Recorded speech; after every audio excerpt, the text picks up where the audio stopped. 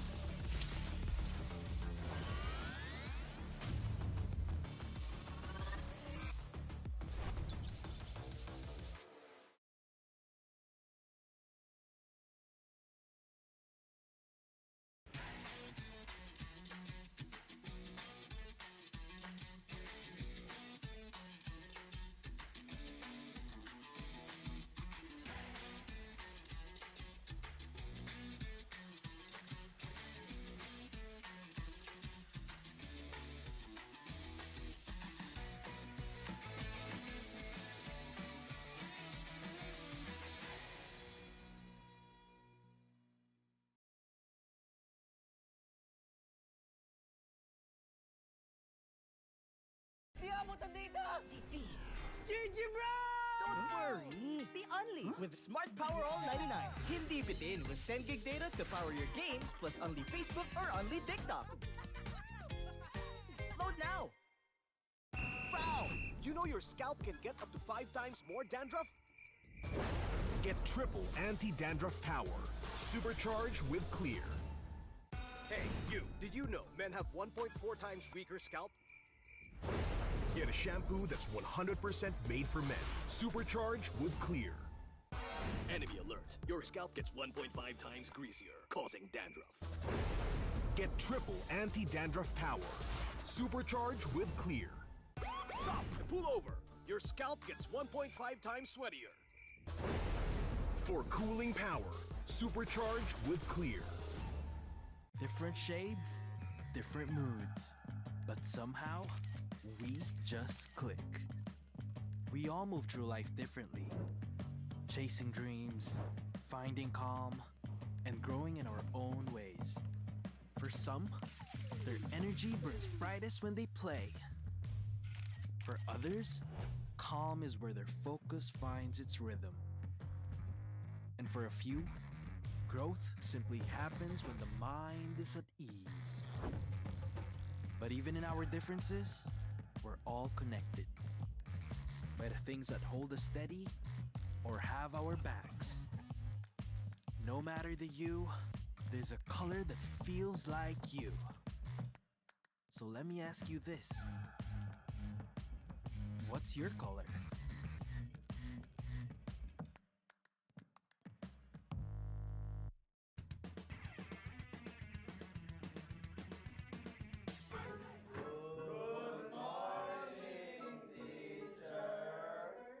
Class, may new student tayo. Let's all welcome Savero!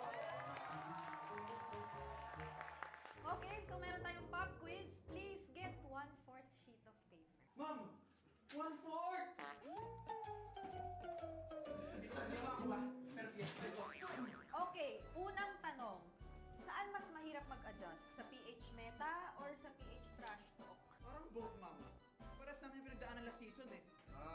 Sabero raising his hands. Yes, Meta, ma'am. Wow.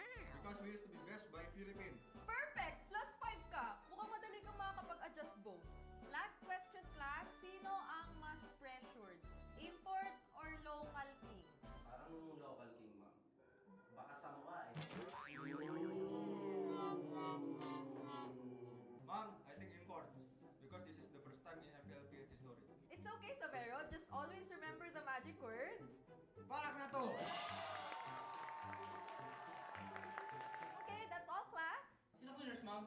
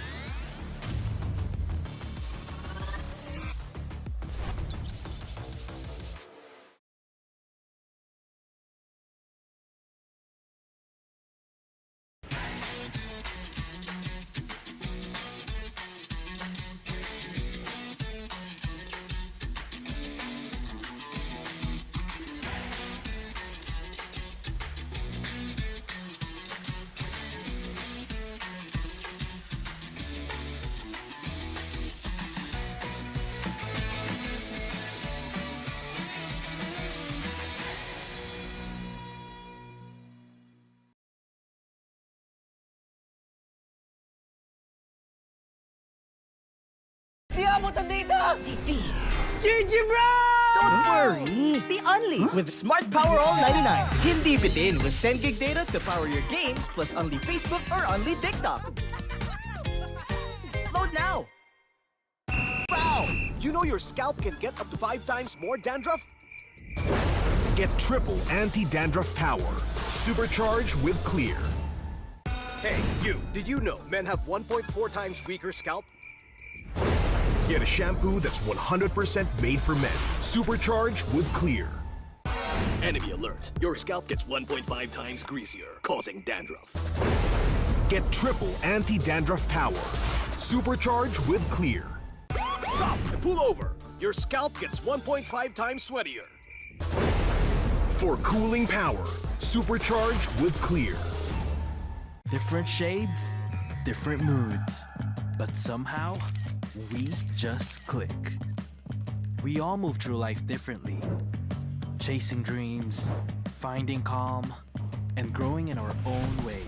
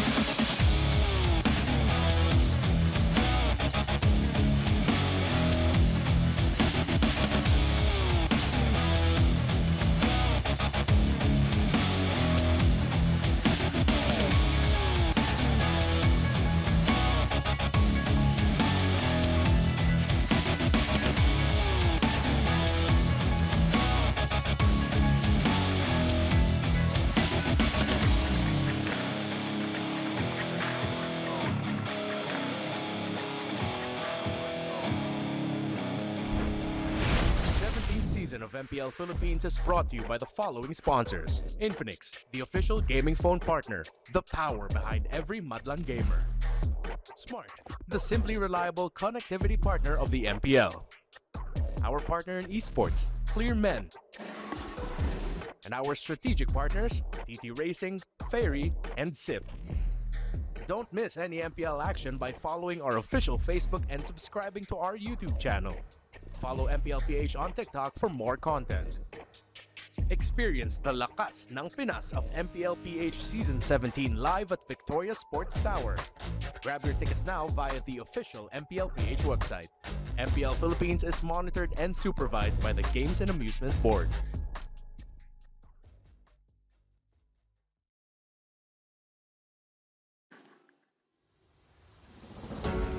Has been written, legacies have been forged. At ngayong araw, magbubukas ang panibagong yugto. Maligayang pagbabalik sa tahanan ng pinakamalalakas sa buong mundo. This is MPL Philippines Season 17. This season, we are celebrating the definition of a champion. As we join forces with a partner who shares our relentless pursuit of excellence. To share more about this groundbreaking collaboration, allow me to introduce to you the person who has made this vision to us. Our beautiful partner, please welcome the Chief Executive, Mr. TWIS.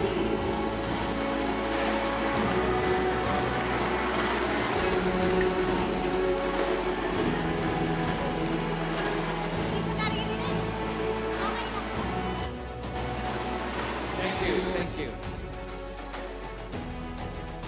It is an incredible honor to be here as we open this new chapter of MPL Philippines. For years, the global stage has been dominated by the legends the league produced. I witnessed firsthand the intensity of the superfans and the Lakas ng Pinas spirit.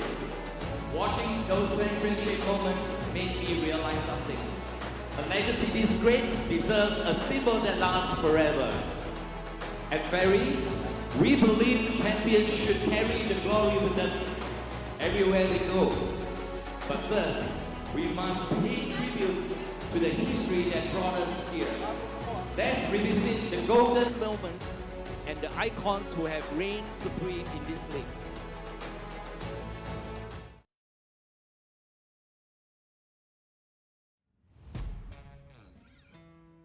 Yeah. Let's go. Signal Ultra Angel! Sunsmoke! Red Esports Blacklist International! RST! Blacklist International! Echo! AB Blitz! Team Liquid Echo! Ang kampiyon for natin! ONIC Philippines! Yeah.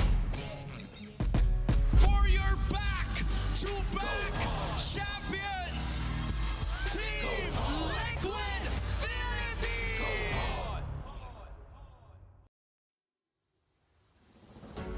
Seeing that history, that passion and the grind, it all leads to this. Championship after championship, the Philippines has proven its dominance, and we are here to finally put a ring on it. Today, I'm thrilled to officially announce Ferry is the official championship jury partner of MPL Philippines. To the players and the teams competing this season, the stakes have changed. From this moment on, you aren't just playing for a title. You are playing for a permanent mark of your history. Every season crowns a champion, but only the best will earn the right to wear the gold. I cannot wait to see who among you will be the first to claim it. The stage is set, the rings are waiting. Palaknak to!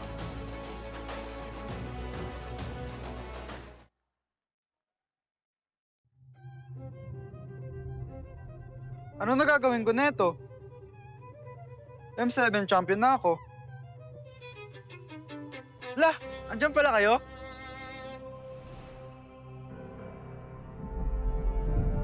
Every era believes it will last forever.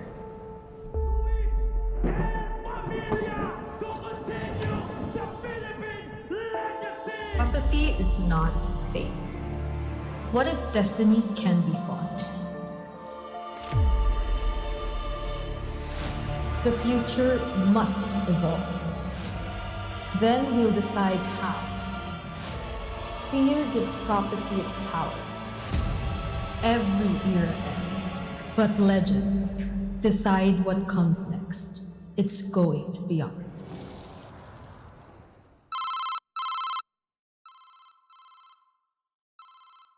Kong, ba't matawag ko? Sagutin mo.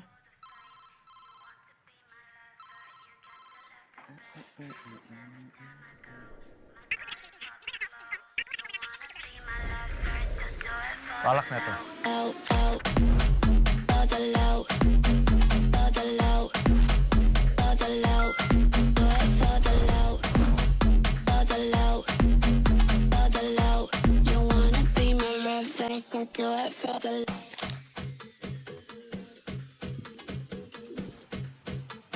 Palag na to.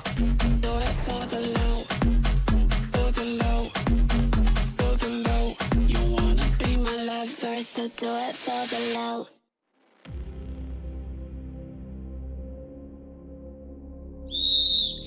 Palag na to! Taking down my hair, got your eyes on me. You need it, you want it, but can you handle this? This lollipop is popping, you wanna give it a kiss. Palag na to. Kiss. Palag na to.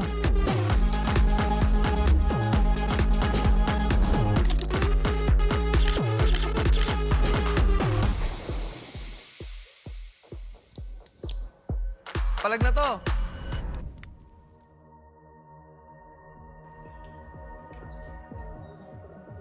I'm looking for Carl TZ. Where's the goat? Palag na to.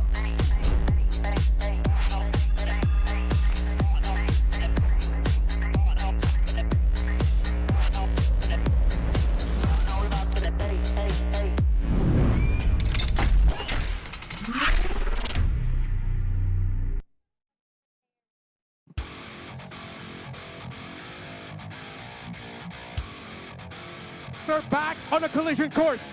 This is the star match of the day, brought to you by Smart, starting with Team Liquid Philippines. A titan in the EXP lane, the Apex Predator, Sanford.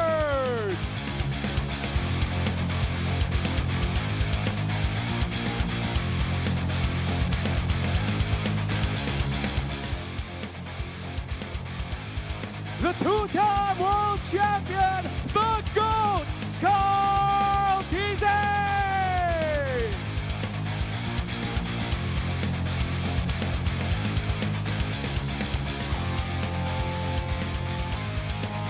He's cold-blooded and calculated, the lone stallion, Saji!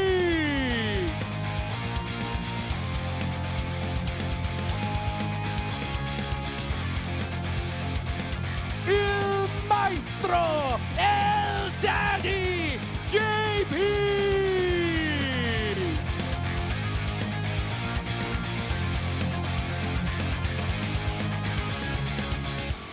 Stepping up on the plate, making his MPL debut in the gold lane, Daiki!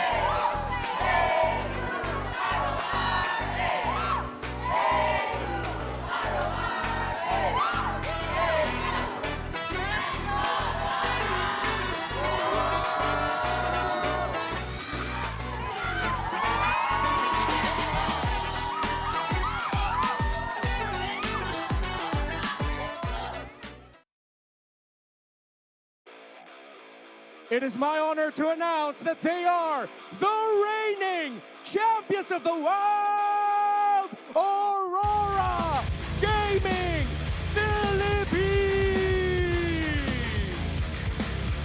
The most decorated EXP laner in history, Mr. Consistent Edward!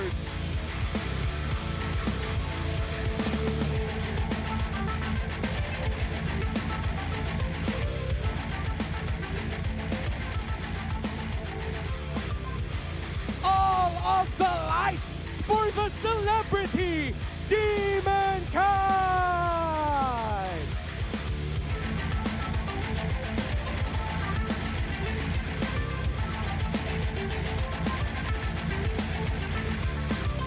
The wizard in the mid lane, US!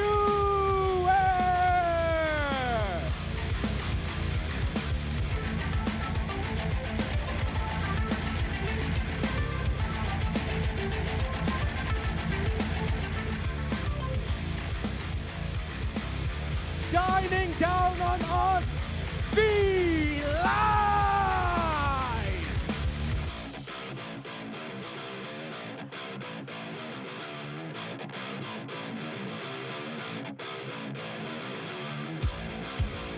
Packing heat in the gold lane, Dominkai!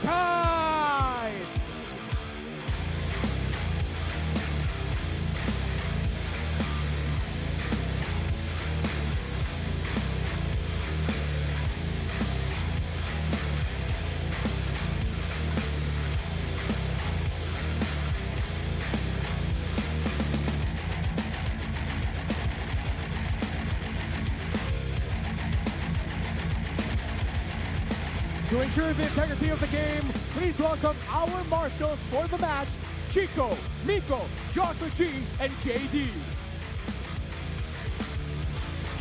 And our head referee is Seth.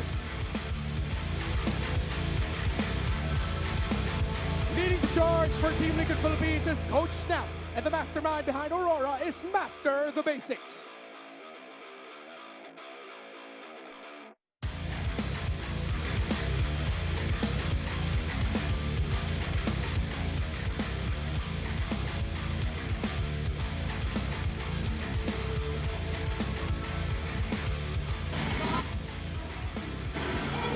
Explosive way to start our season dahil unang araw pa lamang ay bakbakan agad ng dalawang kampyon. Live from the MPL Arena, this is your very own Odin, and with me are two new fresh faces to join the lead. MPL Arena, let's give it up for Denise and Thea! Hello, hello, hello, MPL Superfans! I am Denise Bobasancho at grabe pala ang energy dito sa bago nating arena. Excited na akong makakwentuhan kayong lahat. Sa True Denise, hi everyone! I'm Thea Franco, ang magdadala ng aksyon at mga kwento sa inyo from the sidelines, starting with our epic rivalry. I'm so excited to share the stage with you girls. Indeed, a new venue, fresh faces, but same hunger for glory. Welcome to the 17th season of MPL Philippines. Palag na to!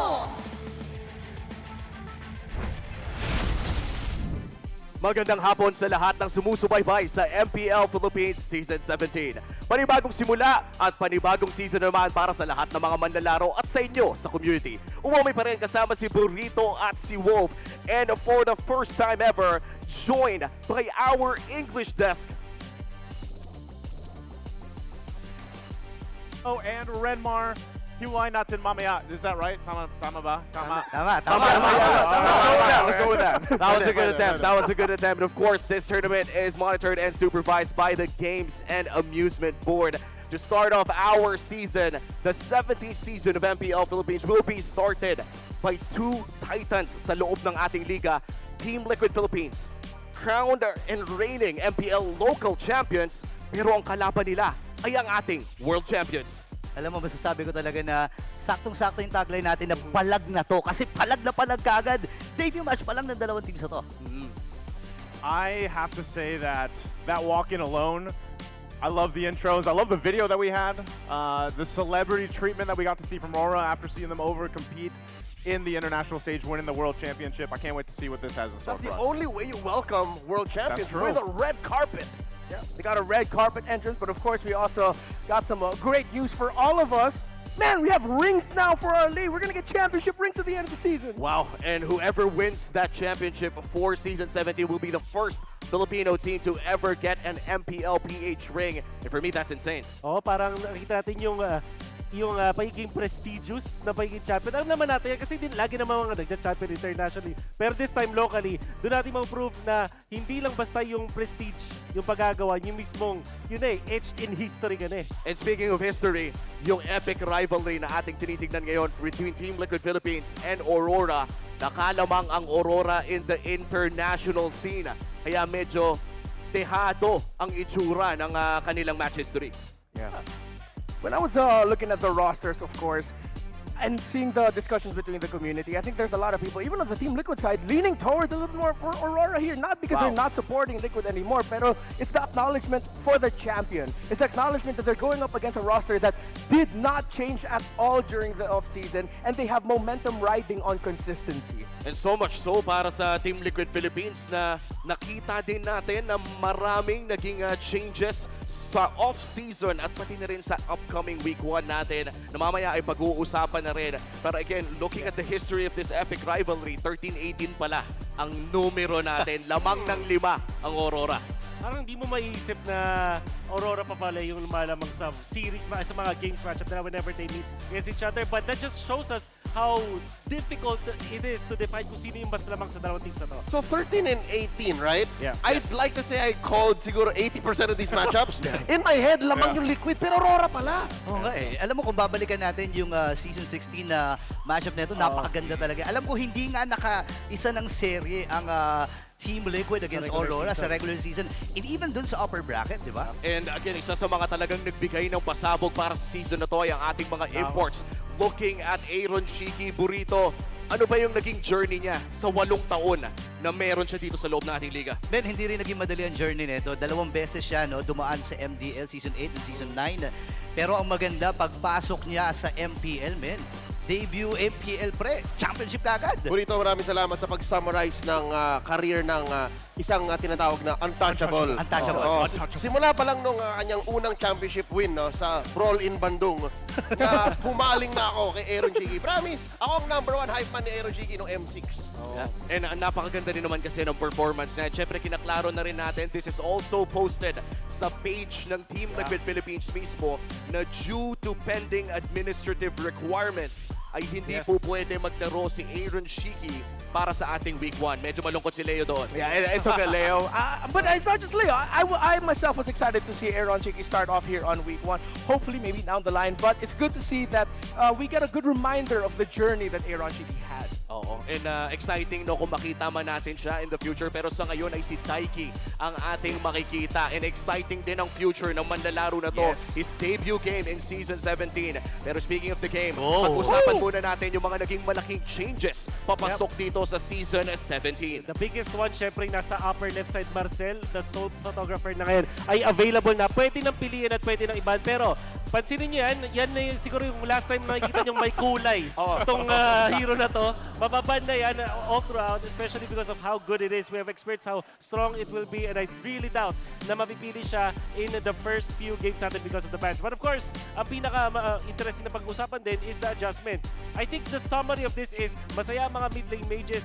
We can expect Valentina to be picked up a lot. And of course, yung mga magugulat tayo like Valir as well as the Veil. Possible na makita din natin. Yeah, and to help summarize what we could potentially see for the meta heading into week #1, thank you for the Seaball Asian Games qualifier tournament, because we got to see a snapshot there. If there are 3 teams I would like to thank for what we could potentially see in the meta, it's Alter Ego from Indonesia, it's Aurora Turkey, hello Harley, and of course Aurora as well for showing us that the tanky fighter jungler players, may spot pa rin sila sa meta ngayon. Pwede pa sila piliin and that influences a lot of the picks. Hence why, throwback to the past, as you mentioned, Valentina, Eve, Farsa, sila pa rin ang magiging priority alongside potentially Valir in the mid lane. And this is super exciting dahil bukod sa mga changes na nakita natin sa loob ng ating laro, ay may mga i-discuss din tayo ng mga changes naman na nangyari sa sistema mismo ng ating mga pagpili ng mga mapa. Dahil bali-balita ko ay hindi na tayo random dito. May strategiya na involved sa pagpili nito. Yeah, parang yung priority ngayon ng mga teams is mag-master ng mga maps dahil kung ikaw ay home team ngayon, pwede mo nang piliin kung ano yung mapa na paglalaro nyo for game number 1. Ibig sabihin, hindi lang site ang pipiliin ng mga teams, but they also have the chance to choose kung ano yung mapa. And then, para sa game number 2, yung away team naman ang pipili, pero hindi nila pwedeng piliin yung map na nalaro na. Now, if ever na pupunta tayo sa isang game number 3, magkakaroon tayo ng randomizer for the 2 remaining maps, ensuring na hindi pare-parehas yung mga map paglalaro natin for 3 games. At ibig sabihin nito ay hindi na tayo makakakita na lamang tayo ng randomizer kung umabot nga ba ito ng Game 3. At para naman sa best of 5, Renmar, ano ba yung major difference na mangyayari dito? Yeah, well, for games 1 to 3, pretty much the same as BO3. Tapos, pag abot sa game number 4, yung map na hindi pa napili, yun yung magiging mapa for game number 4. Then game 5, we say hello to the randomizer that loves broken walls na completely random. I mean, it is completely random. It just seems like broken walls naging paboritong mapa. That's true. And looking back sa ating mga last seasons, no, parang natikman naman na ata ng lahat ng mga teams yung mga bawat mapa natin na dynamic. And for best of 7 ay meron din tayong ruling na sa tingin ko ay, kung tama ang pagkakaintindi ko, ay extended version lang ata ito ng best of 5. So imagine nyo yung best of 5, kung ano man yung nangyari dun sa best of 5. Pero pagdating na ng game number 6, kung sakaling umabot man sa game number 6, we will reset all of the maps. Tapos randomizer pa rin. Ganun yung mangyayari for the remaining 6 and 7 games kung sakali. Oo. And yung mga dynamic maps po natin, of course, ay 4 pa rin naman yung pinagpipilian. Wala pa tayong yung mga nakita natin good during Golden Month. Hindi naman yun applied dito sa ating liga ngayon. So making sure 4 lamang ang ating pwedeng makita. And looking towards this upcoming game for Team Liquid Philippines and Aurora Gaming, hindi na natin mapagkakailaban na ang laki ng pressure na hawak ng isang manlalaro. Let's name that player. It's Daiki. Yeah, Daiki, I think, is going to be the one, because of all the build-up that we've had in the preseason leading into this, you know, and I think for a lot of even the international viewers that would have been tuning in to this specific match, they're going to see Daiki play. And I think that's an important thing that we have to take into consideration when we watch TLPH. Confirmed, Daiki will be playing. As much as it pains me, we will not see the Untouchable in action, but this is a ray of hope. You remember Teddy Cutie from the qualifiers? Ang lakas-lakas ng Liquid nun. Sila yung nanalo nung SeaWorld qualifiers for Aichi Nagoya in the Asian Games later this year. So who's to say Daiki can step up to the plate to do exactly what Teddy Cutie did, maybe even better. Yeah, and just to clarify yet again, and I know there are some viewers who are potentially asking, Daiki, Teddy Cutie, not the same person. So this is not going to be the same guy that you saw from the qualifiers. Daiki, different dude. Welcome to the MPL. Wow, welcome to the MPL, Daiki. Ang kanyang katapat ay walang iba kundi ang newly reigned world champion na si Doming kahit sa loob ng Aurora Gaming. Napakalaki talaga ng pressure kay Daiki na mag-perform ngayong gabi. Oo, napag-uusapan naman ito. Even sa social media, no, pinag-uusapan, sino ba ang may pinakamalakas na gold laner ngayon sa ating season, no? At isa sa mga usapin, itong wala iba kundi itong si Doming, kahit nabanggit mo nga, nakakakuha na ng championship. Hindi lang yan, even you din. No, nagkaroon na rin ng championship. And ang maganda dito, mainit pa tong team na to eh. Kumbaga, andun pa sila sa punto na kaka-world champ lang eh. So pwede nilang i-apply or gawin kung ano man yung mga application na ginawa nila ng M7. Pwede nga sabihin na yung doubts, yung mga asterisks palagi kay Doming, kahit parang na-apply din sa lahat ng mga players dito eh. Parang for the lineup of Aurora, laging silang dinadoubt. Pero once na nagkaroon sila ng championship ng M7, doon na malakas talaga sila. Pero narinig na natin ang ating signal. Ang ating papalapit na epic rivalry ay kailangan ma-achieve ng mga teams na ito ang kanilang Infinix keys to victory. Wolf, ano ba ang kailangan nating tutukan? Ang tututukan nyo dito is yung strength ng isang team na dapat counterin ng kapila. So, for example, para sa Aurora, kailangan nilang manalo sa XP lane matchup. Draft-wise pa lang, they have to focus on that. So, ano yung ibig sabihin nito? Kailangan, when it comes to their hero counters, medyo mas lalamang dito ang hero para kay Edward para hindi makapwesto masyado itong si si Sanford. And now you also have to be fast-paced dun sa 4-1 play para makapagawa sila ng space for the goal. And yun naman para sa Team Liquid Philippines. Now, for Aurora, ito baliktad.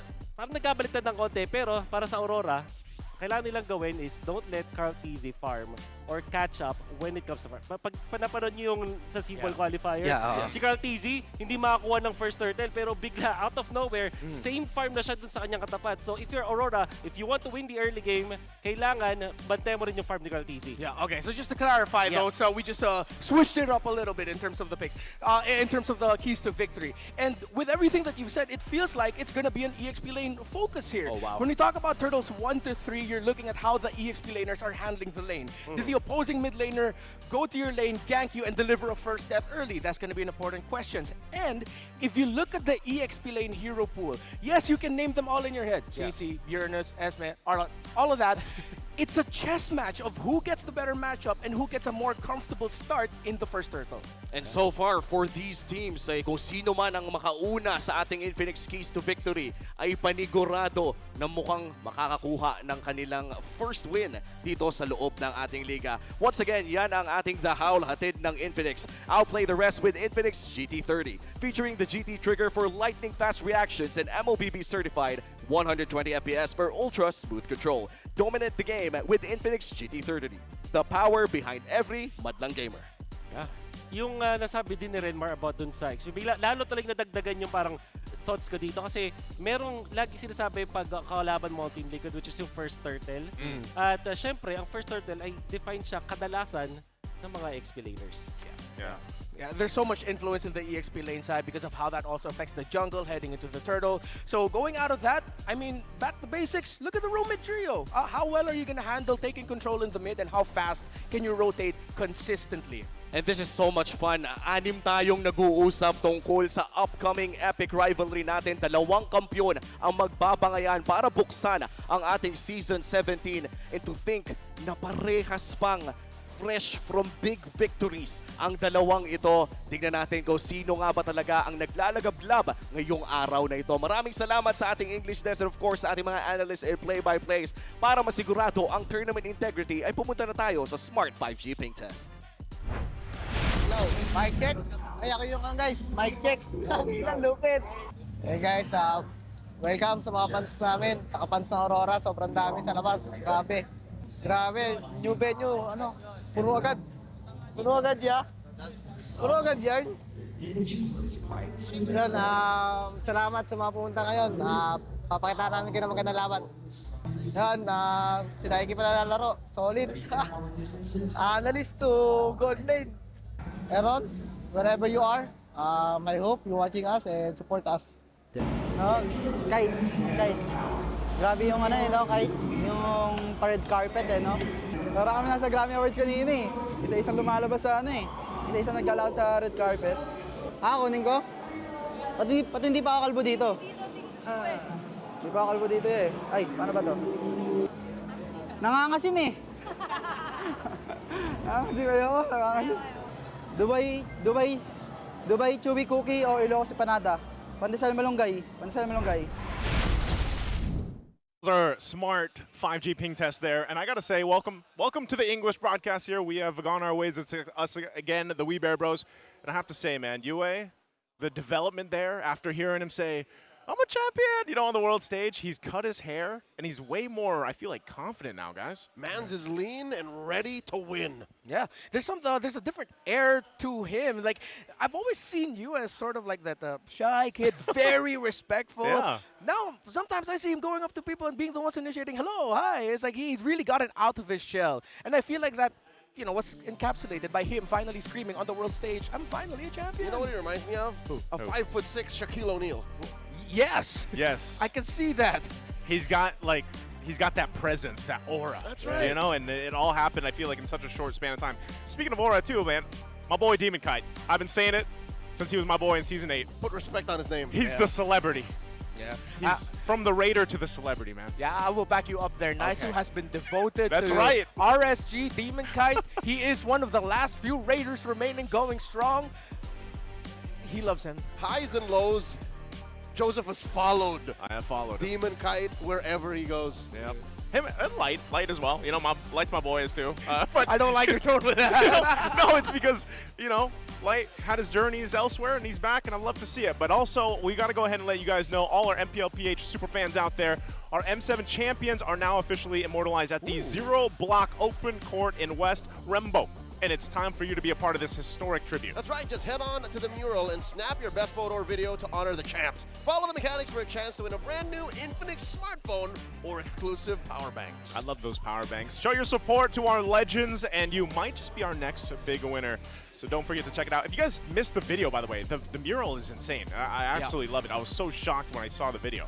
Yeah, it means a lot for any Filipino figure to be immortalized in a basketball court. Oh, for sure. I am not making fun of that. That is legit. You end up on basketball court art, you're happy, you're a legend. That's culture. That's culture. This is also culture. The watch parties out there. Shout outs to the Cavalry who are in the community watch party in Sweet Tea by the Coffee Camp in Antipolo and in K-Go Korean Food House in Los Baños, Laguna. Shout out to my Southies out there. Yes, Keep sir. supporting the defending champions as they take on Twisted Minds tomorrow. Don't miss a beat as well to the Easties. I'm sorry to the folks in Antipolo who thought I did not care about them. We care about everyone. Yeah, we love you all. And we love the fact that we're opening it up with champion versus champion, reigning world champs and defending Philippines champions. Despite everything that Team Liquid has gone through heading into this season, you gotta put respect in the name. They are still the champions of the game locally. And here's what's crazy, how the turns have tabled. Prior to M7, we were looking at Liquid, can they complete the Golden Road? And now here we are, on Blue, they make the choice, we want to go to Flying Clouds, we want to play fast. They're the ones with the most changes, arguably, throughout the whole league. Yeah. Correct me if I'm wrong, they are the team with, even their coaching staff had this change. Yeah, I was watching our good friend Midnight's video about that, and he shared his thoughts about how they are one of the teams that probably has the most impact in terms of coming into the season of changes to this lineup. Now, I know, and there's been a ton of discussion online, I've seen that too, where they're talking about, well, you still got the 4 guys there, you know? And I've seen all our media, what are they calling it? The half empire? What are we calling it? So it's I forgot it. It's something along Yeah, that it's in my lines. mind. But I will echo that sentiment again. It's Liquid now. If Liquid wins this, man, it's a testament to their quality of that 4. The system. Of the system. Of JP, of Saji, Sanford, and Carl TZ. If they win this You game should. to open up the season against Aurora, that's a big statement. That means Daiki is in really good hands and Liquid is in good hands. That's going to be, I am a feel like a daughter of precedent Northern already Vale. if they start I off by swear winning to the series protect it against the till my defending world last champions, breath. and reminding everybody that once we saw the regular season last season, in season 16, RORA was as dominant as ever. Yes. And then, they went through the playoffs and everything else, and I feel like they have just had this own kind of training arc for themselves up to where they are now. So it's almost weird saying like, yeah, Aurora is that team to beat here for TLPH. And looking at this for Liquid, especially, look at the bands they're going through. Yeah, Marcel, Aurora, if they're going to be giving that a big question, I mean, the big talk behind the scenes is Marcel is busted as a hero. So is Aurora really going to allow TLPH to bust with Marcel? No! They will! So this is just an auto pick, right? It has to be. Oh, it's not. Okay. I played a couple of games with Leomord against Marcel, never again. Yeah, this is the other side of the coin. So in terms of the priority, in a non-Marcel world, it is Leomord first. If he is open, you pick him up. That's why earlier I said in the panel, thank you Alter Ego for showing us the way. So yeah, for the people that missed that, why is that? Why is that the case? He's just so easy to scale with. It's like having a tankier, scarier Hayabusa with you. Hayabusa wants either that level 2, level 4 gang. Yeah. Leomord, once he gets Barbiel up, you do not want to fight him in Turtle 1. Because if you give him a kill or 2, and that will snowball like crazy. He's got a little baby Appraiser's Wrath in that momentum. Yeah. It's so good. Even late game, you just charge it up. Retribution, you're good. Grok and Zushin. Something's never changed. With this Grok pick by Aurora, I think they're just straight up saying this is a non-Marcel game. Let's shake hands, Coach Snap. Yeah.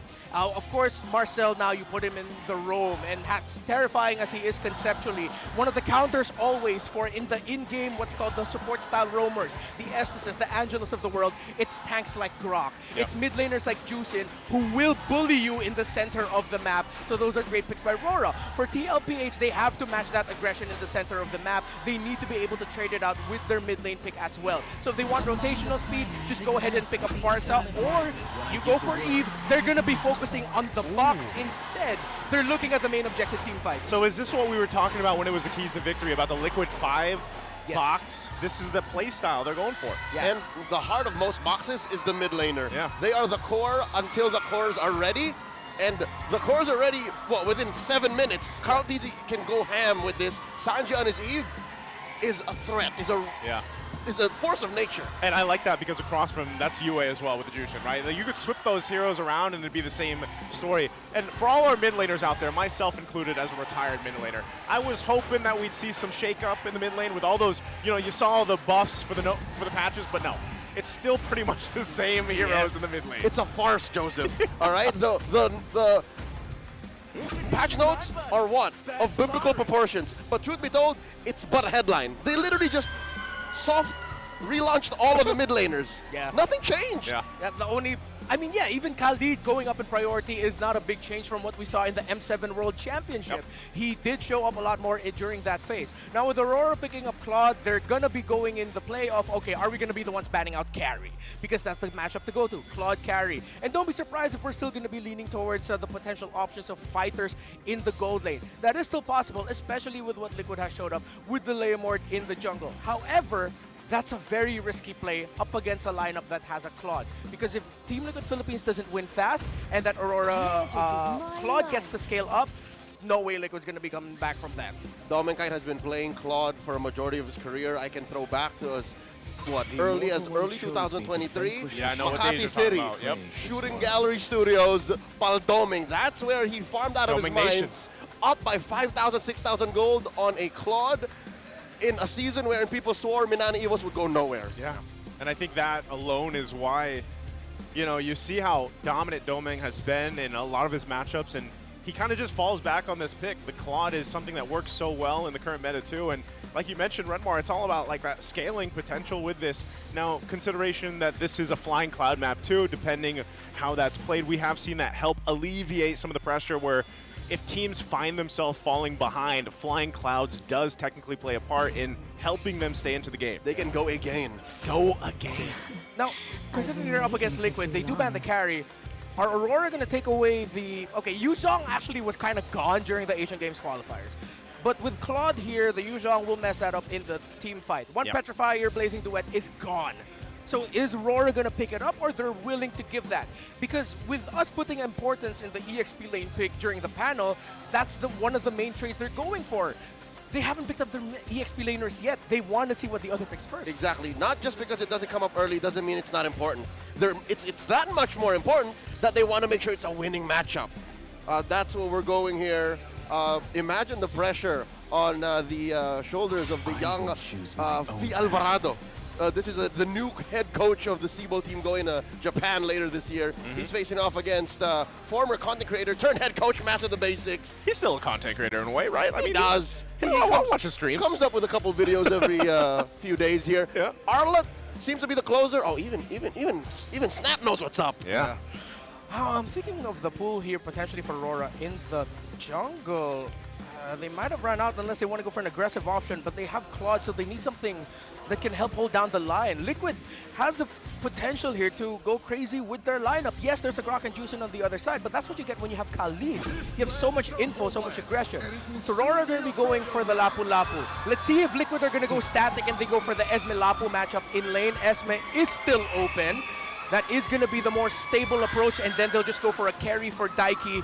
Whether or not that's going to be a Granger or something else is now the next question. You can just hear the crowd react too. Once that Lapu Lapu is picked in for Edward, Mr. Consistent. And we already highlighted that too, just how important the XP lane is and has been actually for a while now. It's been one of those staples where it's just like the XP lane matchup, and then you get these two phenomenal XP laners duking it out. It's almost sometimes, I'm sure there's a bunch of people that just want to have that one camera set up in XP lane to see how Sanford and Edward move around this map here. So this is crucial pickups for Liquid. What are they going to go for? An Alice? Okay. What's the last pick? The Moskov.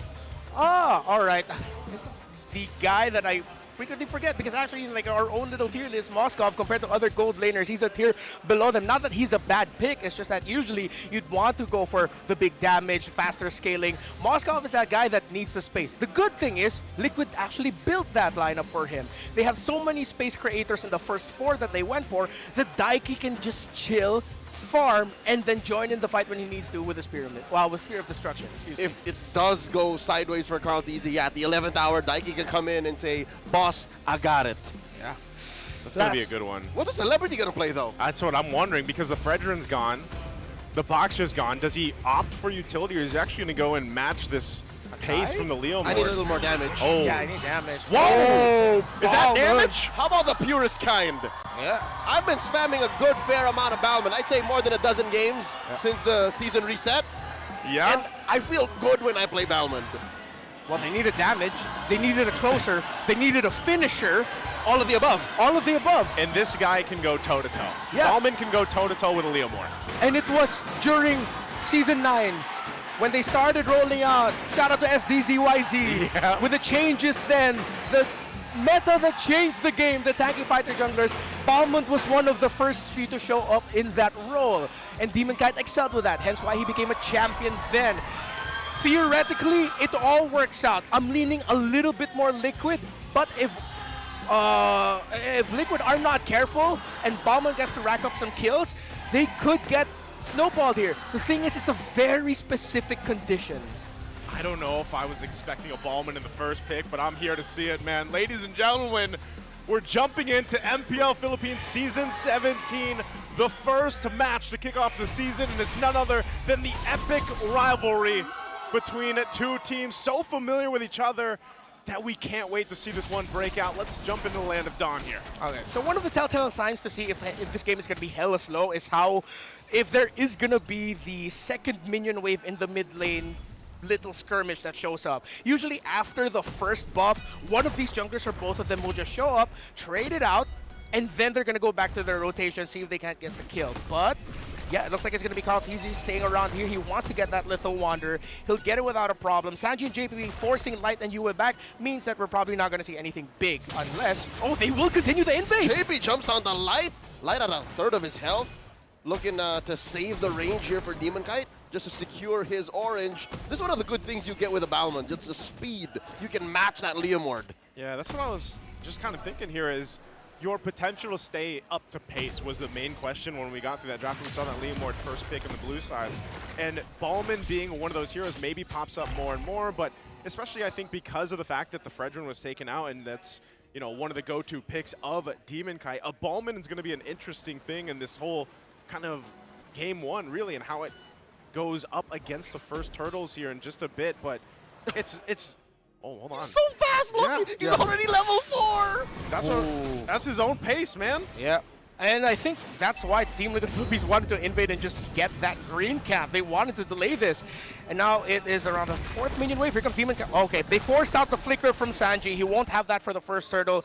This could be a relatively easy one for RORA if Sanford cannot get to level 4. Yeah, Light trying to get that level 4 too, but Turtle being up, he's probably not going to have it, but you already know that Light with this, oh, Demon Kite? Whoa, Daiki, fresh, off from the MDO. Oh! Bringing out those recalls. Yue got a face full of damage coming in from JP on him.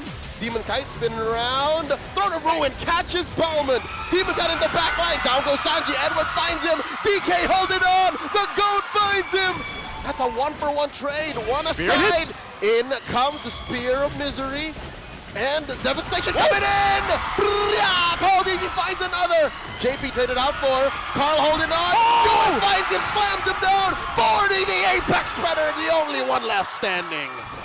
Welcome to Season 17! It was so important for the Alice to hit level 4, and since he was, him and Carl Teasy, Sanford and Carl, decided to chase after Demon Kite. Now, Sanji unfortunately got caught out by RORA, who saw the misposition by the mid lane, decided to pounce on him. That could have gone so well for RORA, but of course, the killing spree on Carl Teasy kept him alive and got him 3. Oh, here we go. Set it up again for this first hurdle. They just want to duke it out. They jump on a 2, and that's just way too much damage. Call! Can't even call by MPL. JP falls. Sanji with the tip of that. Oh, catches him. Down he falls. And now 40, the only one left. Light, Edward, and US circling like sharks. Oh, 40's holding on. He's just delaying the inevitable. He's just going to delay it here. He does get back to the mid lane, but man, forget the objective, the turtle. The new objective is just to get the bodies. I am seeing shades of RORA that learned so much from fighting Alter Ego. The continuous fighting, the fearlessness of just calling, go for the hero, go for the bodies instead. Let's not play the 50-50. We can dive them. Great call so far by RORA, and Liquid, though, still have a chance to take it back. 4 minutes in and not a single turtle taken. Yeah. And they're still holding on to it. They're trying. Liquid here blitzes it, and that's a score for Carl. Okay, they'll take that turtle down finally, but still, I think RORA generally happy with what they were able to go ahead and accomplish. You see this, Edward is 5-1-1, man. He pretty much is locked and loaded there. And so Sanford's going to have to adjust his playstyle. I mean, he hasn't gone down either, and this is an Alice that we've seen many, many times.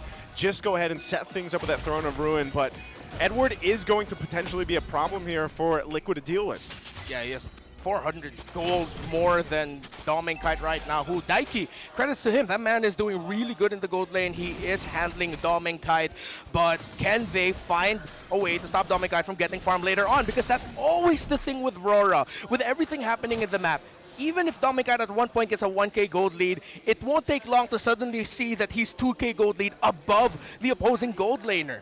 Yeah, and I think that's why that Moskov was kind of picked up, just to go ahead and deal with that potential that, you know, Domikite is going to be double laning, farming up. Oh, hold on. Good call. JP jumps on a 3. Carl Teasy staying his blade, and they're just controlling the river here. Yeah, defensive maneuver there from JP. He's going to be fine. But going back to it, I think that's a great point. Renmar, they've got to be able to deal with Domikite. Oh, might be here. On in, forcing a defensive blazing duet.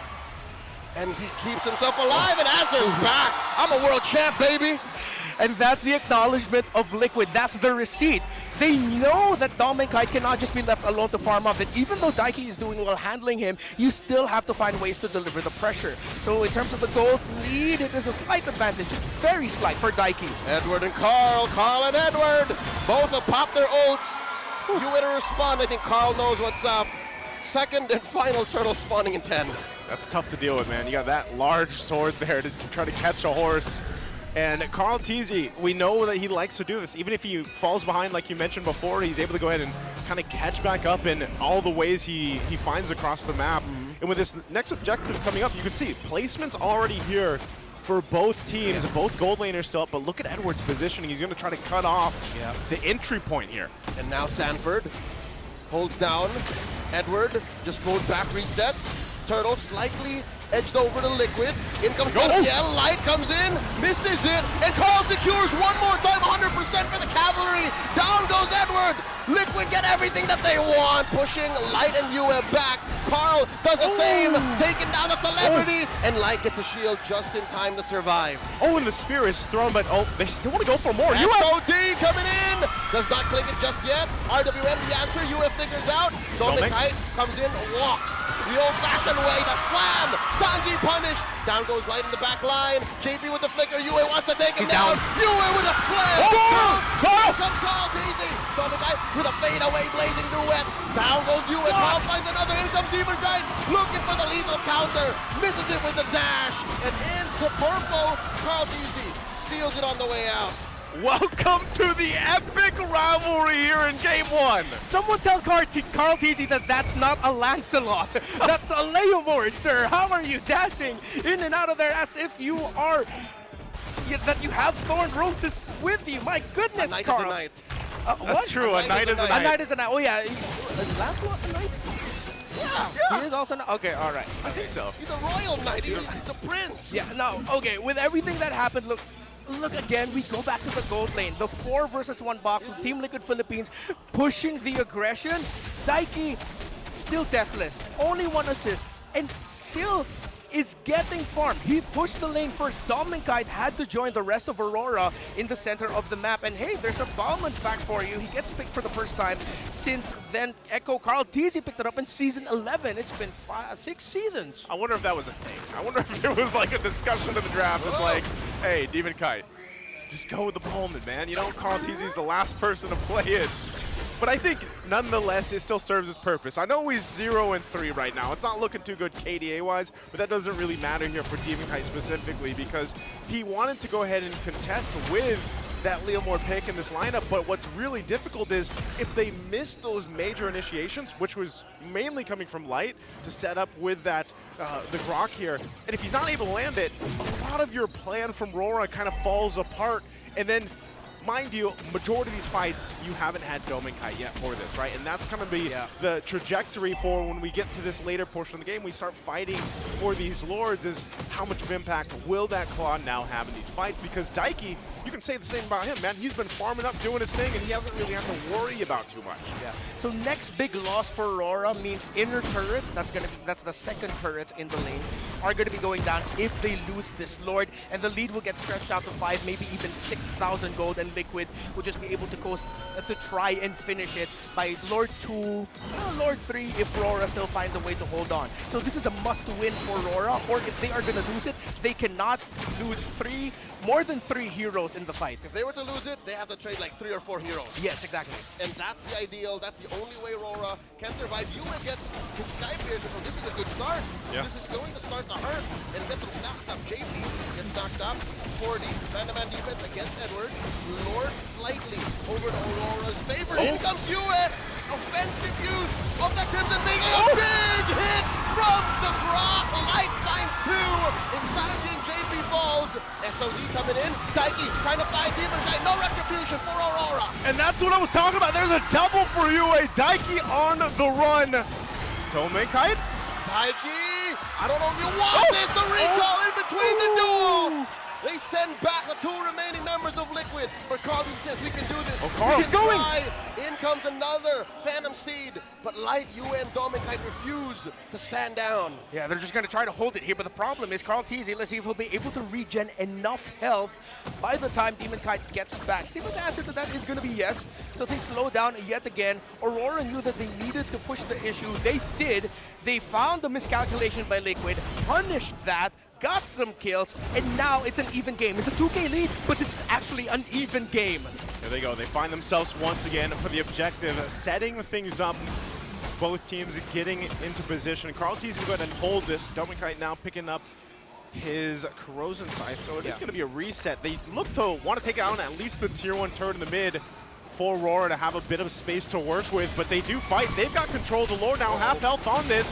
There they go. Down to an 8, the answer from the back. A big knockup from the Lord, canceling Light's engagement. And a blanking them at the back. Down goes JP, Carl Teasy. The sharpest retribution in the game. Takes the Lord. Down goes Edward. This goes sideways for the Northern Lights. And all of that thrown just for Daddy JP to go down. It's a good trade. Edward Light fall. Team Liquid Philippines gets the Lord.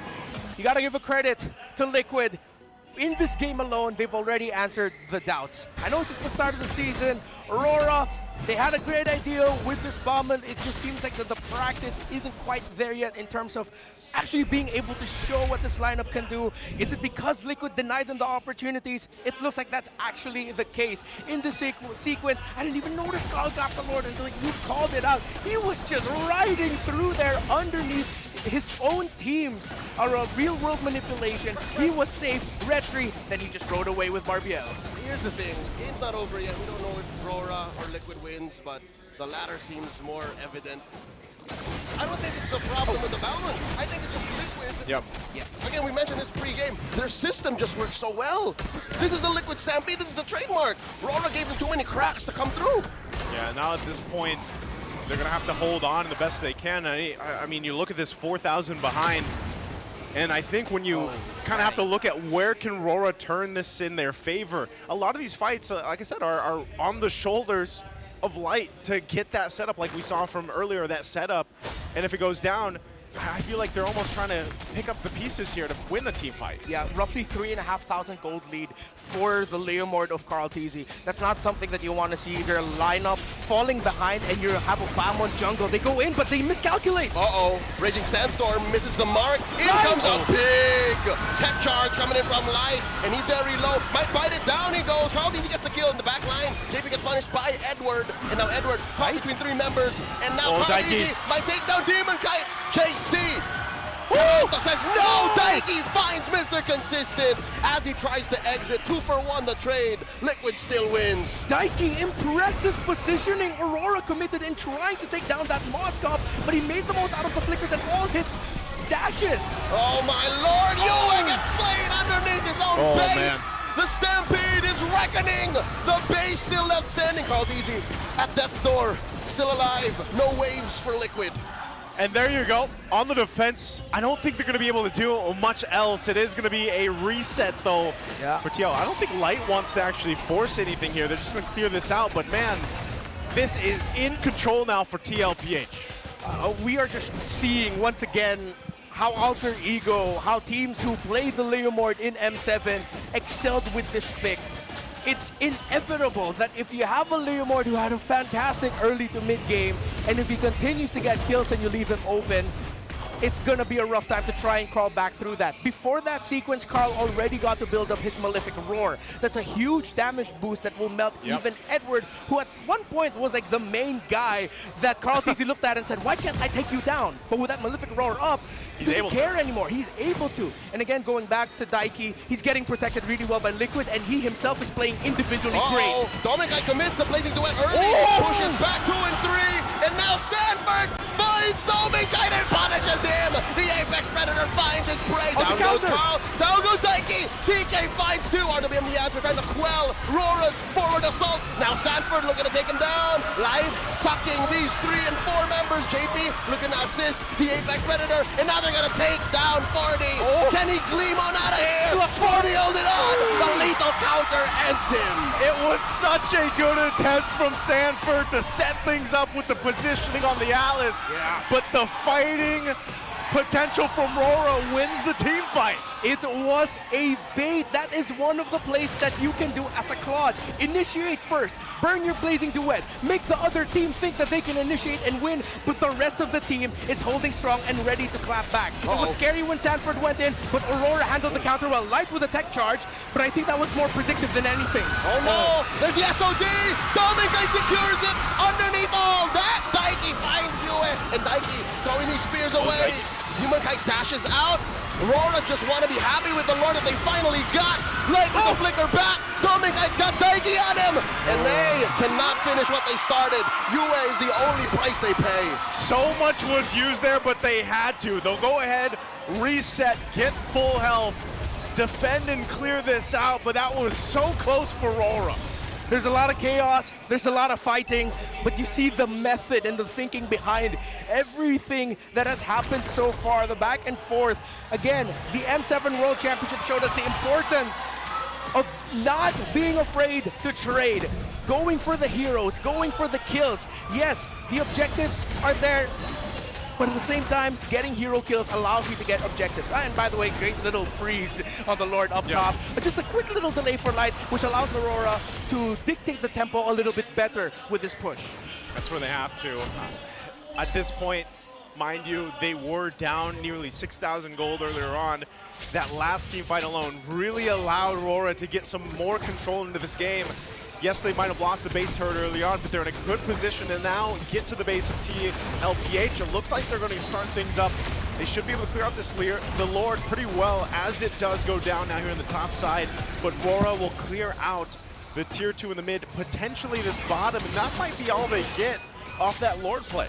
Yeah, RORA, for a majority of this game, has lost the map. It's just evident of their draft. It's not a very wave management-centric lineup. So after that big fight win, this is the best that they could do. A big Lord take could mean equalizing the map. And at this point, the only real advantage Liquid has is that penetration mid. Yeah. So RORA are ramping up to actually gaining control of this game.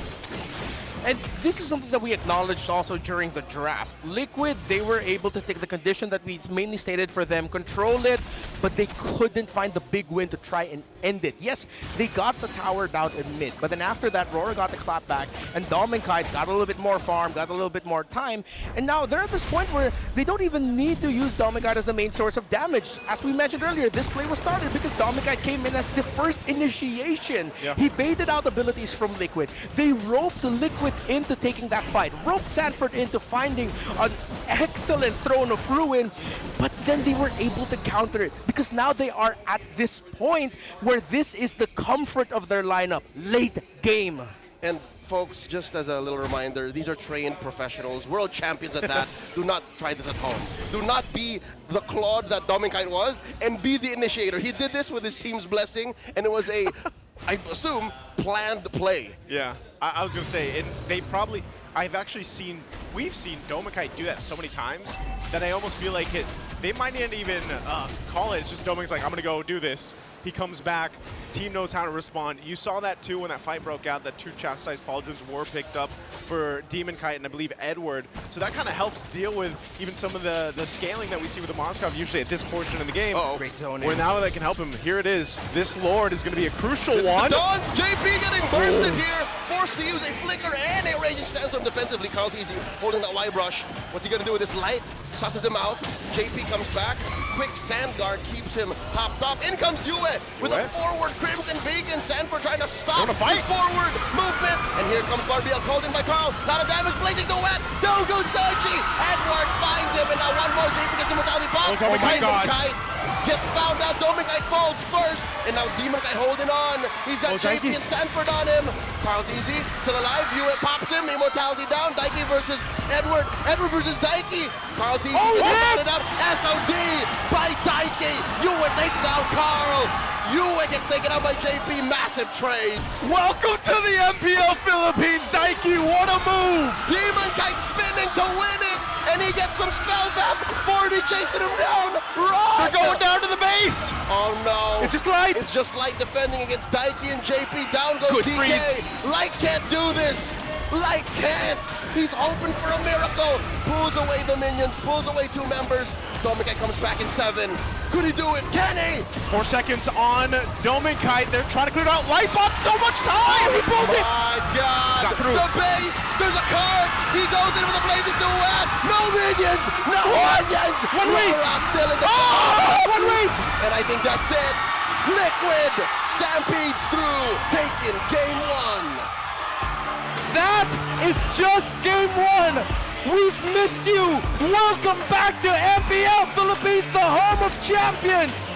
Daiki, I'm gonna say it now.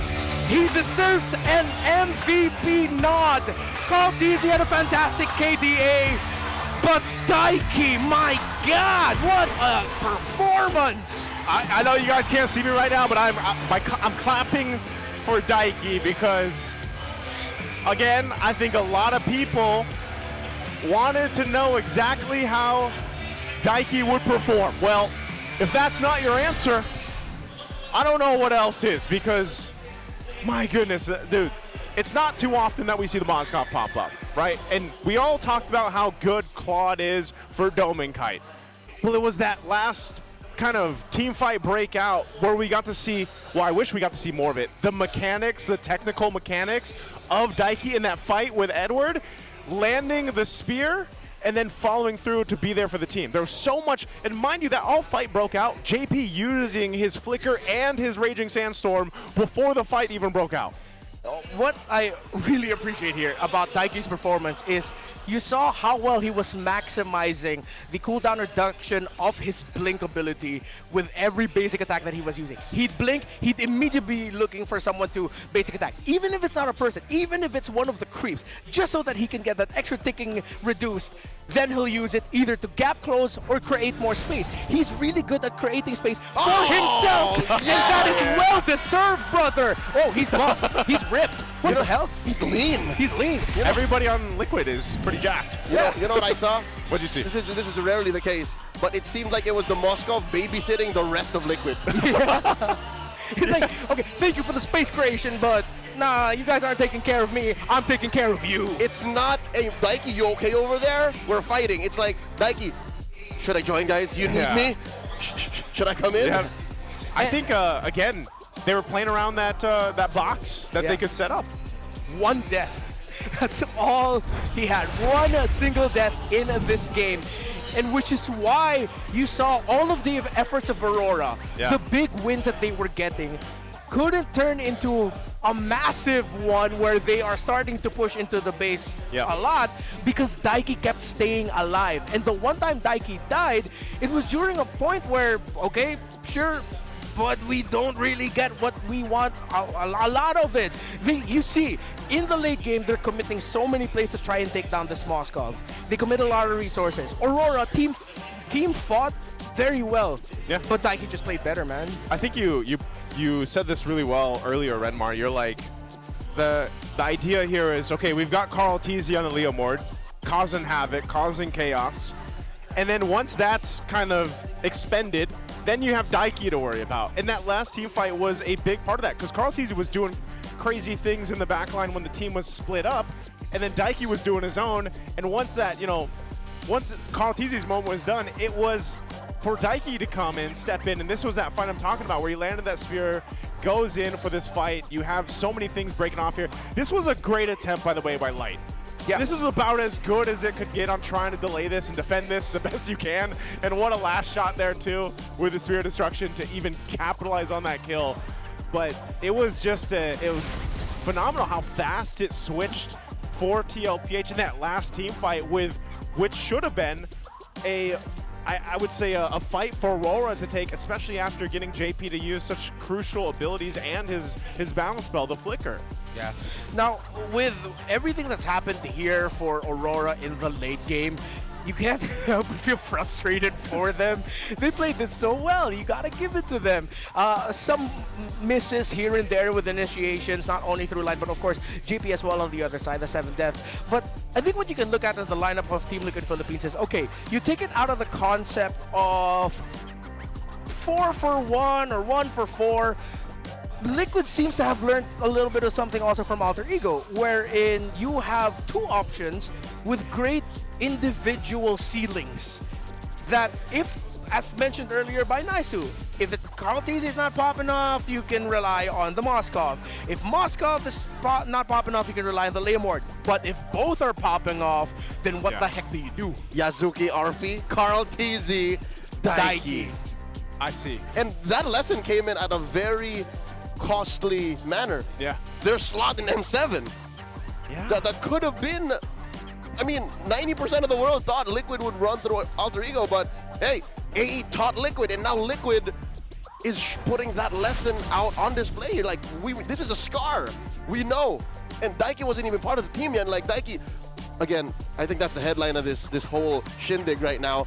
Daiki pressed load game on the Epic rivalry and said, this is familiar. Yeah, I got this. I'm good. Because Daiki shines for TLPH on his first MPL Philippines game, and I think for anyone that has their debut game in the Philippines, at least for me, from what I can recall, this is probably one of the best performances that we've seen in a debut MPL game. Yeah. Mans is a graduate of the academy, and I love it. Welcome. That's true. Welcome, man. And also, everybody else, you're also welcome, because to dominate the land of Dawn, you need a connection that can never let you down. From scouting rotations to tracking the pros, stay online and in the zone. Power up with the Smart Power All 99. Get 10 gigs of data for MLBB and your favorite apps, plus unlimited Facebook calls and texts. Share every GG moment with Smart, the simply reliable partner of the MPL. That's probably what Daiki did. He probably did that. That's how he studied the rotations and Tis everything else. the connection we use here in the stadium. That's true. Was he just whispering to himself with every basic attack? 5G, 5G, 5G, 5G, 5G, 5G. Hey, like you said, I think this also proves that point of that trajectory from the academy to now being here in the MPL Philippines, the most difficult stage in the world, really, and I hope that we get to see more of this. I know we have another game ahead of us, but this was phenomenal to see from Daiki, and I'm just glad to see this against who arguably, when we had our whole six-man panel here, we were talking about too how dominant Domeng has been in the league, and he's probably still is. I would still say he's probably the best gold laner right now for everyone to beat, and that's what happens when you're sitting at the top as a world champion, man. Yeah. You're gonna have to deal with all of that. But before we move on to game 2, we do have, I believe, a special interview with one of our new hosts. Again, if you guys missed it earlier, we've got some new hosts with us. We're gonna be thrown over with Denise for our new interview. Hindi lang MPL players ang nagniningning dito sa Victoria Sports Tower. We have our very own star, Janine Berdine. Grabe yung star. Yes. Hello, Denise. Hi, guys. Mga super fans. Hello po. You are a star, Janine. Maraming salamat. You got to visit the first day of the season 17. Ano ba yung nilook forward mo for our first matches of this season? Well, sobrang crazy lang first of all kasi yung the past few years, parang nanonood lang kami sa YouTube, tapos pinapanood lang namin yung mga matches, tapos ngayon nakita ko na talaga yung isa nagta-tournament, and wild to be able to witness and meet the players, so it's really cool. It's so cool to be a part of this, and all the super fans are just, you know, like parang rallying for their teams, their favorite teams, so it's really fun. I love ML personally. Personally, I'm so happy to see MPL stars and our OPM stars collide. And I've heard Hanabi fan ka raw. Yes, dark system na si Hanabi, pero no. Hindi na kami maroon. Okay, so paano nagsimula tong kwento mo of being a marksman? Hanabi. Well, wala. I mean, kasi nag-ML ako, tas so parang other games kasi parang medyo same yung playstyle niya. So, dun ako na-hook talaga. And ano ako I just like Hanabi. I just love her. And her skins are cool. So. Like, do you somehow resonate with Hanabi?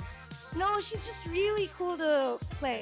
Like, her skills are really easy to use. So it's like my kind of play style. I'm more like erratic, and I just go wherever on the map. So she's helpful in that kind of play style. Parang ganon. I play casually, guys. I'm not a pro. Okay, you play casually with friends? With friends, yeah. A lot of my musician friends too. We play a lot during gigs. This one. Naglalaro lang kami pag nasa backstage. Yeah, a lot of musicians, no? MPL fans, ML fans, ML players. Yeah, well, since nandito ka na sa Victoria Sports Tower, watching MPL Season 17, may mga dapat pa ba kaming abangan? Kay Janine Berdine? Well, maybe may something kaming niluluto na MPL. So abangan niyo po yan. I'm very excited!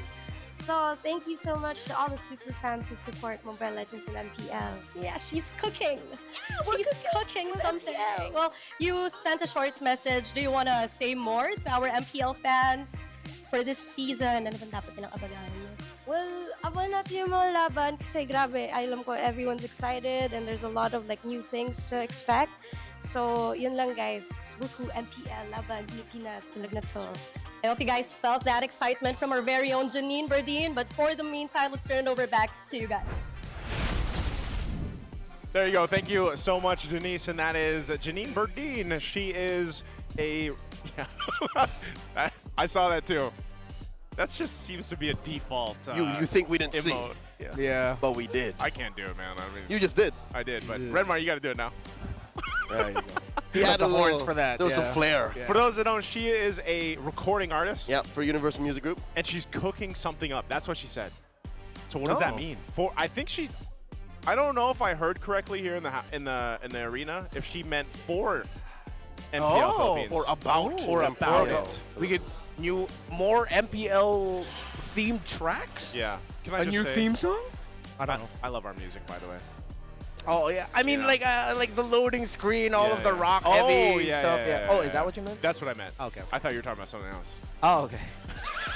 We're talking about the same thing. Yeah. It's been 2 months. Music. So give us time. Anyway, game 2 is ahead of us. I think this is one though where we go the distance, guys. Like epic rivalry, we saw the breakdown of all their previous matches that they've had.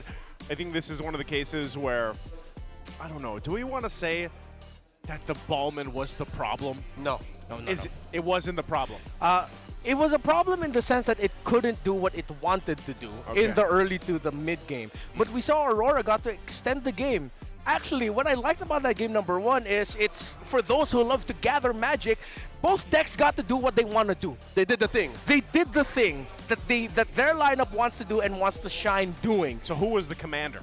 Oh, well, I mean, the commander from... I mean, that's the thing. Liquid had two commanders, as we were talking about. That's They had the true. Leomord and the Moscow. They got partners. Yeah, they got partners. For Aurora, it was you're playing through the Gunslinger and the Claude. Yeah. And how well that gets set up by the pieces surrounding it. Yeah, I think that's why I'm kind of surprised with exactly how that last maybe 2-3 minutes of the game one went, just because it seemed like, especially in some of the team fights, RORA had the ability to control a lot of things, especially when they were able to go ahead and utilize the ultimates from Light, for example, set things up with the tech charge. We did get word too, map 2 is going to be expanding rivers. As chosen by Aurora. Yes.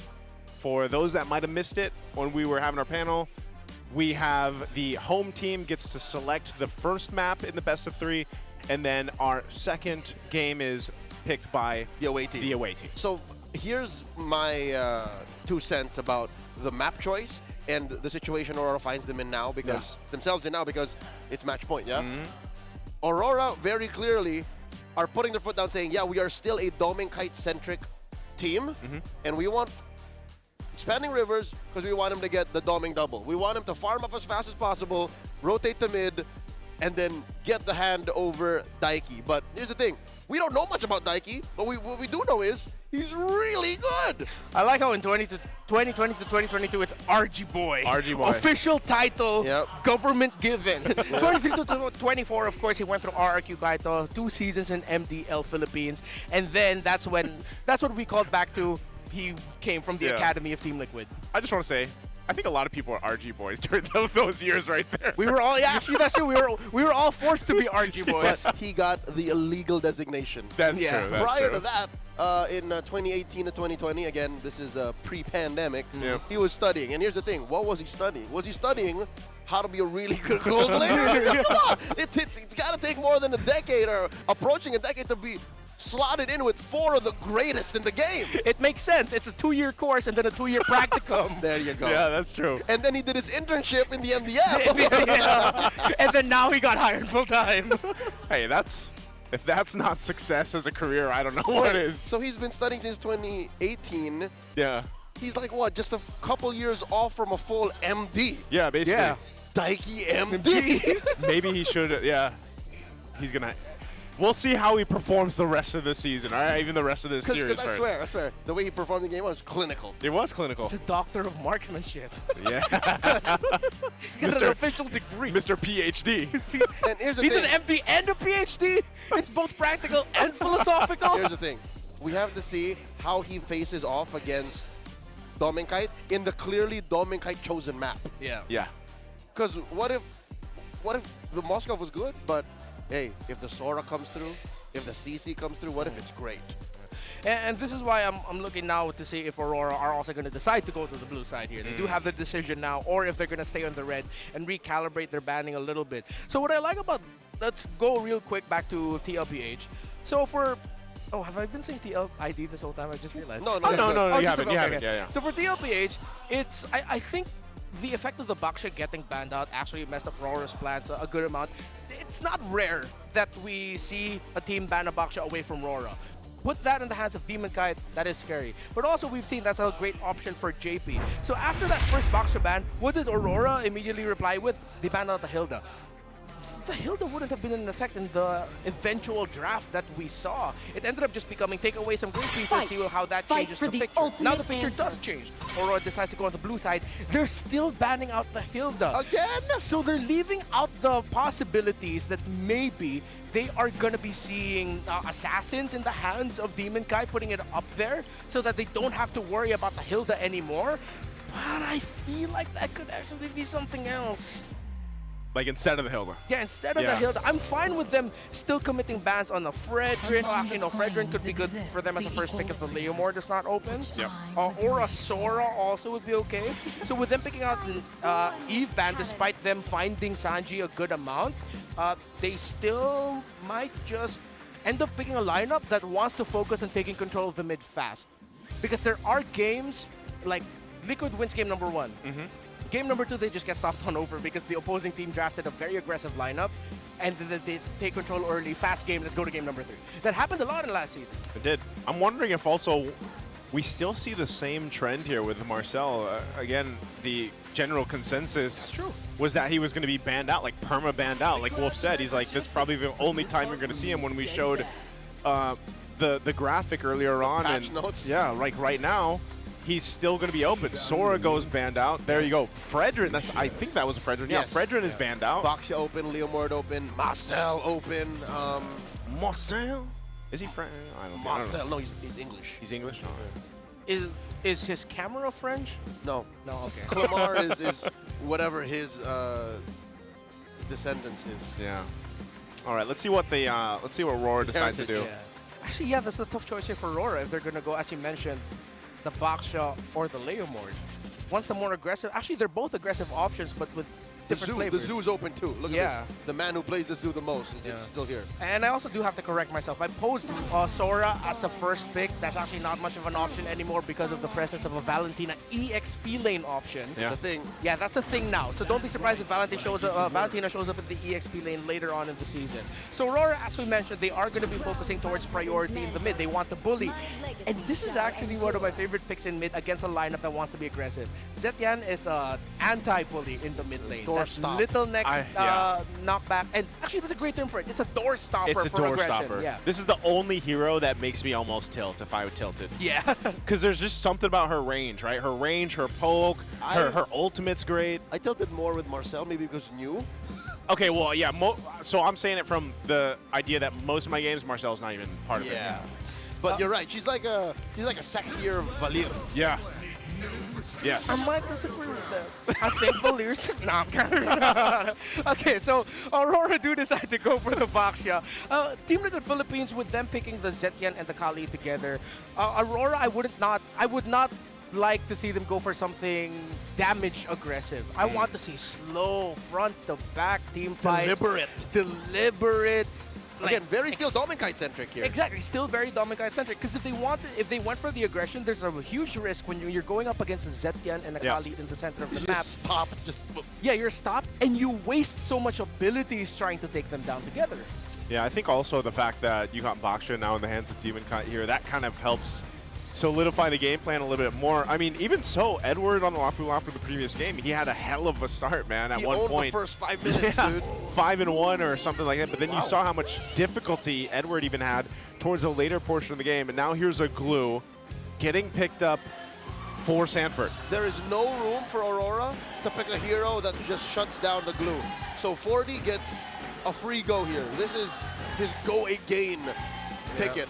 He could just start jumping on targets. We saw his performance back in the M7 World Championship too with this hero. And through the years. Yeah.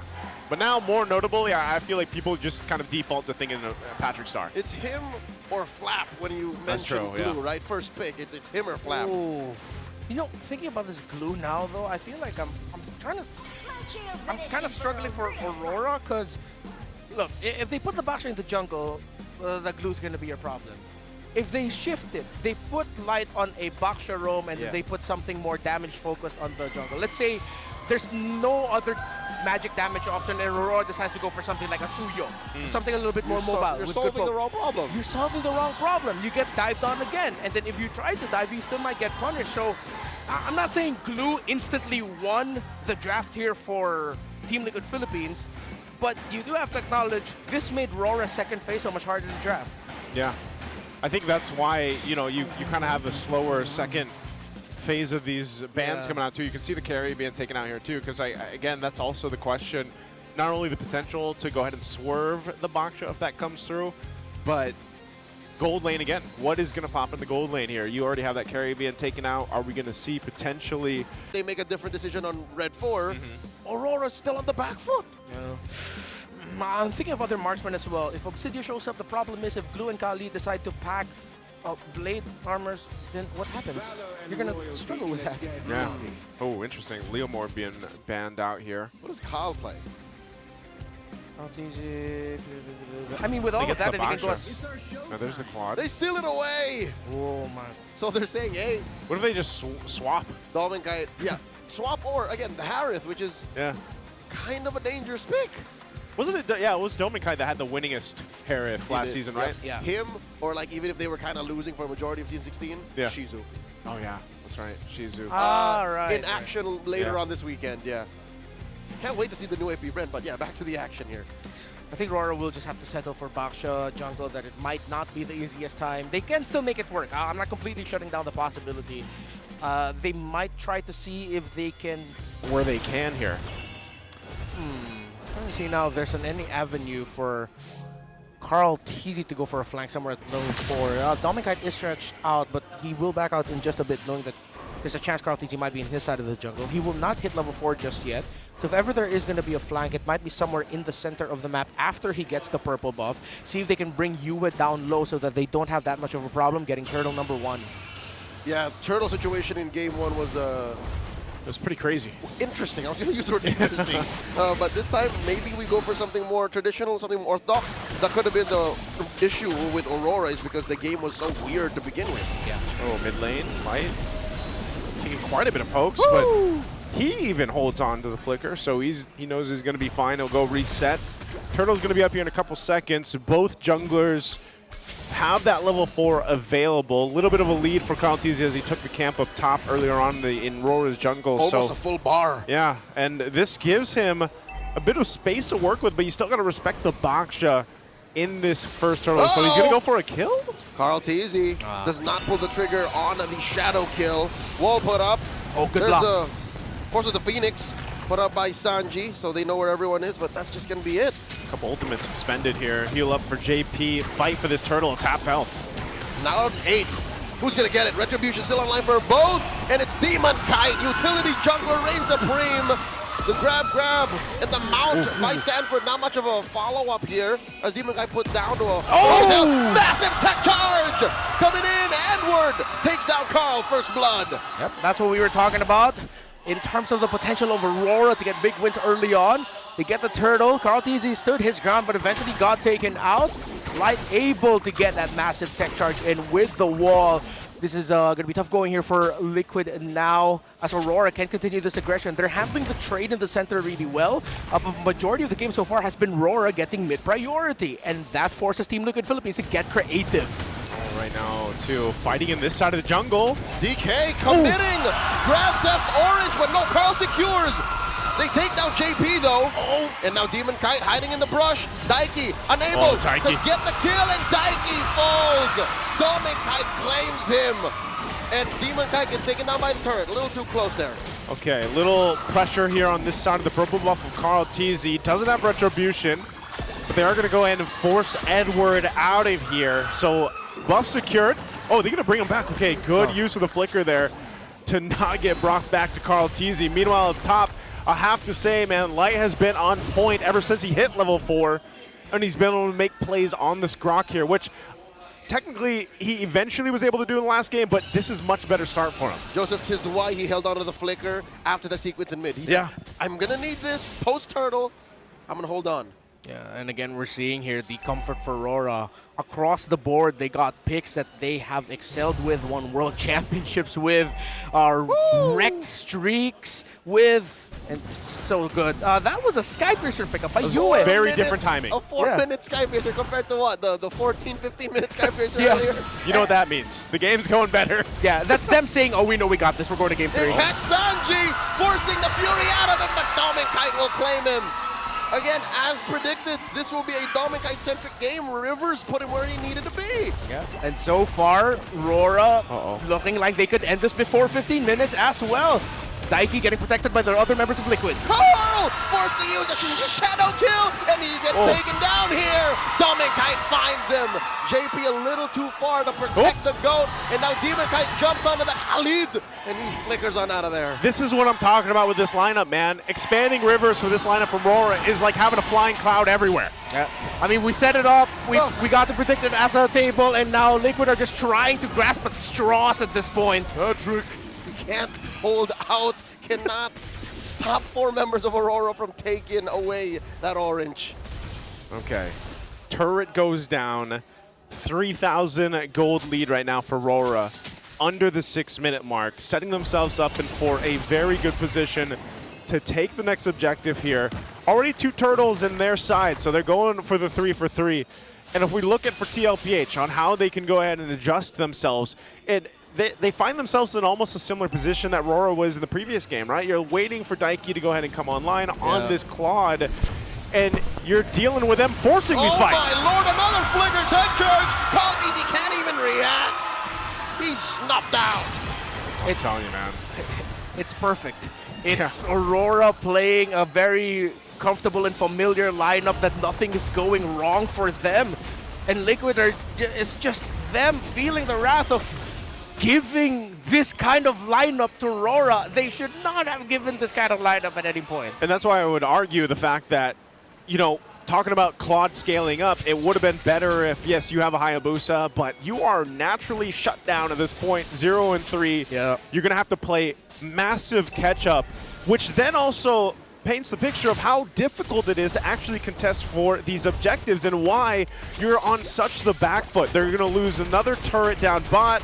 You can see how Edward's not even really worried about Daiki or anything unless Carl TZ forces a play here.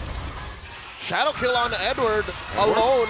Pop in the bravest fighter just for a little more shields. JP, the backup.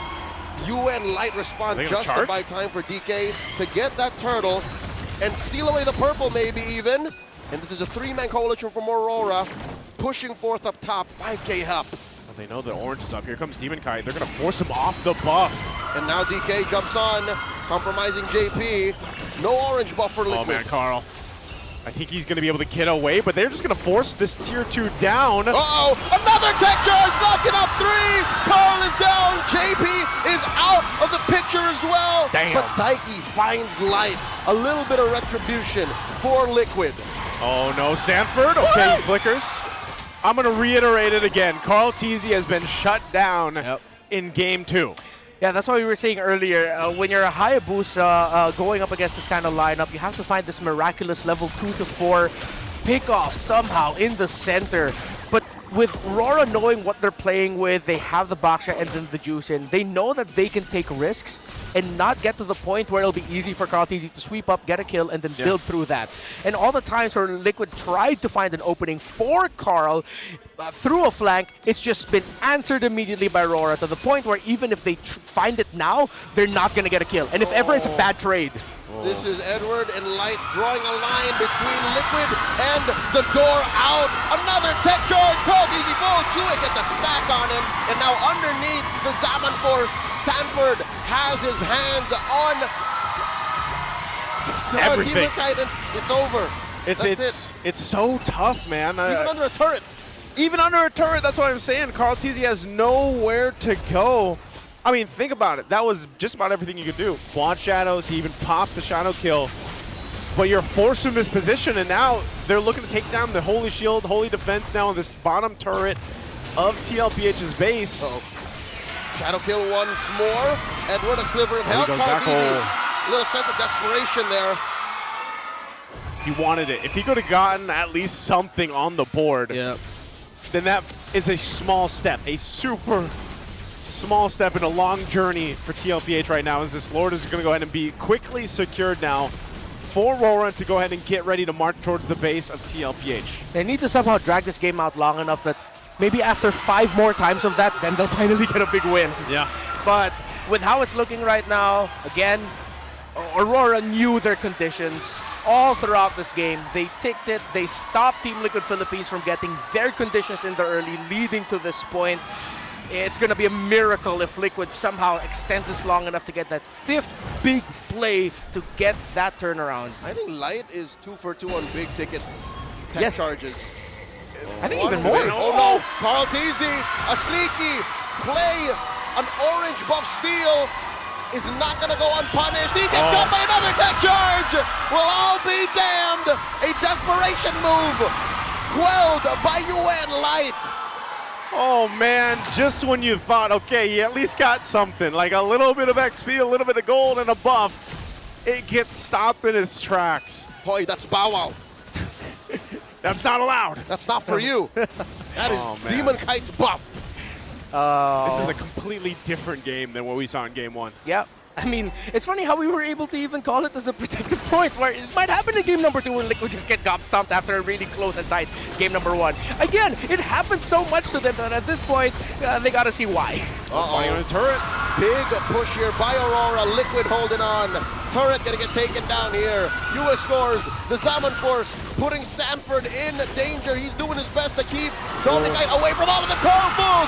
Edward finds him. Daiki with the blazing duet just to clear the way. JP is down. Bravest fighter by Edward. Wailing away. Another Zaman Force holding onto the cart. I think RORA have to slow it down. 10K up. They need another wave. Oh, they can't end it here, but they do have a wave coming in up top. 40! Fury of the Phoenix! Big stopping Fury. Aurora. Down goes Live. Can Daiki capitalize? 4 against 2. Liquid's last stand. Down goes Demon Kite. RORA have to slow it down even more. Liquid still breathing. Still a massive gold lead here, though, for Aurora. If Daiki gets this is going to be big if he gets it. Oh, no. The Doctor gets hard. And now the Doctor is out. Holy moly! Okay, Edward finally goes down, but man, what a quick switch that was. Now JP on the hunt. This could be a very small window for TLPH to grab what they need to. But nonetheless, Aurora was in control there. They just couldn't quite end the game because of the way the waves were coming in up top on that top side of the base. Yeah, okay. So earlier I said 5. Let's say that was 2. Yeah. That counts as 2. That's 2. All right, so 3 more. 3 more. Clock sticking here. But that was a huge heat check by Dominic. It's like, all right, welcome to the MPL. Let me show you who I am. Bang! With his signature Harris just blasting Daiki. Daiki was around like half health. I was going to say, he got blasted. Yeah, man. it was a dash, it was a basic attack, and then he's gone. That was the force, by the way. It was my force. Actually, no, he didn't even drop. Well, technically, he didn't drop the Zaman force. He did it, but, he did it. He just Single dashed. vision, I think. That was all he did, man. Single vision straight to the face. Right now, Lord's up. Still complete control for Aurora, though. With this kind of lead, you're not really going to be in a position to do much except fight in your base if you're TLPH with this one. So, with that being said, they've still got the 2 base turrets up. They've allowed themselves to go ahead and get a little bit of extra farm, but main thing I'm wondering is if they're still capable of dealing with all that RORA can throw at them. And that's not just Light. Light's been on point. I mean, look at him. 14 assists for this game. He's been everywhere. Okay, as I say it, he misses that tech charge. Little jump scare in March. Yeah. Keep them on their toes, basically. Yeah, I think he was also trying to measure whether or not he was going to commit the flicker, because that would have landed on the tower, if I'm not mistaken. And they're all too far off to follow through. Yeah. So, you know what, Light? Thank you for not committing that flicker. That would have been bad for your team and good for Team Liquid Philippines. That's how far ahead they are. He can afford to do that. I was going to say, look out. He's got the tech charge again. So, like, there's no hurt to throw it out there because this Lord is coming up slowly up top. So they delay these waves to go ahead and deal with this push in for that mid turret. Half health on this. TLPH on the defense. Here we go. Lord inside the base. Wave escorted in mid. In comes JP. Fury the Phoenix. Looking for an engage. Dominic full. Curl DZ finds him. Wow. This has gone sideways for Aurora. Their main damage source no longer on the board. Daiki with a blazing duet. Pushing back the rest of Aurora. Edward goes down. The chef cooked him.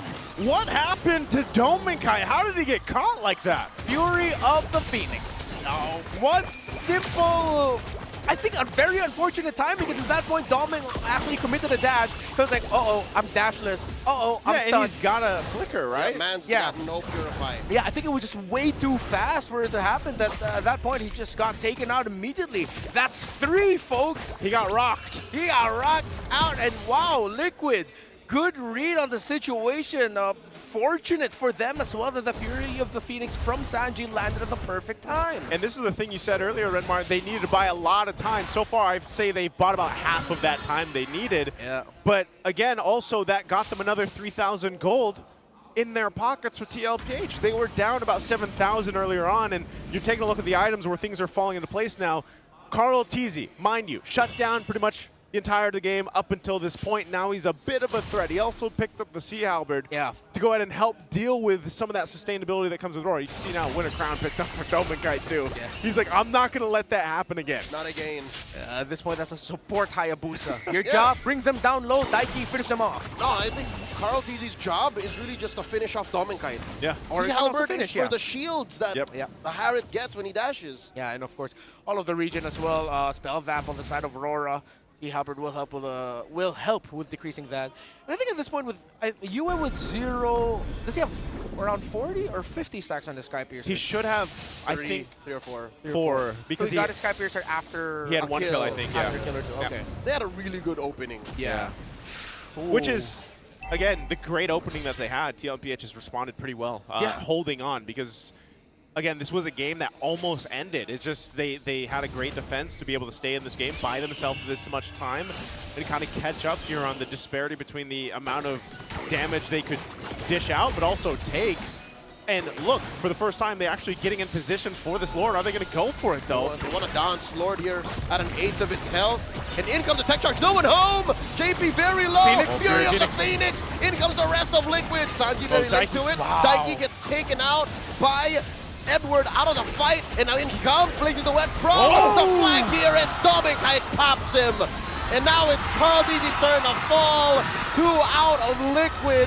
And now JP gonna follow through. Triple kite for Doming Kite. And now a maniac served up a Sanji falls. Sanji says, nah, not me. Yeah, I'm not giving you number 5. I'm not giving you the Savage. It's just Sanji versus all of RORA here. What can he do? I think it's over. There's a wave in mid after this turret falls. And now they're on the base. Demon Kite gets taken down. Sanji just delaying the inevitable. We're going to game 3. As expected. Somehow it's a pattern. Liquid wins game number 1 in a very, how would I say this, Showtime-like fashion. Yes, sir. Great back and forth. And then somehow they get stomped in game number 2. Ain't no Showtime without a star. Demon Kite says the celebrity ain't done. Yeah. He ain't done, man. My Baksha's been doing this since 2021. That's true. Dominic Kite had a terrific game, and he will most likely go down as the MVP of this game. But I want to say in that last sequence, Edward was a quiet MVP there. Daiki showed up, and the moment Daiki got close enough, it was an instant land shaker to the face of the Claude. Yeah. That bought Aurora the time that they needed to bring down the other members of Liquid low, because Daiki had to go out and then re-engage. By the time he blazing duetted, the members of Liquid were already going back. That was a great stop by Edward. And I think he was already less than half health, or he was like at half-ish Less than half health already, when he decided to go in. And it was a great response from RORA in that last team fight to go ahead and get that signal of, oh, here's Daiki, here's his entry. And then they took care of him. And like you said, that Edward has been able to do this so much on the Lapu Lapu, and that's again why this hero keeps going into the hands of Mr. Consistent, because he's so damn consistent on these kind of heroes with that kind of job. Again, Carl TZ did not really get to play in game 2. It was only down to that last portion of the game where he was going to be somewhat of a threat, and the only threat was either cleaning up a kill or utilizing the Sea Halberd that he had, but they didn't get the opportunity to really do that. And again, playing into this Claude that we see with a lot of compositions, if Daiki wasn't able to go ahead and pop off the way we usually see with the Blazing Duet and everything else, it's unfortunate. Fury of the Phoenix is great, by the way. It's a great ultimate, but even then, when that's expended and then, you know, you use your first skill, especially with the, who am I thinking of? Fury of the Phoenix. Zetian. You lose a lot of that firepower when you don't have the Blazing Duet and the Fury of the Phoenix. Yeah, which is why it was so important how Aurora handled this early game with Carl TZ having 7 deaths by 14 minutes in. They did not allow the Hayabusa to find any opening to get a flank, to get a kill, and then slowly snowball from that, build advantages. Aurora completely shut down the river. Liquid could not pass through. Liquid couldn't get kills. Aurora takes control majority of the game. And they were already playing with a suffering economy.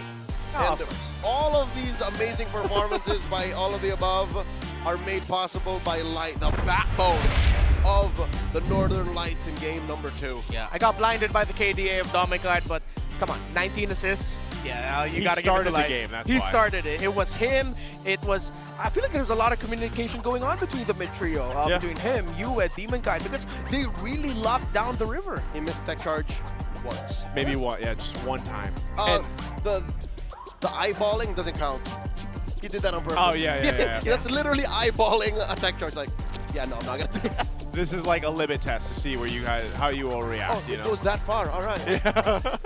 I think again, like Light, he tried to do this. I would say in game 1, he didn't have that strong of a start on the Grok, but this time you can see just how much of an impact his tech charges, his setups, the walls, this combination that we saw earlier on too, just allow so much vision, but also crowd control and setup potential with Rora's lineup like this. And again, that's why they picked Expanding Rivers.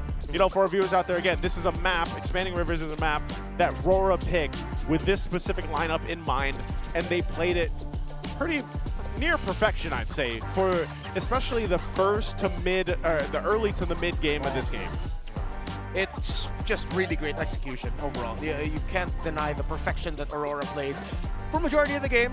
Near the end, I still strongly believe Domikai should not have gotten caught like that in the mid lane. Yeah. And of course, the other little sequences where Team Liquid Philippines were able to get a kill here and there. But ultimately, this was close to perfection for Aurora with a lineup they're very comfortable with.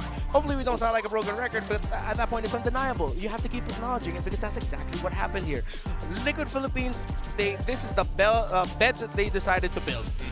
Sure, let's try to go with it.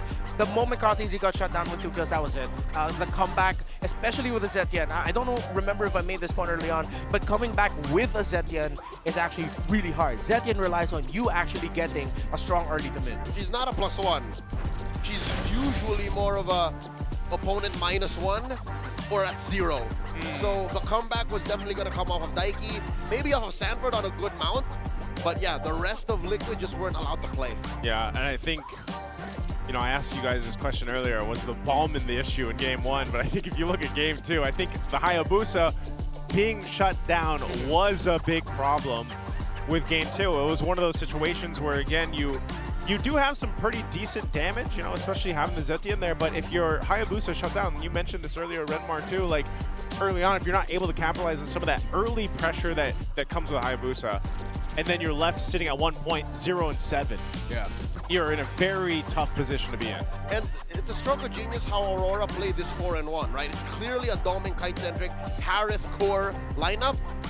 Carl TZ ran out of targets. Yeah. If this was like a double core, maybe you could bear down on the other core. Yeah. But here was only just 1 target. You kill that guy, you're good. He never did. Well, once. And then after that, never did. Yeah, this is also a very greedy lineup for Liquid. The fact that you are playing with a Claude, and then your condition, again, similar to Aurora game number 1. For Liquid game number 2, it's very thin. It's, can the Hayabusa stay alive and get kills? Again, the lowdown for the Hayabusa is you have these conditions. Level 2 to 4, you're getting either 1 or 2 ganks. Yep. Once you hit level 4, if you haven't gotten a gank yet, your shadow kill will commit to you winning either the turtle or the going back to the laning phase right after the first turtle. None of that happened. Yeah, so that's why I'm saying, like, in a position, it's almost like, man, it feels like that was the biggest, and it's crazy to say that because that's the GOAT, you know, but it's like, it's the hero, the way the hero works in the lineup as well. And we've all seen it before, like, some of the best players out there, they get shut down in the jungle on a hero like that. Against a Baksha, by the way, too. It's really difficult to find yourself in a winning position here because, you know, this is the thing, epic rivalry for a reason. We have seen this so much. Light ties the series, though, with this one, so it makes me kind of wonder how Game 3 is going to go. Yeah, my final say for game number 2 real quick is that Hayabusa wasn't the problem, Light was the problem. Light was the problem. He was way too good. So what do we... The Grok may have to go. Ban it. Something's got to give. Something tells me commit one of the blue bands to Grok, so that means the Fred might open. Or the Gwyn. Yeah. Like, going back to the bans of Liquid game number 2, they banned out the Freya. By the way, Freya, we've gotten used to seeing her in the gold lane. She's also actually a very strong EXP lane option now as well. They banned out the Guinevere, Fredrin.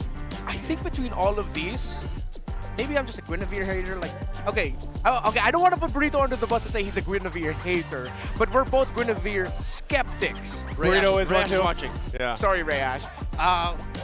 She's got a lot of wins now, by the way. She does. She is running through MDL. But it's the pick that if you miss your spatial migration, you don't get that initial knock-up, what happens after that, right? So if anything, maybe Liquid would be willing to open up the Guinevere.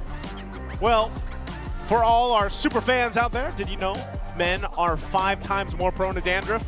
Don't let flakes ruin your focus. Power up with Clear, man. Its triple cooling power gives you 100% dandruff-free hair for that ultimate fresh feeling. Supercharged with Clear. Yeah. And considering that majority of our viewership is Southeast Asian, it feels great being in a tropical area. All With the that cooling coolness. effect. Yeah, the cooling effect, game changer. That's true. Are we picking someone out here? Show us the cooldown effect. All right. It looks like show us the cooldown effect. Okay, this young man looks like a young James Banks. Dude, I was trying to think of, why does he look like a player? Okay, he's gonna show us the cooldown effect. Oh wow! They gave There him we go. They gave him 2 bottles. That's 2.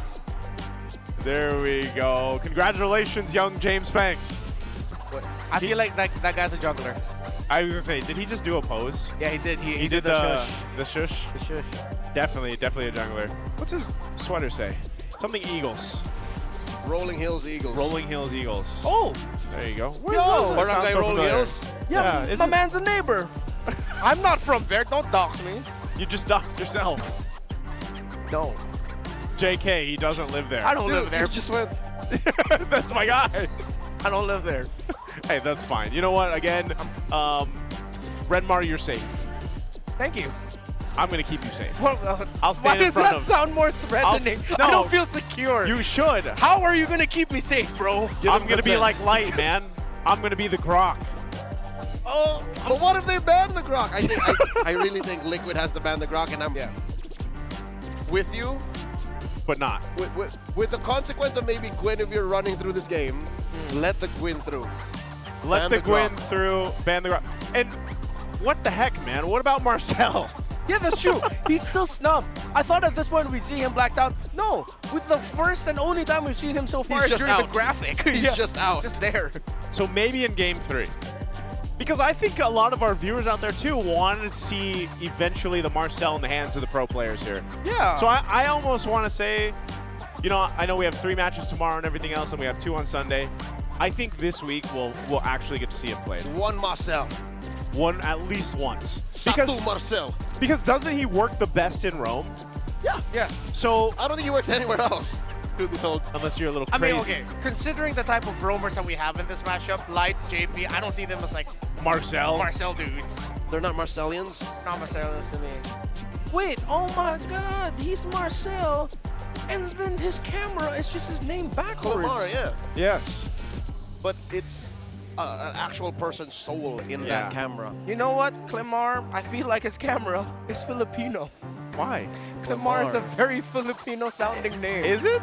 All right, I've never met anybody named Clemar. Bro, imagine the soda eatery billboards that you pass by in the highways. Clemar Eatery. Come on. Okay, I That's get a it. very Filipino All right, name. yes, the banners that are on all the shops out Yeah, there. exactly. Yeah, okay, I get it. Or Claymar's, what do you call it? Vulcanizing shop. Yes, okay. All right, I'd love to see it, but also take a look at these stats right here. This is for our boy, Dominicai, from Season 16 and then M7, of course. You're looking at M7, look at these stats here. Okay, despite not winning Season 16, Yeah. he is still de facto #1. Yeah. Across the board. And right now he started by being the winningest Harith in Season 17 so far. Yeah, he still it's only is. one game, but, you know, 100%. winningest. It's so on brand for him at this point. Now, at this point, it's like when you're going up against Aurora, it's a question of, are you really going to try to give them their comforts? Liquid, I mean, you saw the idea between the Kali and the Zetien. Yeah. And then the Hayabusa was just, I feel like them going, I can do that. In Tagalog, it's kaya ko yan. Kaya ko yan. Or I can do it. Palag na to. Palag na to. Palag na to. Exactly. But it didn't palag, bro. It didn't palag, yeah. Yeah, it didn't. By the way, just for a little reminder for our viewers too, how does Map 3's map choice come into It's play? random for the remaining 2. So it So could either be Broken Walls or Dangerous Grass. Dangerous Grass. DG. And then it's random. I wonder, so will we see the randomizer with just 2 maps? I kind of miss the. Yeah. Would you see the ding, ding, At ding, this ding, point, ding, it's a ding. coin flip. Or That's true. We should get an animation of a coin flipping and it's just a map graphic. Oh, yeah. You have sound effects included. Yeah, we have a new soundboard here.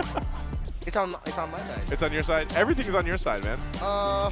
Okay, so wait. We're There you seeing go. it. This is a recap. What is Game 3? And it's random. Dangerous Grass. Yeah, it says it right there. Randomized map. All the more, RORA has to ban Hilda. Yeah, RORA needs to ban Hilda, Liquid needs to ban Croc. Yeah, nothing has to change for RORA, I'd say. I think this is going to be another, funny enough, another colleague game for JP. Yeah. One thing that they do show up sometimes with on Dangerous Grass as a, hey, we're Liquid. We're only one of the few teams that can do this. Is JP actually backs out a Jawhead roam in Dangerous Grass. Yes. So Jawhead roam. That is a possibility, and that did show up also during the Asian Games qualifiers. The qualifiers. Did you say Jawhead? Jawhead. Oh, Cho, but Cho too. No, just Jawhead. Oh, okay. The Jawhead roam. Yeah, he just meant but Jawhead. if it comes down to it, like it like Cho. Yeah, that too. Yeah. Great in Dangerous Grass. Yep. And again, we're expecting the Grok to get banned out.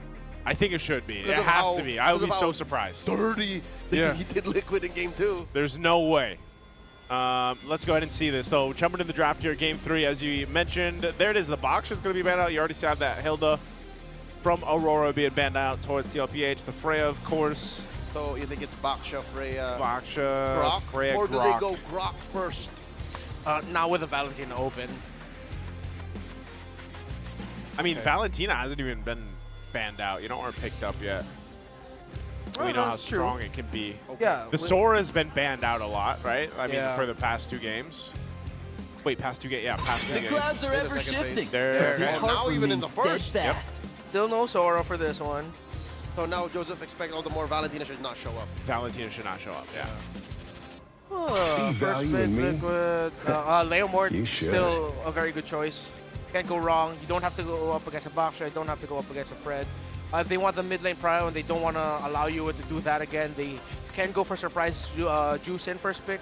Watch It's them either go Juice in or Leomord for I me. was going to say, watch him go Leomord. I have an inkling that they'll just let the Grok through again. They just try to deal with it. Yep, the way they did in game 1. And yeah, and if ever they go pick Juice in first, at least they don't have to worry about Juice and Grok together. Yeah. And I think that was also one of the biggest problems, that they had to go up against that specific pairing. It's got to be one of the most deadly pairings. It was oppressive. Yeah, and then that early Skypiercer build up, because of the way the nature of the game went. In 4 minutes. Yeah, UA was going building stacks pretty quickly there. So this last ban, let's see what it's going to be from Among the Aurora. planes It's going to be the exists Eve. the equilibrium, Eve is banned which out. I Now, was do we made see the for. Leomord locked in here, or just the Jushin picked up? by They'll thy take wish. that. They get the utility Guided control. by lantern's They're willing light. to go ahead and trade here. So at least they dismantle the duo. Yeah. They can give Rora, you know, the world at this point. There was this weird tendency that I've been seeing. Sometimes you'd see a Gatot come in first 2. That's like a throwaway pick to just like, we need someone in the center of the map to hold on. Great with trading, great Just control. You don't want to commit to the Grok duo anymore. Yeah. But I am still leaning towards just pick up the Grog instead, and then just see if you can try to replicate something like that with a different pick instead. Okay. Well, let's see what this is going to be. They're taking their time here. Valor and royalty. Going to go ahead. They do grab. Careful, All right. Makes sense. friend. Oh, wow. Makes sense. You get yourself the Leomord. Now you got the Grok. It's worked for you. That's a double front hook. They hold on to the Grok and they steal away Khaldezi Leomord. So I wonder, yeah, what do we see what do we see Carl Deasy pick up this time? Because they also did the 2 bans on the utility junglers, right? And it will soon be So a they'll burial take the ground. Lapu Lapu. They steal it away. I remember Remember the old theory before was Suyo. okay, we go for the Suyo. I thought he was gonna consider Lucas, but then the Valentina still open. It would have been bad. Yeah, no, in that case, the Valentina is just on you. Yeah. It's not even a laning situation thing anymore. It's literally IMU. Thank you for giving me the.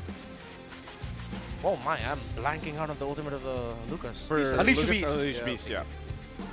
Unleash Beast. So Okay. they get the mobility. They know that they're going to be physical damage focused. If Rora shows up with another magic damage dealer here, though, then it's going to be really tough for the Suyo. Usually one of the conditions for the Suyo is you know you're going only up against one magic damage source. That's why even blue 2-3, it's too soon for a Suyo sometimes. Yeah. What do you take here then? Like your mid lane? Do you go Farsa? Do you go? Oh, they'll pick up an Arlot. Yep. Which was banned out in game 1. Game 1 or game 2? 2. Oh, 1. Game 1. Yeah. It was that last ban. It was blue 5 ban. Yeah. Also very oppressive here. Arlot, Grok, Leomord together. A lot of crowd control. Dashes. even though there's that old interaction, actually in recent memory, Arlott actually does well more against the Phoveus. Before it was instantly Phoveus beat Arlott lane, woohoo. Now it's Arlott doesn't care about Phoveus really. So they might, I mean, that is if ever we're gonna see a crazy flex, but with the Lapu-Lapu already there, they don't need to worry about that. I'm really just trying to pick up the mid lane here. Yeah, gold lane too. Gold lane because it's going to be narrowed down a little bit here for Dominkite as well as Daiki. You've got Harith being banned out. You already had that Freya. We could just potentially see a Claude, like probably maybe Dominkite grabbing the Claude on that red 4. Yeah. Thought her a Granger, but I think the Granger might have a hard time if ever Carl TZ does get access to constant dive. So I'm just think of it in the team fight perspective. RORA, you know what they want to do. There's a lot of dive, which means that opens up for a mid and gold lane that are a little bit more artillery. Barca, Granger, like the really true Sun backliners. rises when I give the word. Oh, there's a Khalid ban. Narrowing down some of those options. Red 4 and 5 has to be magic damage. Yeah. If RORA really want to punish that early Suyo.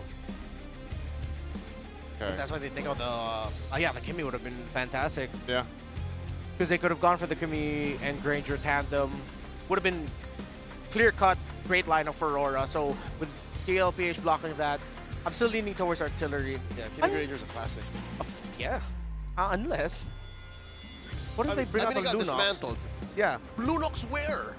Lunox mid. And then you Lunox go for mid gold. for Aurora? So yeah, if Liquid ever decides to try and dive, Brilliance, and then now you're risking yourself of just getting melted by the Shadow Assault. I guess. Which we have seen as a response to the dive center lineups. But yeah, as we expected, they lean towards the Farsa. And most like I am still leaning towards a Granger, or maybe even it's Dominkite's turn to play the Moskov, depending on the matchup in the gold. Yeah, so just the Claude going to the hands of Daiki. Yeah. Again, I feel like even so, though, he's still going to have to be very careful of the positioning because of just how much it can be thrown at him from RORA. I'm talking about the Leo Moore light again on this, one of his best heroes, the Grok, and now you throw an Arlott into the mix too. Yeah. It's going to be really crucial for Daiki's positioning. If I'm Liquid, steal the Moskov paired with a Gatot. You get Gatot Jushin in mid, you get the Gatot Moskov against the Farsa. Oh, they go carry. Okay. The only thing that makes the carry a little dangerous is the fact that it's mid-range into the Farsa's burst. Yeah. You're going to you're going to hope you can get that Malefic gun. Yeah, get in there before you're taken out. Yeah. Which is tough because if you got caught, I feel like into that Feathered Airstrike or even into any of the crowd control that can be thrown at you between the Arlott and the Grok is going to be very tough to deal with if you're the carry. Yeah. Time came that the Gatot Kacha came through. Oh, here we go again. Needs to be said that re-engage is so important for Liquid. Leslie gets picked. Yep. A debut for what I'd say. When was the last time Leslie was picked? Not just 2026, but even 2025. A majority of 2025. It was, I hope I'm remembering correctly, but there was a draft where it showed up in Asian games. I'm going to revisit that. So give me a moment. This weekend, but that's outside of MPL. The traditional MLBB esports calendar. Yeah. RORA Hunters. RORA Hunters. Yeah. And look how perfect it is. It's Aurora Gaming PH who takes it out. Yeah. Ooh. What was it up against? What was the Leslie up against? Actually, RORA Hunters played it against Team Liquid Philippines. It lost, but it was up against a Lapu-Lapu, a Gatot, a Claude, Farsa, and a Frederick. Okay, so it was up against a Claude matchup. 2 out of 5 the same heroes? Yeah. I'd love to see it. Leslie was not on my bingo card for game 3, day 1 here. But I love to see the changes happening in the gold lane. So Leslie comes into play in game 3. Welcome to the Land of Dawn. Final game for this epic rivalry between TLPH and RORA. Yeah, I mean, we all know how much of a menace Leslie is going up against her in our ranked games. Even though you know how or what you want to do to avoid making the most out of the kit of the Leslie, proccing those 2 really strong enhanced true damage basic attacks, it just hurts. And if it's a really good Leslie player, there's only so much that you can do. That's why you get the 2 roamers now in the gold lane to start. Yeah, she's also relatively immobile. Yeah. kind of telegraph where she wants to be, where she has to be even with the Master of Camouflage. Daiki put down 1/10 of his health, forcing an early revitalize from JP. So everybody probably watching this at some point has played against a Leslie. And you know how difficult that lane is in the gold lane to be able to, and again, like Renmar mentioned, that's why you got the roams there. So I'm really looking at how Daiki's going to be able to go ahead and transition on this carry who's already, like we mentioned, it's not an easy lane to begin with. The lane itself is not in your favor, but then even the team fights, like the disadvantage that you have with the range, of course. Where do I go? Is, and that's the difficult part here. So Domekite, on the other hand, is literally just going to continue to scale up and then just be taking people down, you know, a quarter of their health to half their health. Unless this, he flickers out. That is a charged Queller to the face of Domekite. All right. Safe to say, Carl TZ knows what he's up against. Again, it helps that the SEAMO qualifiers saw a Liquid matchup against the Leslie just a few days ago. Yeah. So maybe I wonder if that's Liquid now feeding Daiki information. No, do this. Okay, no, we gotta do this. We already went up against it and won. Okay, with this, they're going to transition now up to the objective. Turtles up. Positioning right now for RORA to go ahead and take advantage of. This is also the fact that they have a feathered airstrike on their side. Light not level 4 yet, but still that wall is going to be tough to deal with, that rampart. They're going to fight for this half health on the turtle, though. Feathered airstrike coming in from US, able to put up enough of a defense to take down JP. Carl TZ gets in there, takes the Lord. Demon-Kite gets quelled here. And now Carl TZ just wailing away in immortality form. Edward in trouble! Katon gets taken down by Carl TZ. Now this is the problem for Aurora. Because of the two roamers going into the gold lane to support their gold laners, that left the Suyo and the Leomore to farm up. That could have gone either way. But again, Carl TZ will continue to be aggressive because he only has to worry about the Farsa. The rest of the high damage of Aurora comes from physical, something that, of course, Suyo still has defense against. Yeah, Suyo still, again, the mobility of this hero is really what shines for a lot of the team compositions that play with it.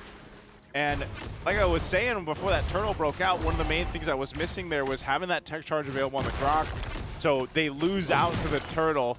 They're not too far behind at all, right? They're still in a pretty good even position on both sides, but I would say even so, for Daiki at least, he's in a little bit more fighting position to deal with Domekite. He's just, again, got to play this lane correctly and farm up the way he needs to. Now, on that note, with Light being level 4 now, you can expect him to go ahead and try to set things up potentially. JP more so is on this kind of like, I'm going to babysit the lane if I have to. If I've got to go ahead and jump in or get that unbreakable taunt off, then that's great. I'm more of a peeler right now for this because TLPH's lineup has to scale up. Yeah. So it's tough for Domekite to be aggressive knowing that JP could show up at any time. And at the same time, Daiki is now in an even better position to be aggressive. Yes, ultimately the bigger chunks of damage comes out from Domekite. If Domekite's not careful, he's not going to be able to maximize the passive. Meaning that after chunking down the carry low, the carry pops up ultimate, has to flicker to dash forward, and Domekite can just get burned down. I miss this. Yeah. The younger Uchiha just a much faster farmer than Leomord. How much ahead he is right now, too. So Two Turtle's levels. up 2 levels. That's a big advantage right now against Demon-Kite to deal with. Again, space crucial here. Daiki can get spotted out by Domekite on that extra brush here with this dangerous grass map. So still taking their time with it, though, just because they know they have to watch out for the initiation. Crimson Beacon by Sanji, the answer. Pad of Steed from Demon-Kite. Down goes Light, the answer. Better airstrike. And still Liquid put their foot down. Domekite taking down Sanford. And Carl TZ once again 2 for 2 on that turtle. Now Edward flickering on back. Carl TZ comes through. Katon once more. Down goes Edward. Carl TZ calling the shots. Domekite takes down Yue. And now attempting Grand Theft Purple. Demon-Kite still has a retribution. Oh, that's the momentum plus the retribution secures his own. Yeah. Demon-Kite gets his own buff. Liquid. Great handling of the fights. Carl TZ, you see the gears turning in his head of timing the entry. And it was also a good thing that Liquid was the one that initiated that because Light was in a perfect position to surprise. Demon-Kite 2v1 gets punished. Sanford, huge. Big pickup there. That's what they needed. I think still, if you look at this, you're going to have to kind of deal with Domekite sitting on 2 kills now with the Leslie.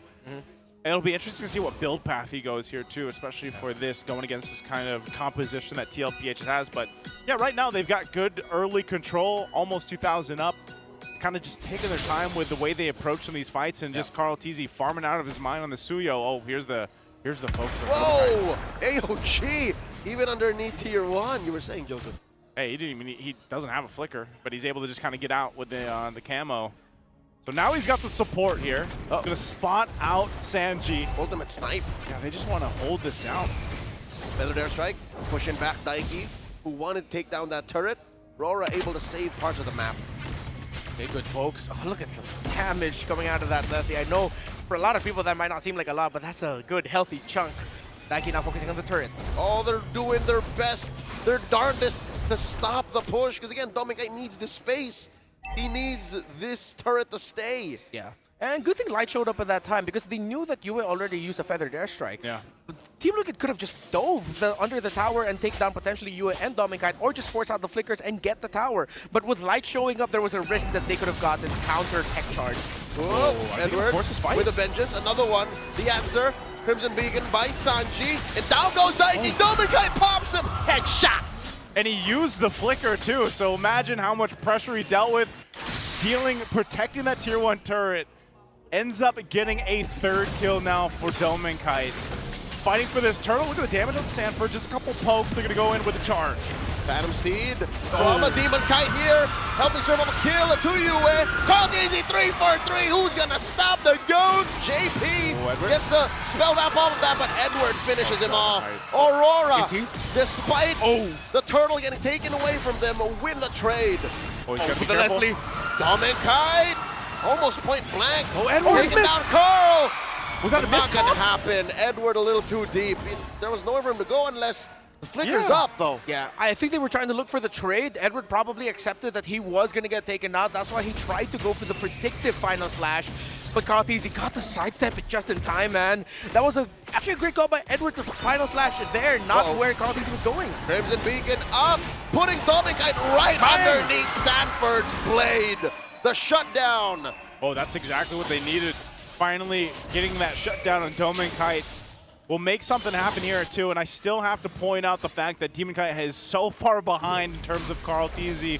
Even in that levels, it's really not the best position to be in, but he can rely on the team to kind of help him stay into this game. Carl TZ is in Shippuden, while Dominkite's still a Genin.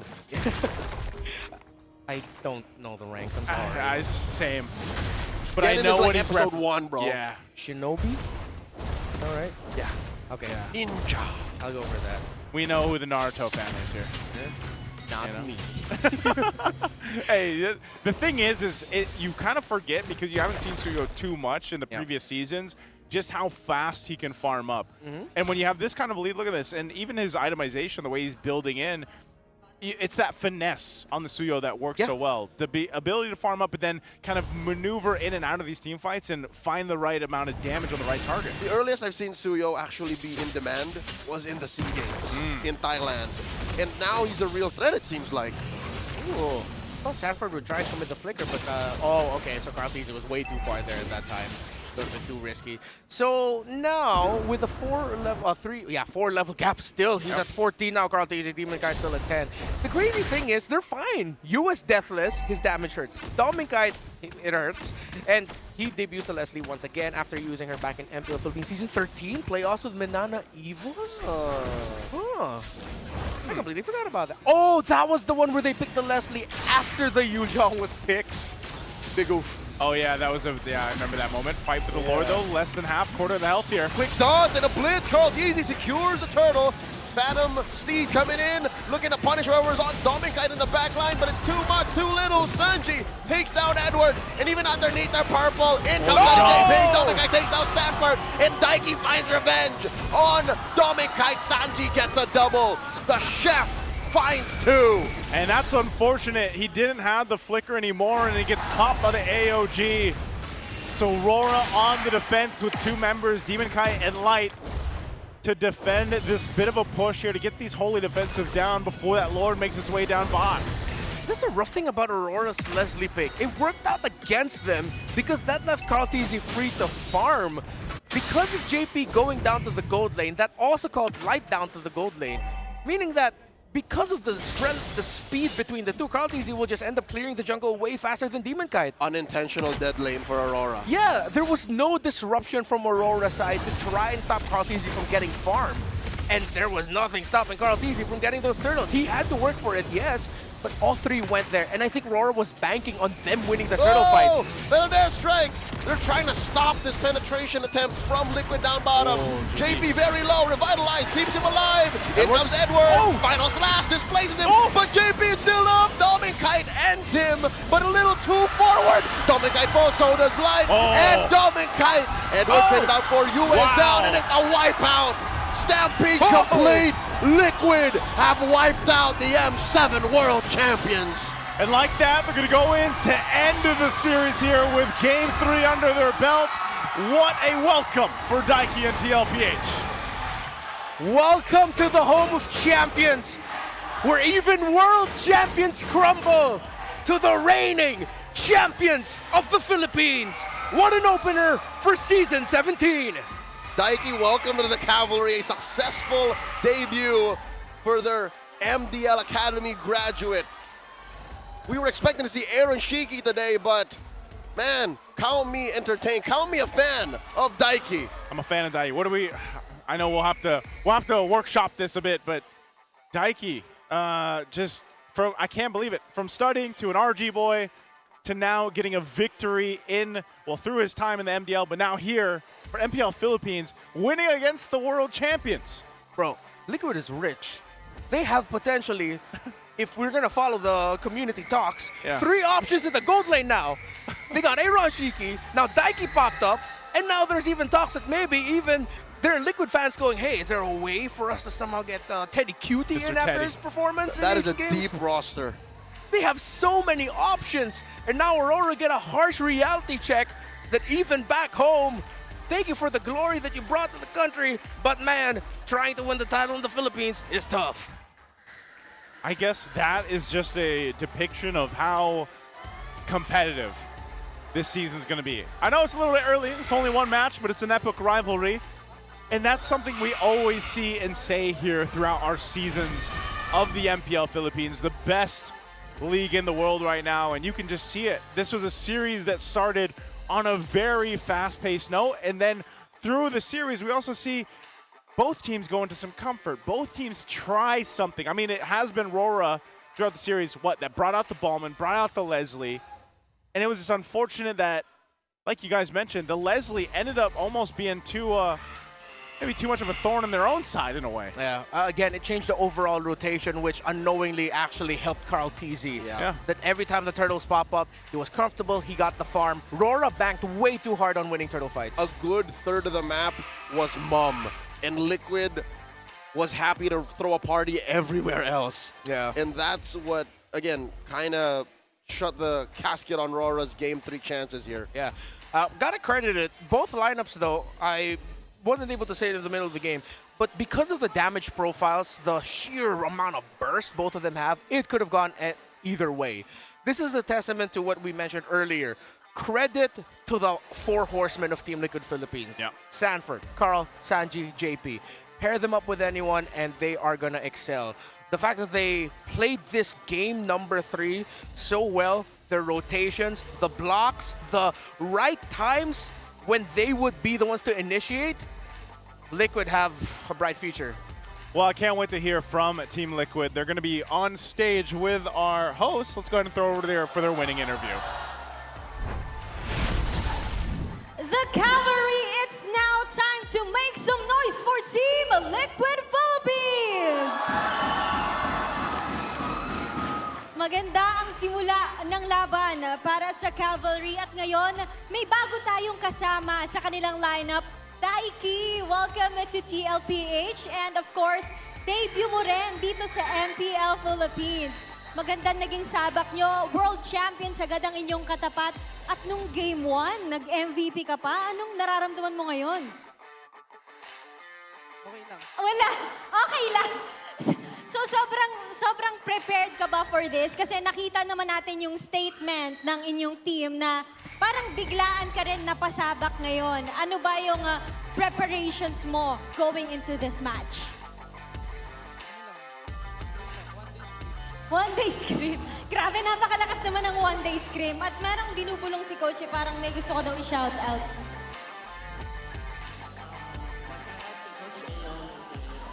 Ayan, gusto nila i-shout out muna si Aaron Shiki. Moving forward. Yeah, Odin, you were talking about preparations. Guys, let's give it up for Sanji. Sanji. Sabi niya, bakit ako?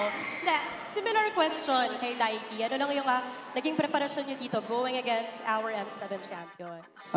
Maikling panahon lang po talaga yung na-practice namin kasi nagkaroon kami ng Asian Games Quali tsaka Combine. So nag-practice kami kay Daiki ng isang araw lang talaga. Grabe. Tiktikan talaga ang naging mga araw ng TLPH before we started a new season. Ano ba yung mga changes na pinagdaanan nyo going through this new season, Coach? Dahil bago ka rin sa kanilang team. Coach Nap, everybody. Yeah. Bago sa TLPH, Coach. Welcome, Coach. Naging mahirap ba for you na mabuo yung chemistry with the team? Honestly, sa totoo lang, mahirap yun na. Sa una, pinabigyan yung trust. Time goes by. Nagawa din yung mga bagong system. From experience. And speaking of bagong sistema, Coach, meron tayong bagong patch and new map rules. What do you think of that? Masaya. Masaya. Paano ba yung mga big changes na kailangan yung i-adjust within the team dahil dun sa bagong patch? Siguro sa bagong hero. Gusto namin ilabas kanina sana. Pero, yun. Baka bukas or next week pa. Mukhang aabangan natin kung kailan lalabas si Marcel. I believe hindi pa siya natin pwedeng gamitin, pero mukhang excited lahat ng teams makita yon sa loob ng battlefield. Yeah. Carl TZ, ito naman, no, kanina naging dikdikan yung second match. Kamustahin ko lang, no, paano yung naging buwelta nyo para manalo kayo against RORA? In-adjust lang po namin yung drafting namin kasi tingin ko medyo nagkamali kami sa drafting ng Game 2 kaya sobrang nalugi talaga kami. Very crucial lang naging Yes, and they acknowledge kung ano yung kailangan nila adjust and thankfully for them nanalo sila ng Game 3. But right now, bago tayo bumalik sa ating casters, live natin i-reveal kung sino ba ang ating match MVP. Let's take a look at the screen. Go. And that is Carl TZ, the GOAT. The one, the only. Carl TZ, our GOAT. Siyempre, alam natin na sobrang naging busy ang inyong mga araw coming here into this match. At siyempre, galing din tayo sa World Championship na hindi natin inasahan yung resulta. Bakit ganito kalakas ang start ngayon ng TLPH?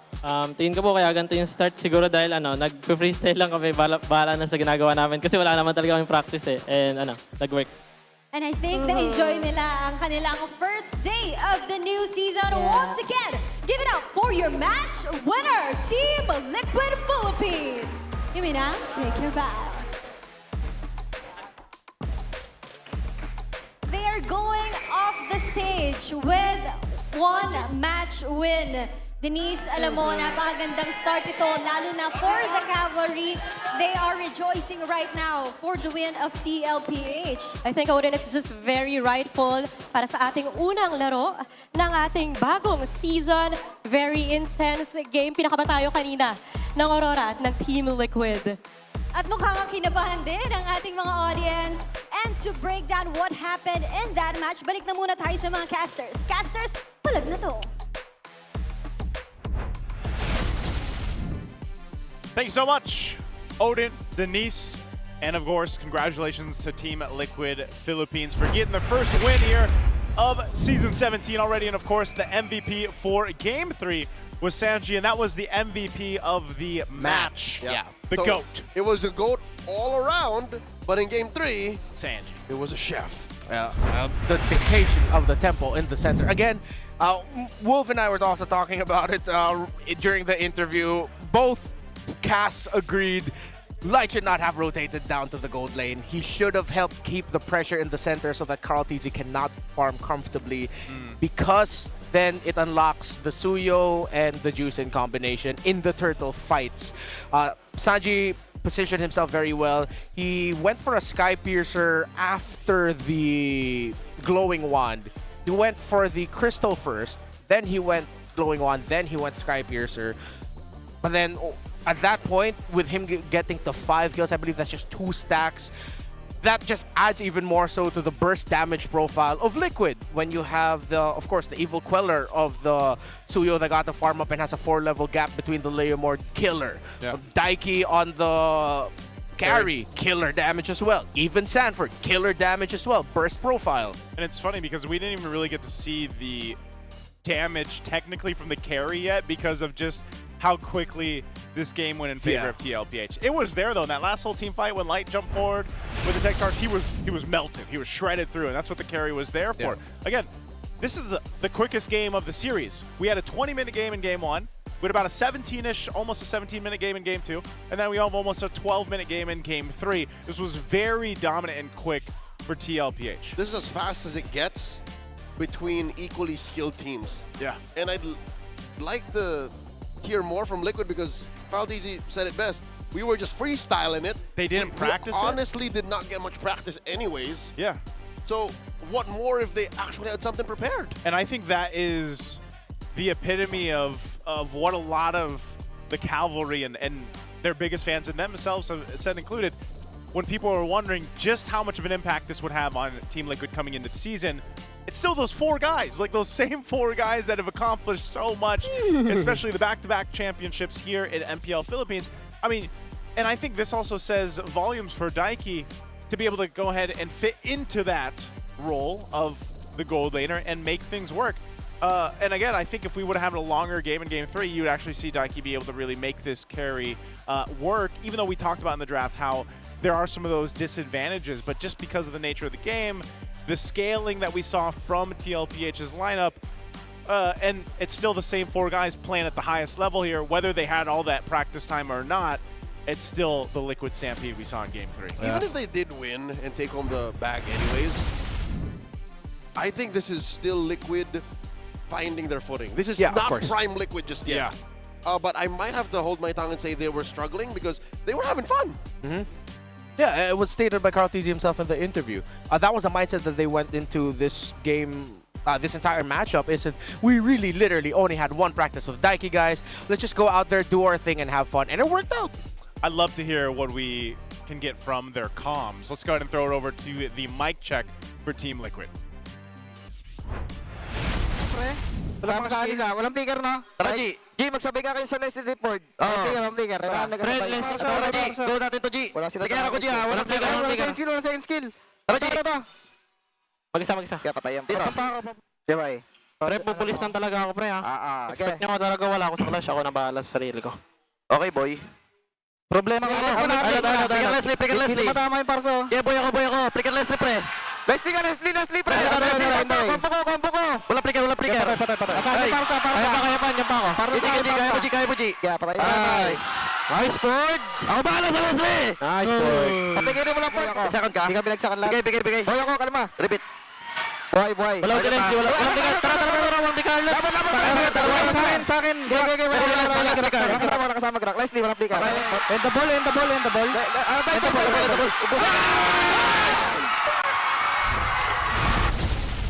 And there you have it. That's our Infinix mic check there for the victory of Team Liquid Philippines. Still sounds pretty much the same. I know you can see Daiki's camera there. He's pretty locked in.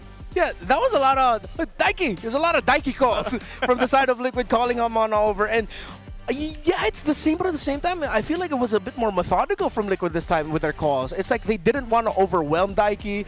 There were clear instructions. It was like, Daiki, now, use, burst.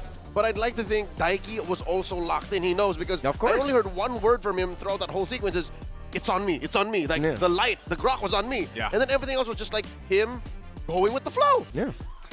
You know, speaking about the flow out there, Sip's got the flow. Sip's purified water is filtered through volcanic rocks for a crisp, clean taste that quenches like no other. Quench that thirst. Take a sip. You take a sip, Leo. There it is.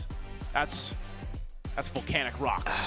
That's not volcanic rocks. It's filtered through volcanic rocks. You get what I'm saying? I can taste it. He can taste it. You see the Max? 5D on the stage? That's clever engineering, keeping these teams locked in. No distractions, just pure performance. Brought to you by TT Racing Philippines. We have your back. Literally. I love these chairs. This is actually probably the most comfy iteration. Yeah, my butt has never felt this comfy in MPL, man. It hugs me well. Yeah. TT Racing. And I would like to say, as the three Wee Bear Bros here, they're very spacious. So if you guys want to know, if you've ever wanted to get a TT Racing chair, just so you know, we're rather large dudes, and I'm very comfortable in this. I'm not going anywhere. Like, this is... You're safe. See, it's all about safety, man. I live here now. This is my house. This specific chair, not this arena. You know what? I'd love to one day get, like, custom chairs. Oh, you know? I wouldn't mind just a chair. Yeah. Like, because there's so TT many Racing, collabs. please respond. Yeah, because there's so many cool collabs. Why can't they collab with the Wee Bear Bros? Yeah, 3 of us. You know what we I'm get saying? one of each.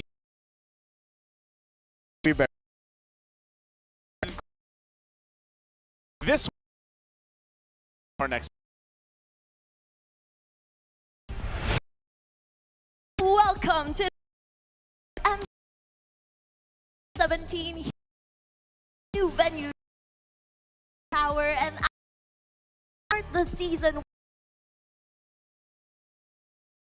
matchup between TLPH and of course TLPH draw, and that shows that epicness, that heated game shows season, but instead it will be a historical milestone because earlier during the Ferry officially announced that they will be the first ever official jewelry partner of MPLPH for Season 17. So this means that the champions won't just be getting medals and trophies this season. They will be getting the first ever golden rings. And you know, this partnership merges esports culture with identity, using jewelry to symbolize their achievement and their legacy. And this collaboration is rooted in storytelling, where every piece of that jewelry represents the deep emotional pride of pro players in the MPLPH league. And you know, these rings carry the gold. It will be heavy because it will carry their hard work and their pride and their journey. And the day doesn't end there, because as we go along, we'll see the matchup of Twisted Minds and ONIC Philippines. So sit tight, maybe get some snacks as we got on to this break.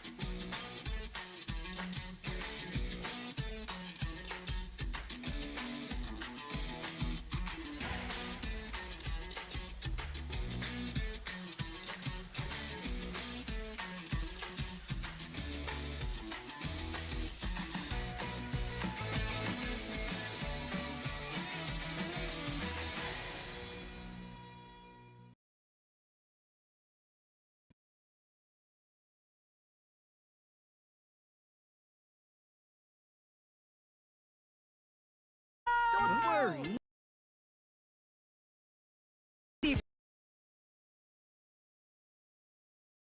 TikTok.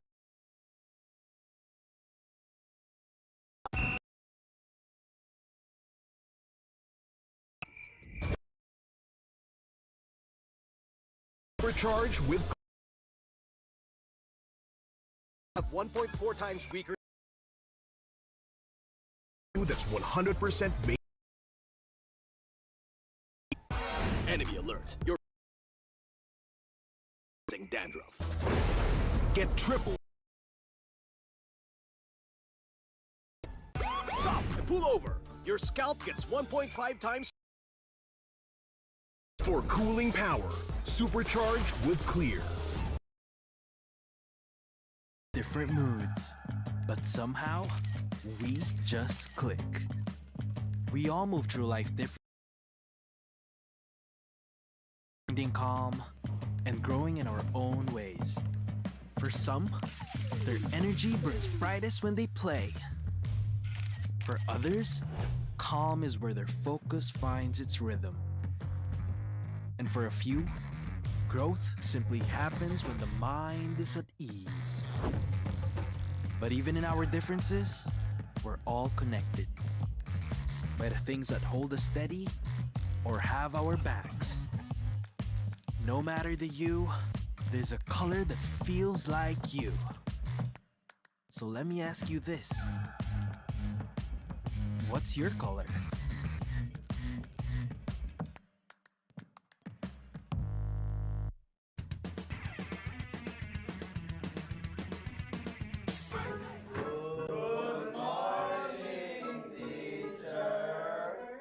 Class, may new student tayo. Let's all welcome Savero!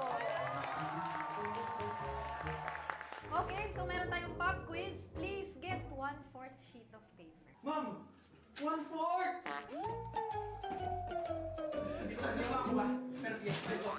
Okay, unang tanong.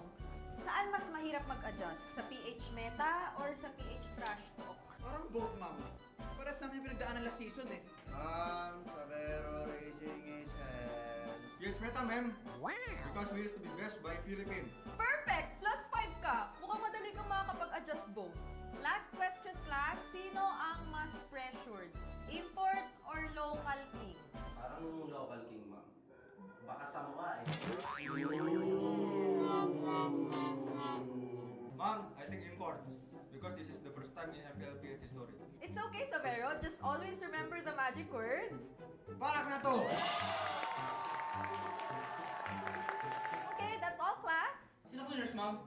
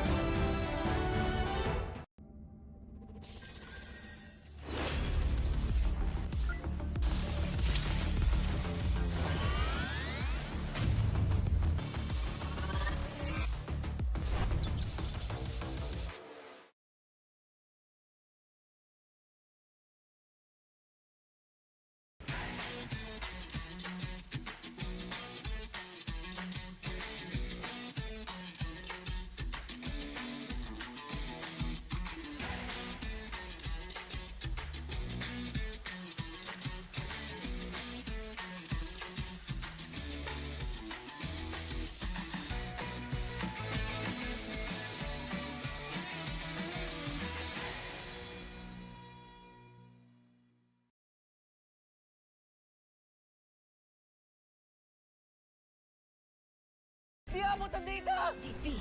GG bro! Don't worry! The Only with Smart Power All 99. Hindi bitin with 10 gig data to power your games plus only Facebook or only TikTok. Load now! Foul! You know your scalp can get up to 5 times more dandruff?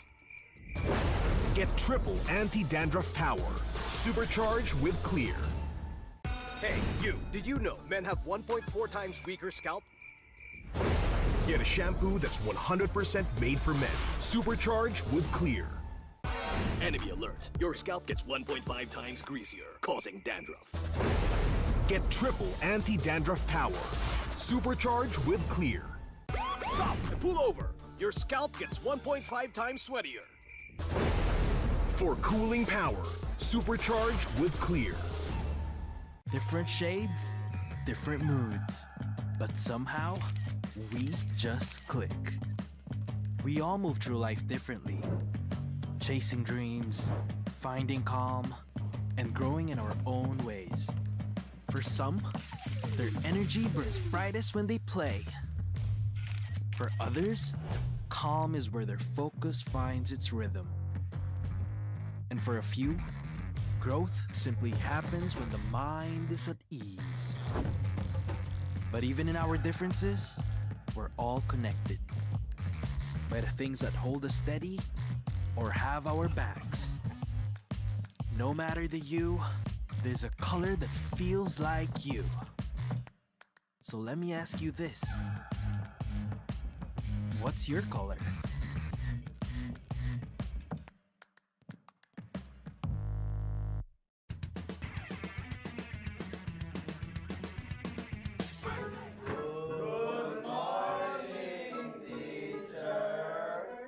Class, may new student tayo. Let's all welcome Savero!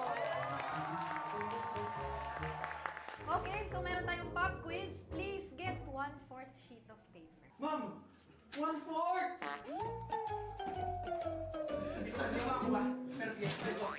Okay, unang tanong. Saan mas mahirap mag-adjust? Sa PH Meta or sa PH Trash Talk? Parang both, ma'am. Paras namin yung pinagdaanan last season eh. Savero raising his hands. Yes, Meta, ma'am. Wow! Because we used to be best by Philippines.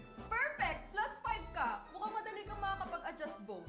Last question, class. Sino ang mas pressured? Import or local king? Parang local king, ma'am. Baka sa mukha eh. Ma'am, I think import. Because this is the first time in MPL history. It's okay, Savero. Just always remember the magic word. Balak na to! Okay, that's all, class. Sino cleaners, ma'am?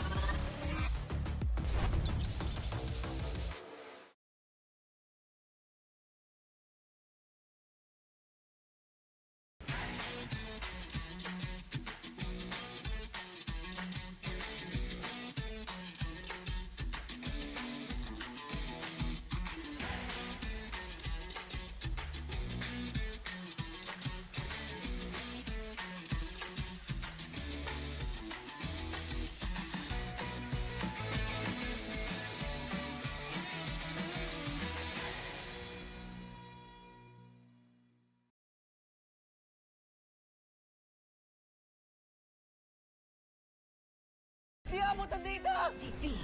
GG bro! Don't worry, the Only with Smart Power All 99. Hindi bitin with 10 gig data to power your games plus only Facebook or only TikTok. Load now! Foul! You know your scalp can get up to 5 times more dandruff? Get triple anti-dandruff power. Supercharged with Clear. Hey, you! Did you know men have 1.4 times weaker... Hello, mic check. Ay, ako yung guys, mic check. Ilang lupit. Hey guys, welcome sa mga fans namin. Taka-fans ng Aurora, sobrang dami sa labas. Grabe. Grabe, new venue, puno agad. Puno agad ya. Puno agad yan. Yun, salamat sa mga pumunta ngayon. Papakita namin kayo ng magandang laban. Yan, sila Iki pala lalaro. Solid. Analyst to gold lane. Aaron, wherever you are, I hope you're watching us and support us. No, guys, grabe yung kahit yung red carpet no. Parang kami nasa Grammy Awards kanina Isa-isang lumalabas sa Isa-isang naggalaw sa red carpet. Kunin ko? Pati hindi pa ako kalbo dito. Hindi pa ako kalbo dito Ay, paano ba to? Nangangasim Nangangasim kayo ako, nangangasim. Dubai chewy cookie o Ilocos Panada. Pandesal malunggay.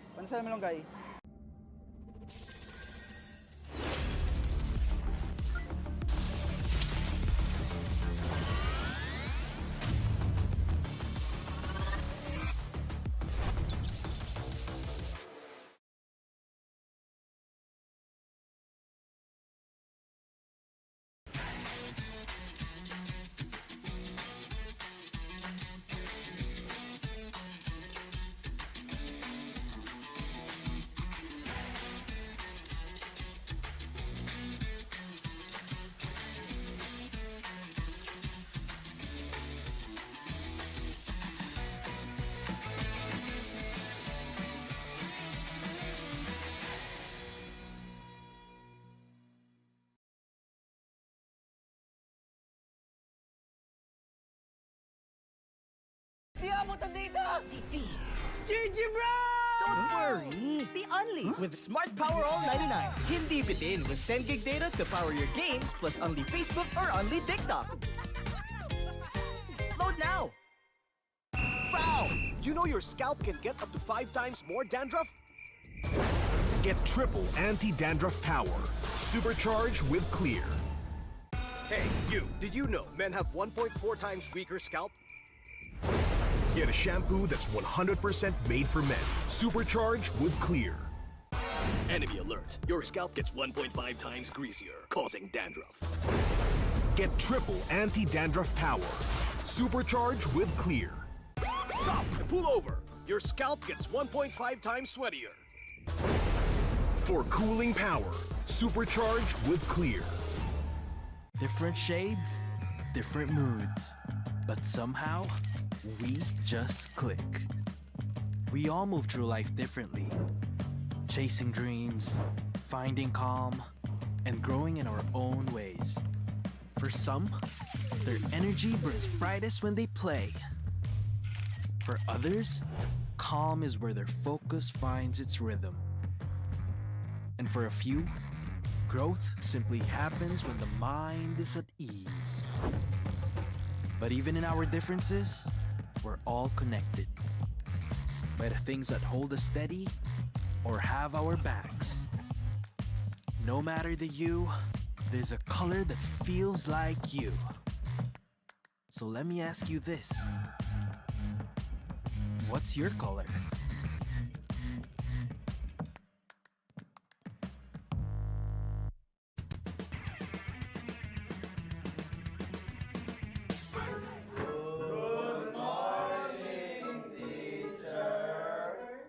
Class, may new student tayo. Let's all welcome sa Vero! Okay, so meron tayong pop quiz. Please get 1/4 sheet of paper. Ma'am, 1/4!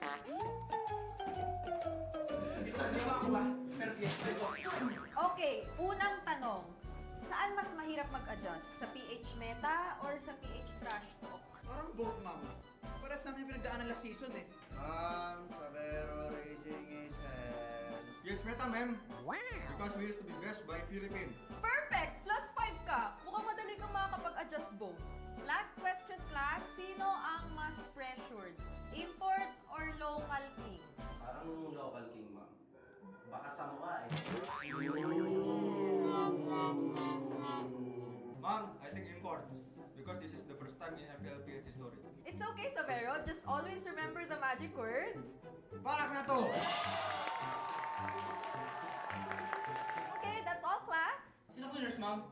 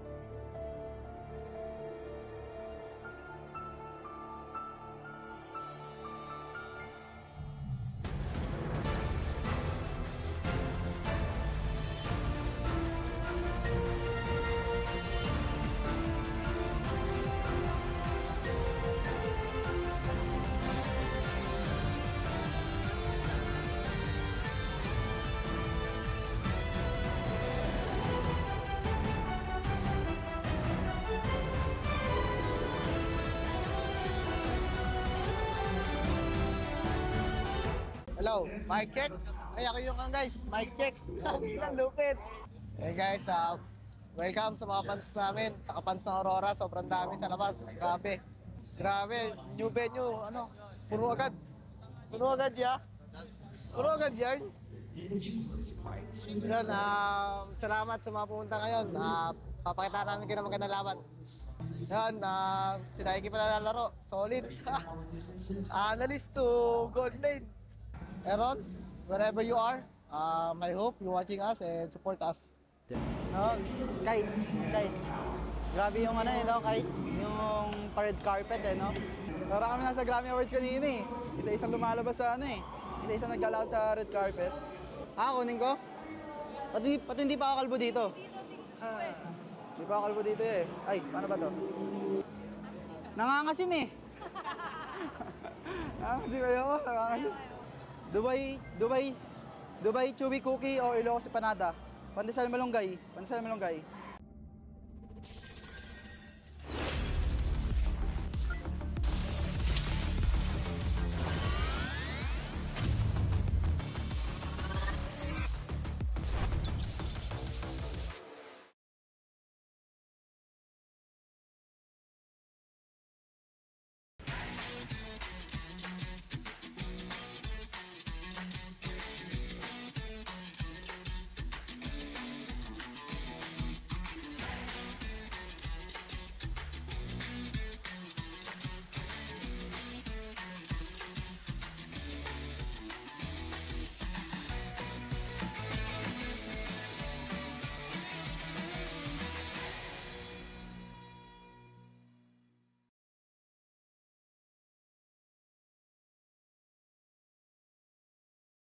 Di abutan dito!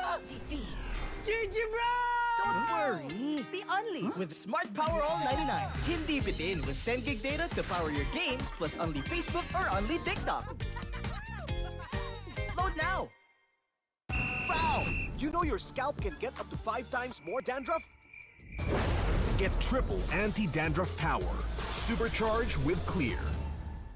Hey, you! Did you know men have 1.4 times weaker scalp? Get a shampoo that's 100% made for men. Supercharged with Clear.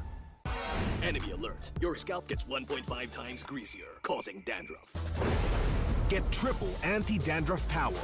Supercharged with Clear. Stop and pull over. Your scalp gets 1.5 times sweatier. For cooling power, Supercharge with Clear. Different shades, different moods. But somehow, we just click. We all move through life differently. Chasing dreams, finding calm, and growing in our own ways. For some, their energy burns brightest when they play. For others, calm is where their focus finds its rhythm. And for a few, growth simply happens when the mind is at ease. But even in our differences, we're all connected by the things that hold us steady or have our backs. No matter the you, there's a color that feels like you. So let me ask you this. What's your color?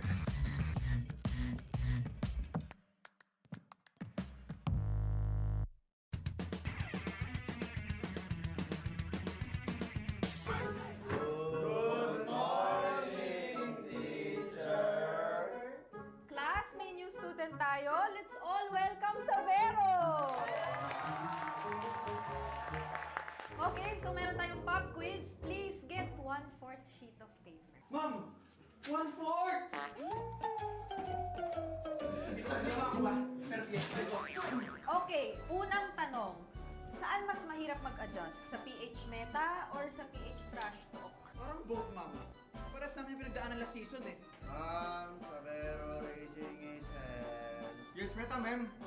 Because we used to be best by Philippines. Perfect! Plus 5 ka. Mukhang madali kang makakapag-adjust both. Last question, class. Sino ang mas pressured? Import or local king? Parang local king, ma'am. Baka sa mukha eh.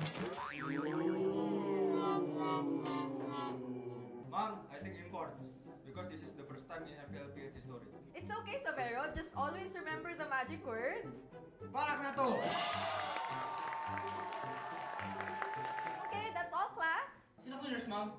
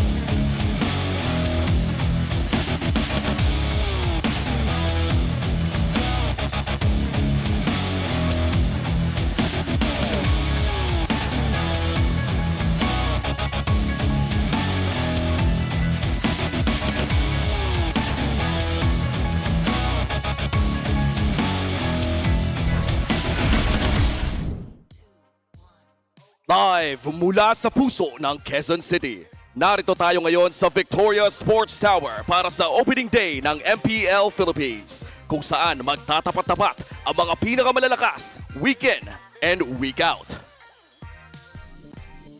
Magandang hapon sa lahat ng sumusubaybay ng MPL Philippines Season 17. Narito muli kami para i-discuss ang mga malupitang laban natin. Uwami pa rin kasama si Burrito and si Wolf. At ngayon makakasama din natin walang iba kundi ang English panel. And it's us, once again, the We Bear Bros here for the English panel. We'll be dividing it up later on. It's me, Leo, Renmar. But right now, it's all of us. Tama tayo. Hindi siya mali. Hindi siya mali. Napakadami natin dito at nakita na rin natin kanina yung mga pwedeng interaction na ngayon lang magiging posible. Yeah. Kailangan ko lang sabihin, since we're all together, ngayon, We Bear Bros na rin kayo. Yes. Ay, maraming Well, salamat. thank you. Thank you so much. It is a honor na mapunta sa ganitong klaseng lugar na We Bear Bros na rin kami. At dahil nga nagkaroon tayo ng mukhang mutual na palitan, nagkaroon din tayo ng isang plot twist na may golden trade. Ito yung tipong off-season na sobrang ingay talaga. Oo, sobra. Dumagundong lahat eh. Social media and all. Sino ba naman mag-aakala na si Kelra ay tutungo sa Indonesia, di ba? Sobrang tagal kong in denial dyan. Hindi ako makapaniwala na ang isang Filipino player ay pupunta doon sa Indonesia tapos mapapalitan ng Indonesian player mismo. And this is the first import for the MPL Philippines. I mean, everyone was looking forward to seeing Aaron Shiki, but we didn't get to see him. But we will see Severo play today. And I think, as Wolf said it, matagal niyang inisip kung pwede ba talaga to. And balita ko, matagal kasing niluto to. So this is a decision that the ONIC franchise made, not just for the Philippines, but also Indonesia side. So this is a big, super fam din ba? But basta, this is a super fam-made decision. Severo. Ang ganda na lang sinabi niya, yun na lang sasabihin ko eh. I mean, yun na lang country ko. At this point, Severo is indeed the first playing import mula sa Indonesia patungo dito sa ating liga. At kung pasabog man ang nakita natin mula sa ONIC Philippines, ito kay Severo na ngayon nakatutok ang camera sa kanya, bisitahin natin ang huling 8 taon niya papunta kung nasaan siya ngayon. Yeah, started apparently sa ONIC Miracle. So this is different from ONIC Prodigy. May amateur team. Madami kasi yung mismo ONIC franchise. Yeah. Then eventually na 2025, doon na siya napunta dun sa MPL Indonesia as a substitute for CW, kung saan actually instrumental siya dun sa mga championship na nakuha ng ONIC doon. Yeah, and we also have to say, before winning those championships with ONIC in MPL ID, kung di ako nagkakamali, he also has a couple of championships in more local tournaments in Indonesia themselves. Pero yung tournament na yun, parang kung may MDL level, I don't want to say the level below MDL, but it's like, yung grassroots talaga. Yung grassroots community teams talaga from big orgs competing in that tournament. Yep, and ang laking shoes ang kailangang suotin ni sapatos ni Severo dito dahil ang papalitan niya ay walang iba kundi ang gold standard na si Kelra, for the longest time touted as one of the best, or if not the best gold laner dito sa Pilipinas. Yeah, fortunately para kay Severo, nagkaroon siya ng maraming oras. Katulad nga ng nasabi ng English panel natin is ito yung pinag-isipan at niluto pa ng Super Fam. And I think that this training started late into December, pero syempre right after nung nakita natin na M7 mula sa ONIC. So they had the time to actually do this. Yeah, and para sa akin, isa sa mga favorite qualities ko ni Severo is he's a very dependable gold laner. He seems like that type.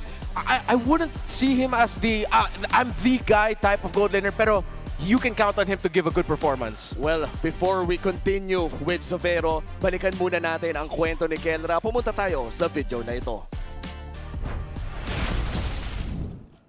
Ayun, masaya ako dito sa Indonesia ngayon and sobrang excited din ako matry yung scene dito sa MPL Indonesia. Pero syempre, hindi pa rin mawawala sa akin yung nami-miss ko yung PH and yung MPL PH tas yung mga teammate ko doon. Pero so far, sobrang masaya naman ako dito kasi para sa akin halos same lang naman yung ONIC PH tsaka ONIC Indonesia kasi paras lang, parang pamilya, masaya. Kumaga, since nandito rin dati si Coach Sheb and si Kyrie, feeling ko na ano rin na rin nila yung culture na dapat pamilya, hindi parang mag-tropa lang gano'n, magkatrabaho. Kasi sa Pinas, ganun kami. And yun, so masaya naman ako dito and excited ma-try yung scene dito. Ma-advise ko lang kay Sabero, siguro kailangan niyang, kung sakali mang dumating yung point na may, siyempre, as a player or as a team, hindi mawawala yung matatalo ka or matatalo ka isang beses, dalawang beses. Kumbaga, pag dumating man sa point na natalo or natatalo, wag siyang madadown and mas mahalin niya yung pressure and yakapin niya yung pressure na mga sinasabi ng tao kasi hindi mo maiiwasan na maraming masasabi sa mga tao eh. Kumbaga, kailangan mong yakapin yung pressure na yon and kailangan hindi mo siya madala sa loob ng game and wag mong kakalimutan na mas enjoy yung nasa Pinas ka and mag-try ng bagong habit and bagong routine.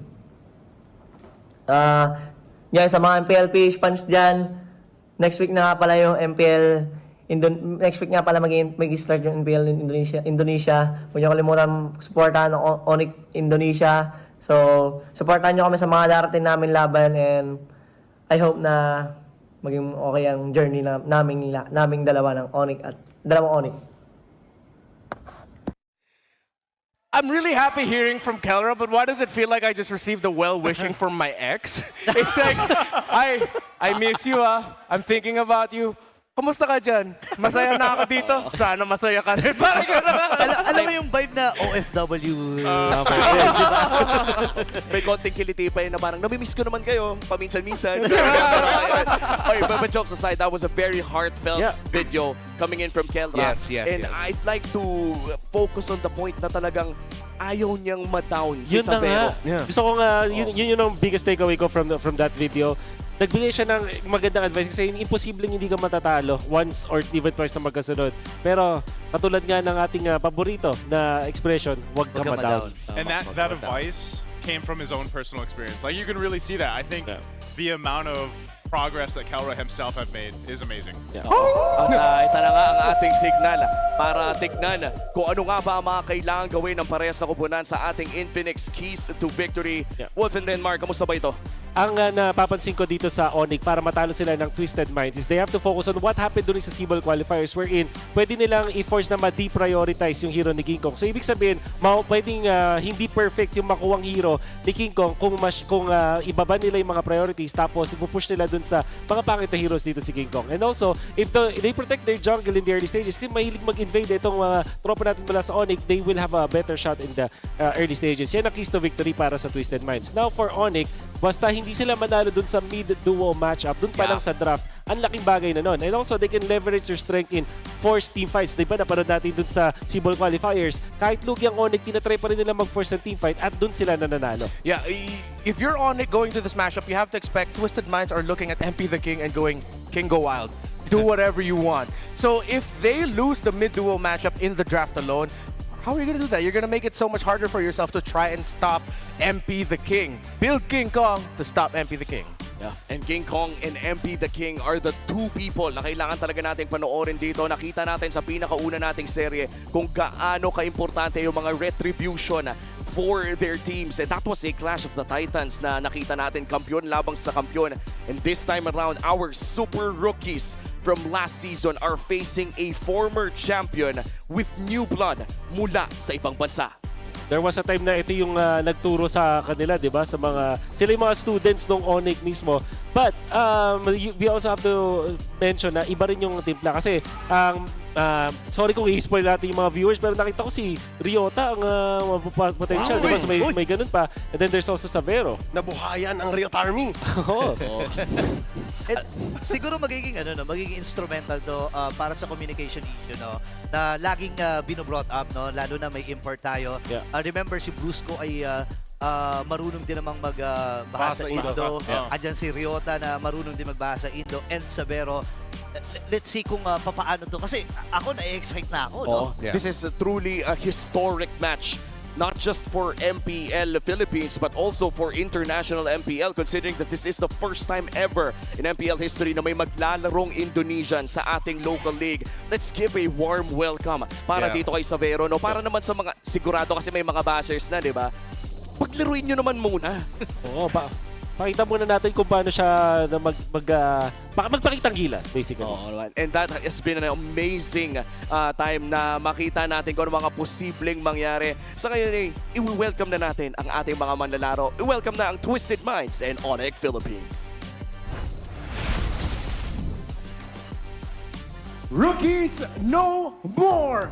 They have returned to shatter the status quo! Please welcome Twisted Minds!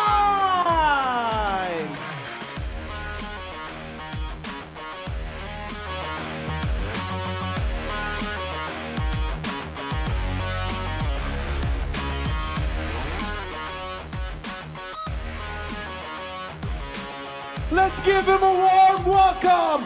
Dari Indonesia! Selamat datang di Filipina! Impor pertama, Savero! Dan ONIC Philippines!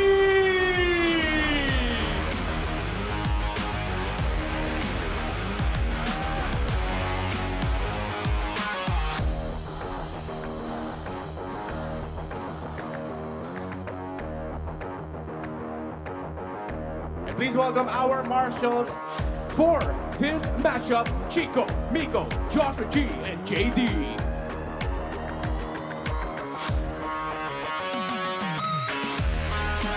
And our head referee is set. Please welcome to the arena as well our coaches for this matchup. For ONIC Philippines is Coach Hayes.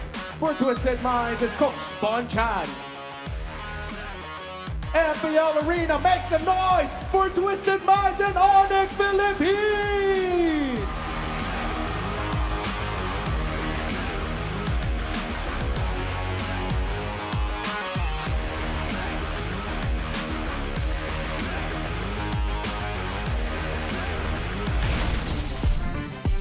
And here we go. I can't wait to see this one break out in front of us. That was a hell of an intro there, Redmar. Thank you. And yes, I cannot wait to see Savero play like we saw here. For this lineup, we got to take it through first. Opposing Savero and the ONIC Philippines, it's Twisted Minds. It's a damn shame we didn't get much of a moment on our big panel to talk about Twisted Minds. Yes, folks, you are not deceived by your eyes. Owl has come home. A former import playing for both Cambodia, Malaysia, and China. This is a national athlete who won the SEA Games in Vietnam in 2022 and has gone as far as third place in the M5 World Championships. He is known to play amazing fighters in the gold lane, and that's what they're going to need to go up against the Super Fam. And of course, we gotta put eyes on Savero. Welcome to the Philippines. Van Clayton. I saw a little bit of Savero's reaction, and I saw ONIC Philippines backstage. They were really hyping the young man up. You could see the nerves in him, but ONIC, the super fan that they are, did everything they can to tell him, you're gonna be fine, you're gonna be great. So the vibes are there. Savero just has to... This is, you guys got to remember, import in MPL Indonesia, right? Kyrie went over there, here on the other side, right? So I think that's something to say. The pressure is going to be there, but I feel like that culture that we even saw Kelra mention, that ONIC as a whole, whether that's the Philippines arm or the Indonesian arm, they create this culture of family. And I think this is still a iteration of that, and who knows exactly how we'll see this version of ONIC Philippines play. But I am excited just like you guys, and I think even with Ryota coming back in into this mix, it's seasons, because I feel like he's. But before we get to the match, we're gonna throw it to our smart ping. Minds. MPL Season 17 eh. Boy. Ano lang ako dito, tayo. Yari kay Kaloy. Shoutout nga ngayon na dyan. Shoutout kay Mama Nation. Uy! Di pa ako tumulong. Nanginginig talaga yung buhay. Good luck sa amin. Ay, good luck sa ONIC kasi nagagalit na si Kaloy. Let's go, let's go, let's go! Hello, Filipina fans. Sonics Philippines. Thank you for welcoming me, guys. Keep support me, guys. This is my first game. Filipino fans. Tingin ako, pre. Tingin. Sakin. Mahal ko ka. You got it. Some words there from some test. Last season, it was always singing. It was a singing ping test. Yeah. Our players. Yeah. You know, despite that being a really sweet message from Severo, the moment Al showed up on screen, or when we see Al, it's like, bro, that's who you're up against, man. Al is really good. He impressed during the wildcards of the M7 World Championship. He was gold lane Sora. Yeah, he was gold lane Sora, and he impressed also during his stint in China. This is going to be a tough first task for Severo, and not just Severo, for ONIC Philippines. Considering that the team they're up against, actually the community are looking at Twisted Minds and going, hey, we see the vision. There is a bright future there in front of us. In my own personal power rankings, I actually put Twisted Minds slightly ahead of ONIC Philippines. Oh, you did? Given how I think this will be more of a rebuilding season for ONIC, because if you remember, in season 16, there was a time where Twisted Minds were actually ahead of the Super Fam. Oh, yeah. For a majority of season 16, yeah. Twisted Minds were doing much better than the Super Fam. I think they started their regular season with a win streak. With a win streak, yeah. Yeah. I think for almost like half the season 16, Twisted Minds was like on top, and then eventually there was that dip. They still didn't make it to the playoffs, and then come the playoffs, I think that was just like the apex of, well, I mean, it's our first season, it's 4 of us, 1 vet. It's expected that come the playoffs, maybe we're just not quite ready for this yet. And that's not to hate on Twisted Minds. I mean, you can only expect so much from a young team making their debut as talented as they are, which is why I'm so excited to see them for their next full season. Finally, Coach Bonjan, Coach Eson as well, with all the learnings that they have, with the pedigree of this coaching staff, how hungry MP the King gets every season to get to the top, the peak of MPL Philippines. I am looking forward to seeing how Twisted Minds has grown.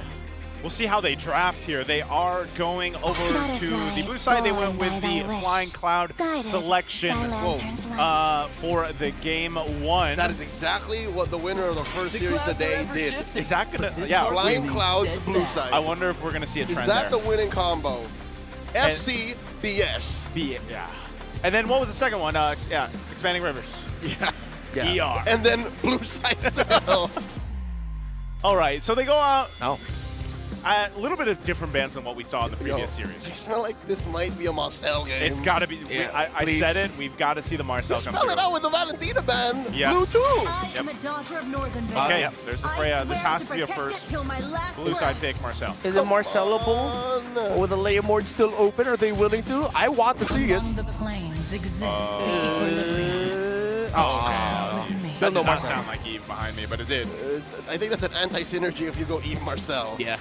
So I may have to. Yeah, it doesn't stop the projectiles. The projectiles will still go through.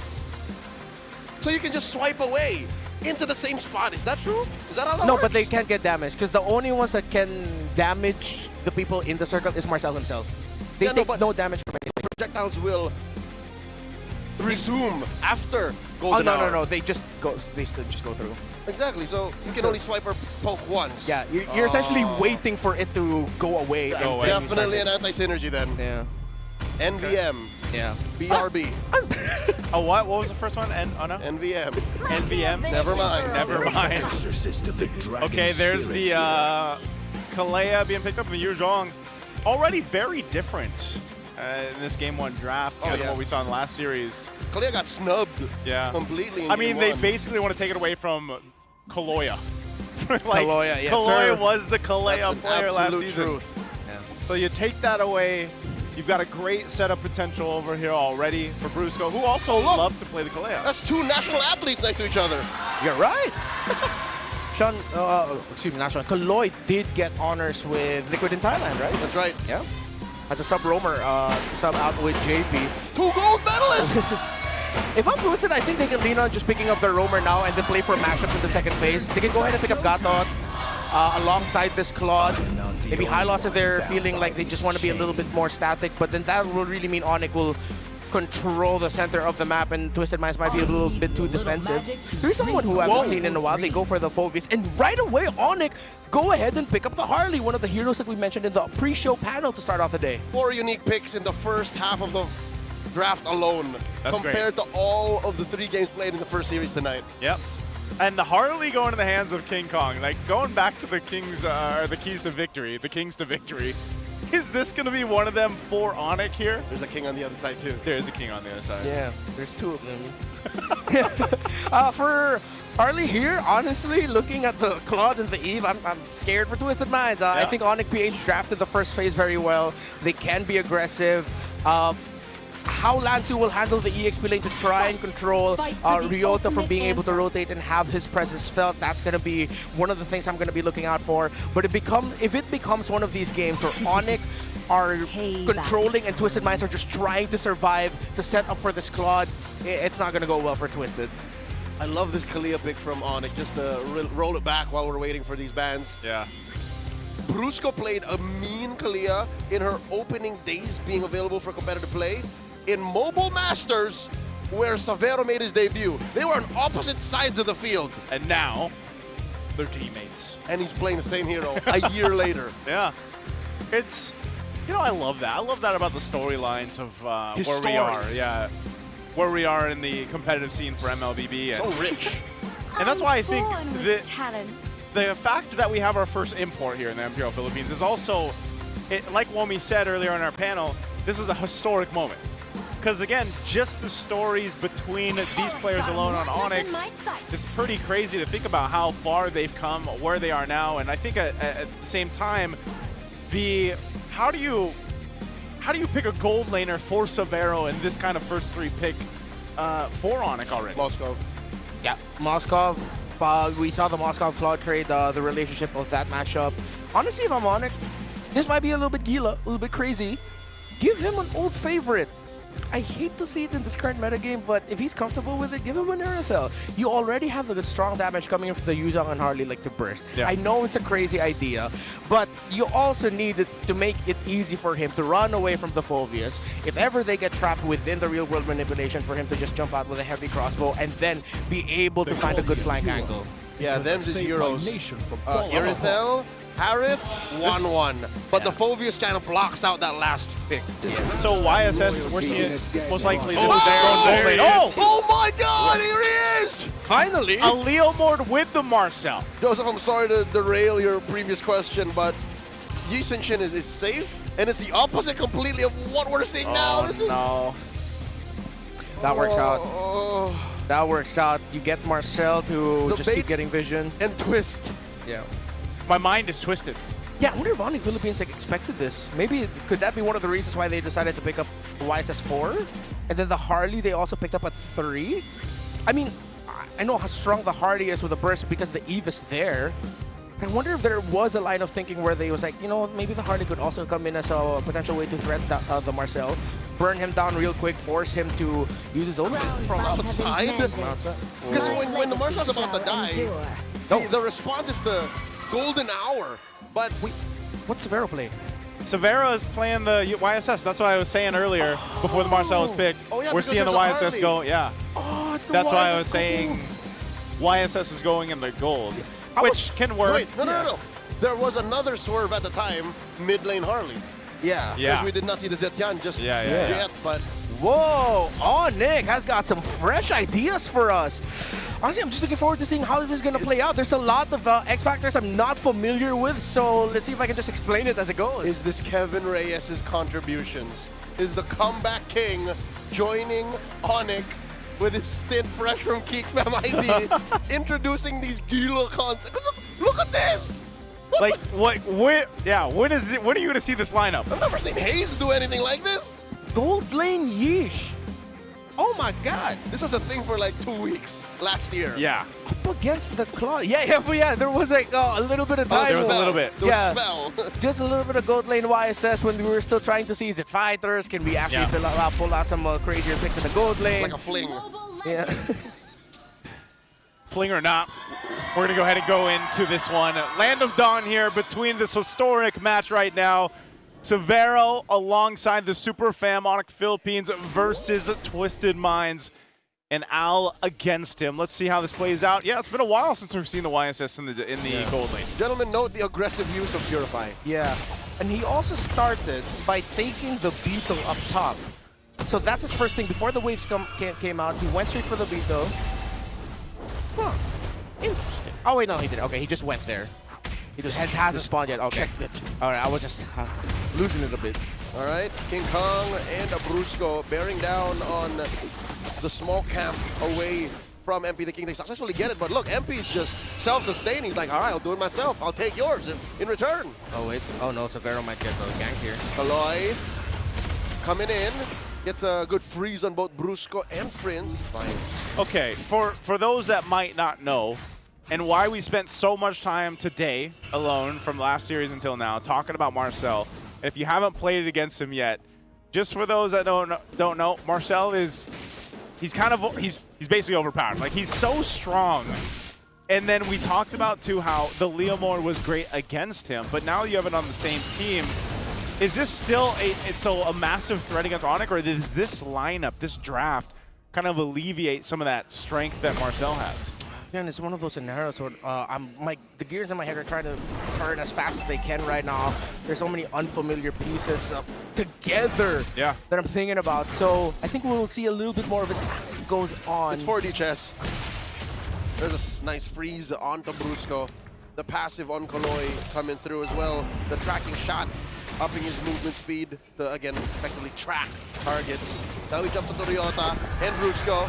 There's MP the King with a Venom Speed slashing through Brusco. Didn't even get the heal, using that flicker defensively. And now Ryota pushing back 3 members of Twisted Minds. Sean checking in, holding on to the RWM. Yeah, MP the King brought low, but I don't think ONIC can go straight for the turtle. Have to go through the purple buff first. Let's see if after this purple buff they'll go there and where MP the King will go. After this green camp, is he going to try to position for turtle, or will they just give that up and go to their own purple buff instead? Yeah, so purple it is. Yeah, purple taken. No deaths there. But so this is one of the things that Marcel does, and he doesn't have the ultimate yet. He doesn't have that golden hour just yet, but still a threat with being able to go ahead and snap some of these people. But King Kong secures the turtle. They'll keep it clean and calm right now. First objective secured. Uh-oh! Owl catches a face full of Mountain Shocker. Had to get on out of there. Did not need to use the Purify, but a close call across the map. ONIC are getting what they want. Yeah, it seems like in the trades, the moment Severo lands the Mountain Shocker and the stun first, that's already going to be an advantage for him, making it hard for Owl to decide whether or not he's going to be committing it. So after he took all of that damage from Severo, he decided to BMI out instead. So let's see if Severo's going to keep using his ultimate just in lane to try and keep forcing Owl back. Could. I mean, right now he's got a little bit of an advantage, as you can see there with the gold in the gold lane. Across him is 200 gold ahead. Went to the rush with that Hunter Strike too. Which in hindsight is still very strong out of the gold lane. Name another gold laner who has an ult that affects the map entirely on a single press. Even SOD doesn't do that. You have to aim SOD. And you have to do something with it. Oh, there it is, another Mount Shocker. King Kong drops the deadly magics! Owl bites it underneath tier 1. First blood for the Super Fam. Clean gank from those two. That could not have gone any better. And it seems like because of Owl prioritizing the Warrior Boots first, that's him acknowledging that in lane to lane, it's better for the YSS. He will have the damage advantage. Severo decided to go for pure damage item. Owl immediately thought, this is going to hurt. I have to go defensive first. And that's going to hurt too, because that's a whole lot of extra gold now in the hands of Severo, even though he was already a couple hundred gold ahead. And like you guys were mentioning, having that Mountain Shocker also secures you that move, that play with the Deadly Magic with the Harley to set things up. Tsunami Slam finds him. Golden Hour, the answer. Kaloy moving around, trying to cancel Brusco's initiation. It's successful, but still, Twisted Minds on the back, but Sean forced to flicker out. Defensive golden hour, and yeah, you see the moment it goes up and there are members of both teams outside of the golden hour, they're essentially just waiting. Yeah, that's kind of what it is. It's a waiting game when it's used. And second turtle up, control right now for ONIC. Let's see if Twisted does. Here we go, Black Dragon form plus the Phantom Steed. Big trade in the Turtle Pit. Lansu steals it away with an Infernal Pursuit. And just like that, Turtle 2 goes over to Twisted. All right, Twisted somehow ends up securing that. Lansu gets that, but you can still see that if they go full force in the face of ONIC, it's more so of they need to be able to go ahead and scale up. And a part of that is that Phoveus being tanky enough. They've got plenty of damage early on to be able to utilize this and wait for Al to eventually come online here on this Claude here. But what I'm seeing from ONIC too, the way they approach the fights is just like we've seen so much times before. Kalea can set things up. If you don't have that, you actually have quite a bit of good, these like mini crowd controls that you can use with the Fury, the Phoenix, even Ryota when he has the Petrify available or that setup potential with the Furious Dive. It's interesting to see the hero design of oh, sorry, I'm blanking. Marcel, there you go. Marcel. Thank you. He's not really built like the archetype in-your-face type attack, but because of his kit, because of frame moment and tracking shot, he is encouraged to just go up right in front of whoever he's up against, try to get those immobilizers and crowd control up, and then make the most out of all of the crowd control abilities that you have. And he can. We've seen it a couple of times. The only problem is Twisted Minds can never really truly say no. All they're doing is saying not yet to ONIC.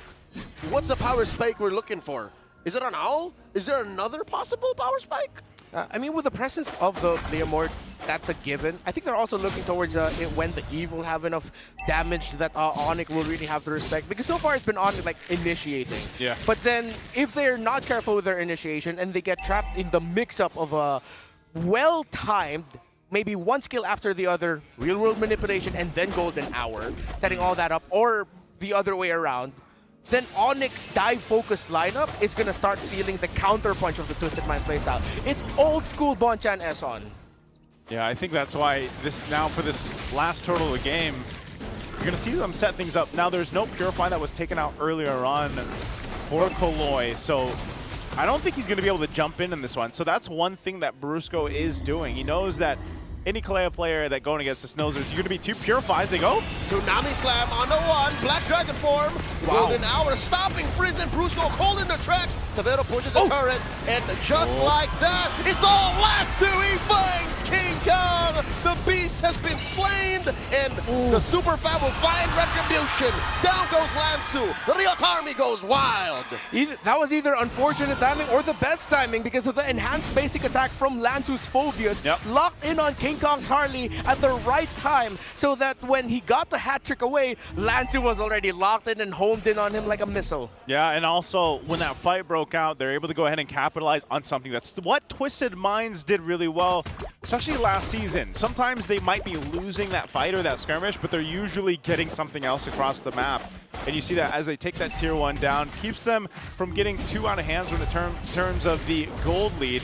But it is going to be Severo that knocks down the tier 1 turret now down bot, and you can see the itemization coming into play. King Kong's now got a Divine Glaive with the Genius Wand. So he's going to work pretty good synergistically with Super Prince now at this portion of the game where they're just looking to burst someone down. If they can lock someone down, survive that golden hour setup, and then get one themselves, they get the advantage in terms of numbers. Yeah, but on the other side, you also see the threat of what the Twisted Minds combo could potentially have. The ceiling is quite obvious.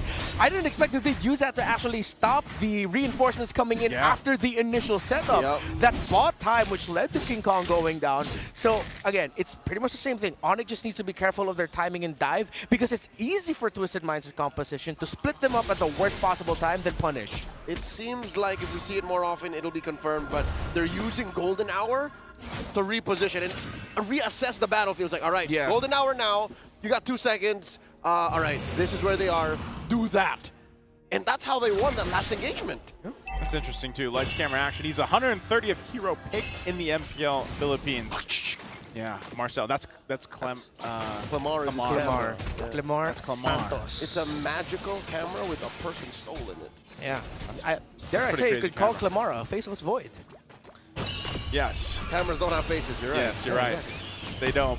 The Lord's got one. Lansu, though, he gets poked down a lot. Again, this is the amount of damage that even King Kong can do, so it's going to be a fight for the space around the Lord. Oh. Where's he going to go here? I'm thinking, okay, so even if during the objective team fights, because of Traceless, Severo's positioning in the dance is as if he is a jungle himself. Maybe they're using him as a little bit of a bait tactic, wherein they see the YSS and then Traceless. Kaloy compromising Brusco's position in that river brush. And they re-engage. It's come to the point where the game is so tight that despite ONIC having, you know, a small advantage on the map and a 1K gold lead, Twisted Mind's movements are just as lethal. Yeah. This has all going well for ONIC, but at the same time, Twisted Minds have kept the game close. Al did suffer that one death, just a level behind Severo, so it's not a massive gap. Yeah. Less than 1,000 behind. Less than 1,000. He's on the way to Trinity. Once that golden staff locks in, then it is gonna start looking a little bit more different for ONIC. About 1,000 and change, I take that back. Yeah. He's just on his way to the Swift Trinity. Yeah, so once he gets there, he's going to be in a good position to actually fight this. I think that's why Twisted is just kind of delaying this out if they can. Yeah. We're also waiting for the third item of Sean because he went Bloodwing second. So typical Eve approach, he decided to go for sustainability, which makes a lot of sense because of the threat of the Harley of King Kong. Who, by the way, I like his positioning so far. Kaloy took a little too much heat there. Yeah. Down to a third. And that just goes to show how good the damage profile of ONIC is. Even up against the Roamer. I know he's not, again, a traditional tank, and he does build defensive items, but that hurts. And that is a telltale sign for Twisted Minds that they're gonna need to pull the trigger eventually. They cannot keep stretching this out. Oh, King Kong, okay, he's going to check that out. That's one thing that's interesting about Marcel, too, right? He doesn't get HP, basically, from the HP items. No benefits. No benefits from it. You saw him pick up a Guardian Helm. That's just going to help him heal back up at least when he does get poked down. Putting himself in danger. He kind of has to, though, he'll right? Sit out for like 3 seconds. I can do. Go again. Like this? Okay. Go again. Even Brusco's getting tired of this. Like, stop! Come on, stop! Oh, less than half health on this Lord. All right, this is the dance. Lord gets reset. Yeah, it gets reset. There's so much pressure from ONIC's whoa, lineup. Whoa, whoa, whoa! Brusco pulls the trigger. Finds Sean. That's the golden hour. The reposition. He has the Fury of the Phoenix. Sean goes down. Black Dragon form from Ryota. That's the Mount Shocker from Severo. Does not get the finishing job, but MP finds Brusco. Severo falls, and now Ryota in the middle of 3. Make that 4. Kaloy still here. Ryota goes down. Ow gets him.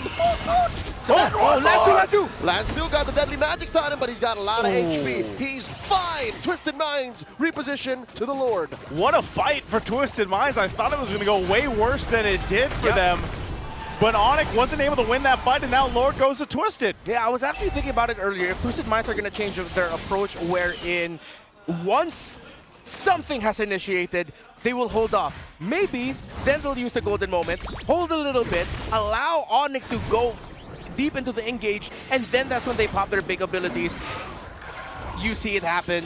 Once ONIC decides to go for full dive, but Twisted Minds have it premeditated where we still have some ultimates, we still have some abilities to punish this dive, then we can turn it around. So Twisted Minds' long game con has worked out for them. Now it's ONIC in the back foot with a lineup that doesn't want to be playing from behind in terms of map control. Yeah, it's interesting too because of the fact that like this is such a low kill game from especially what we saw in the previous series, but it's the technicalities that are coming through here with this composition.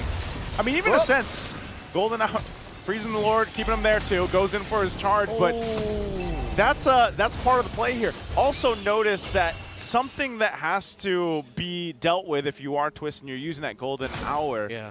You saw from Super Prince the timing with the Fury of the Phoenix, that little bit of a stun that is there with the Fury of Phoenix can be timed well to deal at least with the Golden Hour in a way. Yeah, and I like how Kaloy used the Golden Hour on that Lord because that actually meant that the dive will push through that charge. Because if he did not commit that, then ONIC would have taken down the Lord before the damage from the charge connected. So there would have been a chunk of HP that the turret would have saved. Yeah, exactly. So that's why he uses ultimate to make sure that the charge will eventually just go through. These are mechanics that prior was not in the game before Marcel. Yeah, Marcel has changed he's changed the game, literally. It's been a great year for the French. Well, it's not really French, it's just the name. Yeah, English. He's English. Owl also just picked up his Wind of Nature, so he's going to have that defensiveness here for him. Look at this. This is what I was talking about. There's the Fury of the Phoenix.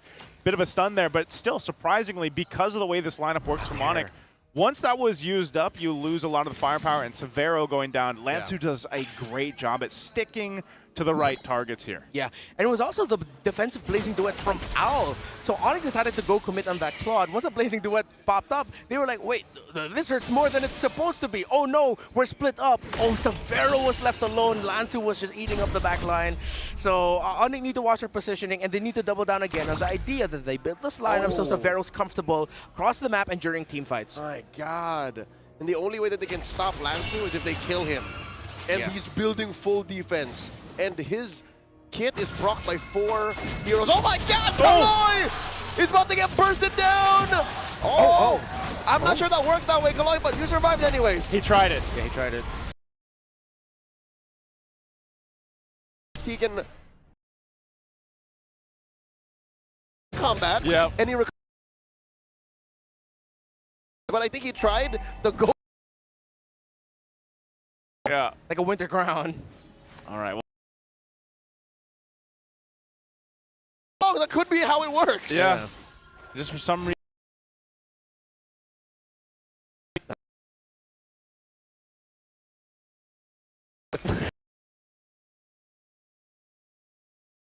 They're really... Because again, to just go for or even the Leomord is alive. Yeah, let's say I'm quick, but what happened? Oh, Fury of the Phoenix, he purifies it. King Kong.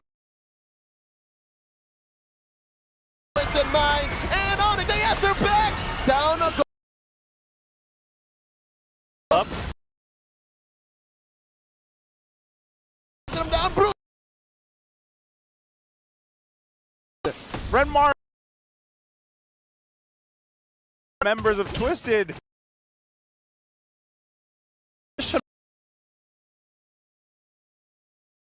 Mark.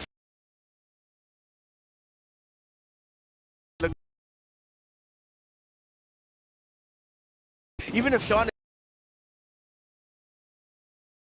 still impressive, yes. Problems for ONIC in the down to a fifth of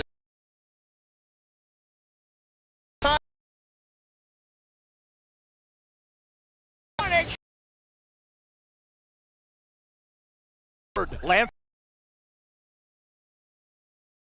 is carrying a an obelisk. Look at his item build, man.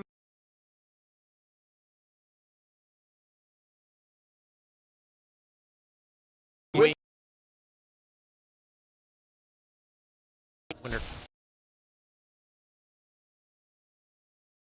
We're Bloodthirsty King. That is an item.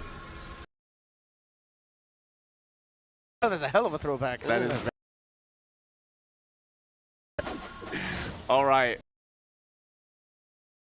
Rose gold. They'll have to deal with this Lord. Assuming we're going to see Kaloy potentially do. Oh, he's got it. But I don't think they need it. Yeah, he's just going to go for the full dive. They want to take this base turret. A bit further. Base turret. A bit further. They still have a wave up top that can potentially push in, but it looks like they're just going to go ahead and get that one base.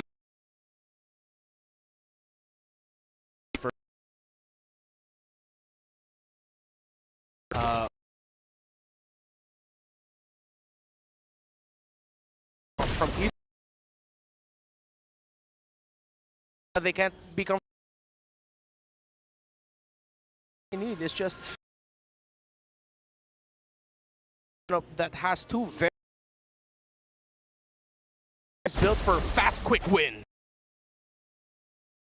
Gentleman in the River and King Kong. In reading of the map. The other members of ONIC has been stellar. He's got my nod. Yeah. This is going to be one of those things to get the favor. Ryota on the Xuzhong has to be able to go ahead and almost emulate. Now, Owl, like you mentioned in the draft too, he's got so much space to work with in a lot of these fights, and we've seen that, but I think it almost does come down to these. And that's why I call it the trunch. The image is the trunch. Yeah, that's why. Yeah. Yeah, that's why I was so confused too. Looking at the crowd right now, dude. Yeah. The trunk show up, but it's the crown. A little bit of a Frat Night Friday for us here. Yeah. So Twisted. I'm trying to think if this is gonna keep being so easy for them, because so far it is. As long as ONIC doesn't pull anything that is different from the past half a dozen fights, then yeah, it's going to go to Twisted over and over again. That's what ONIC is doing now. That's why they're buying time, looking for a different angle of attack. Yeah, I feel like they've been trying to find the angles, but it seems like almost every angle is covered by Lansu. Covered by Lansu. Like, I'm here, I'm there, I'm everywhere. Lansu's just the guy. Okay, they're going to go and keep them spotted out here. King Kong has been pretty happy with using that deadly magic, but it's just unfortunate because they can't really capitalize on the right target. Who is the right target? For a lot of times, it's been either Kaloy. He's taken that.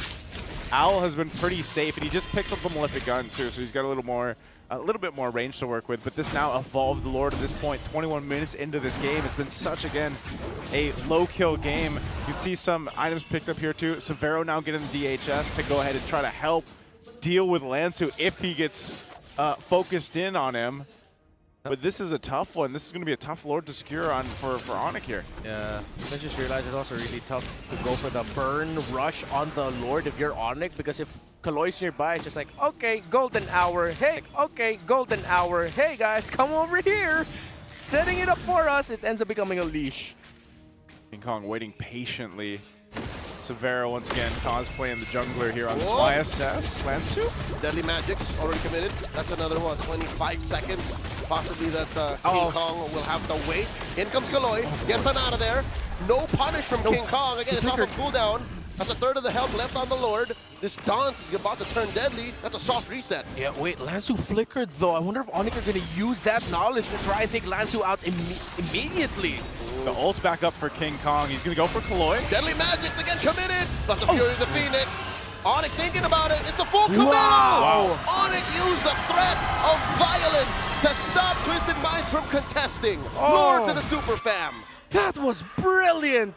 They did use the knowledge of Lansu burning his flicker because they knew that that's going to immediately change how Twisted Minds want to go for the dance. He's going to be a little bit more careful, drag it out a little bit further, and yes, the Purify from Owl also got forced out. That's the Fury, baby. It's a chess game, man. And that's exactly what that whole Lord dance was. Again, a Lord that was evolved, plus that 20-minute mark here for this. So a very hard-fought win. And it's funny because when you break that down, a whole lot didn't seem to happen, but a whole lot really did when it came down to the timings, be able to get some of those battle spells down, and then now work towards having this advantage of pushing in with the Lord here. And so with this evolved Lord coming towards the base of Twisted, and this kind of lineup that ONIC has, we'll see if they can push down some of these base turrets. 10 kills, 6 on Twisted, 4 on ONIC, 23 minutes. I wonder if Severo is going like, guys, what is this? This is not what I heard. Is this how the Philippines plays? Wow. Fury of the Phoenix starting it up for ONIC, plus a Mount Shocker. And that's enough. I think ONIC are happy with going evens with Twisted Minds. They both have lost a side lane inhibitor. I think they're still potentially going to get this mid turret here. Do they want more? Nato says ONIC, Black Dragon form, by Ryota. They don't have enough waves. Golden Hour used to stop ONIC's forward momentum. Bottom lane almost gave in, but turret. Twisted Minds keep it up. So nearly getting the 2 base turrets too. Oh, King Kong! He gets it! Plus the space it's Cloud escape. Oh no! Here it comes! Flying Clouds, an unfortunate pause. Double checking it out. Seems like, yes, based on the information that we can see on the stage, it is the side of ONIC Philippines that did call the pause, and our marshals are currently assisting Super Friends. How's about that for a golden hour? Yeah. Well, when we get back, we are going to be seeing Ryota going down. Yeah, he's definitely definitely dead. I will say this. Not worth it, man. It's flying clouds. They should respect the respawn and them to just chase. I know they wanted to get the tower, but dude, that's one tickle of a basic attack away, 2 even. Why did you need to commit? And if you look back at the competitive history of Coach Eson and Coach Bonchan, this is their specialty. Even before Flying Clouds, under Blacks International, they would relish in base defenses and then wipe out their opponents. Yeah, exactly. Right now, which is why I'm just like, what was that? I don't know if they'll like get more than just Ryota off that. Yeah, because there might be more. King Kong should have been able to get away. Yeah, he has the hat trick dash out. He still has a bit of movement speed to get away, so he should be safe. I think it's Ryota. I just didn't see right before we went to the pause if there were members of ONIC in the mid lane close enough to help Ryota or maybe even punish Twisted Minds for chasing down the Yuzhong.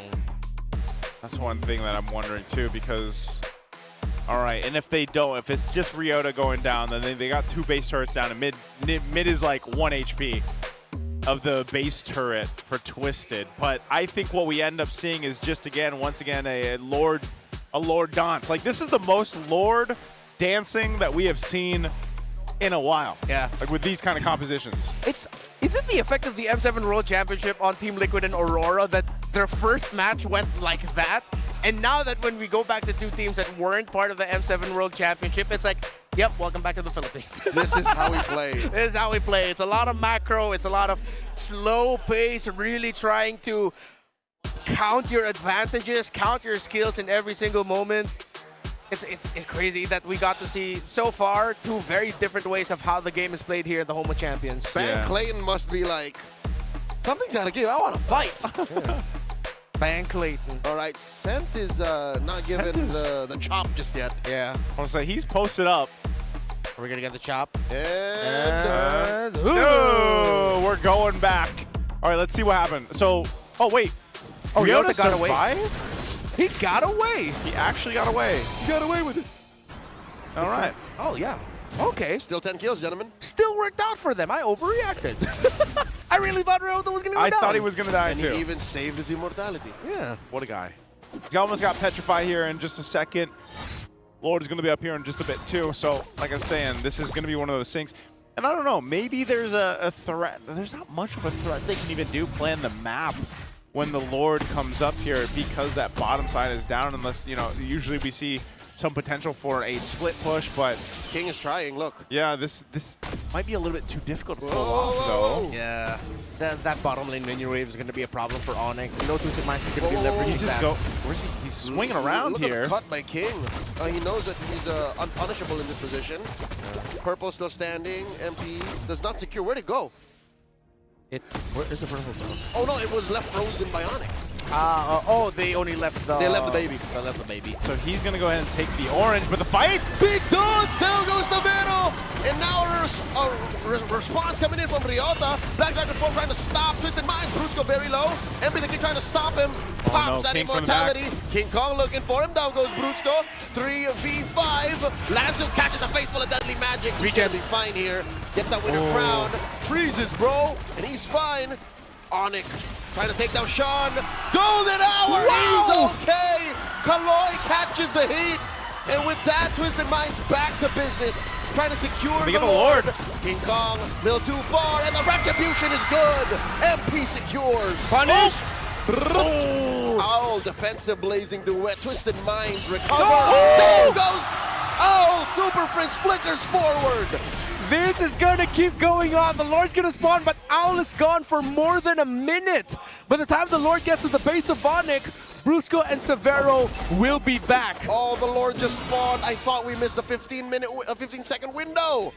Oh, man. If it spawned at 45, it would have been better. Yes. Yeah, and that's unfortunate, but this game, I mean, almost the 27-minute mark, and it's like, you know, you saw King Kong over there on that side of the jungle going for the orange and everything else, but the team got forced into a fight. So we're going to have some swapping of items going on here, it looks like, too. Potions also coming into play. Ooh. And this is going to be a beefy Lord to deal with. I'm really wondering how ONIC's going to be able to go on the defense here. They might force something actually before the Lord even gets its way up to that base. Yeah, their damage is going to suffer because they have to commit a good chunk of it to taking care of the Lord. And that means Twisted Minds can come in and deal damage back with not much of a response. That's why they have to deal with it here. Knowing that Owl's not part of the picture, but Twisted, what do they want to do? Do they choose a fight or just delay? Look at those hits on Severo from the Lord alone. MP! MP! Should be fine, gets his immortality pop. So the BL did give him a little extra magic defense, but not enough. Man, seeing the pros play it, Marcel is really annoying. He just keeps walking up to you. You can't help but just get snapshotted. That momentary freeze is more than enough for another team to decide real quick whether they're going to jump on you or not. That bought enough time, though. ONIC was able to go ahead and do enough to take care of this Lord. Again, a massive charged up Lord to almost the 28-minute mark at this point. And I think, again, it all comes down to the Lord dances, unless somehow there's a big pickoff to come into play here. But I don't know if that's really going to happen with ONIC as they try to defend this mid. Conceal by Kaloy, plus the Golden Hour, stomping the Black Dragon form, throwing it in, Tsunami Slam, no one home, the turret left at a fifth of its health, down goes Lansu, Blazing Duet takes down Brusco, and the turret up top goes down. What a grab. Freezes, FP the King gets caught, down, Severo might go ham here, and the rest of Twisted Minds get on out of there. 3 go down from Twisted, 2 for ONIC. A big play for Severo and ONIC Philippines. The Mountain Shocker was actually alley-ooped by the Golden Hour with everyone frozen. That actually looked like a great defensive tool, but Severo didn't caught. He waited for the right moment to throw out that stun, and it landed perfectly. It was difficult for him to find the right position, but eventually he was able to get killed. Great timing of the real-world manipulation. Phoenix almost caught Kaloy. Will use the Guardian Helm to it. Mount Shocker. I think Twisted have to just.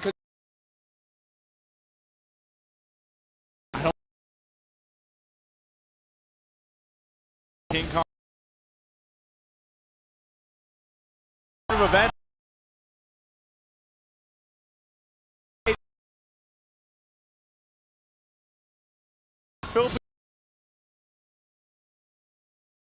What a game. The turtle ship.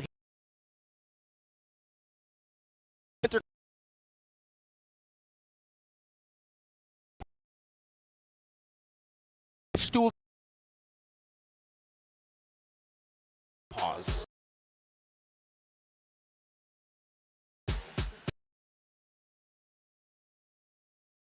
Now to defend. More built. That we see this Lord also cleared out. And from all angles on this Harley. Alone, that first skill alone does quite a bit if it hits the right targets too. It's tricky, but they got the tools. Yeah. And that's what ONIC is looking at here.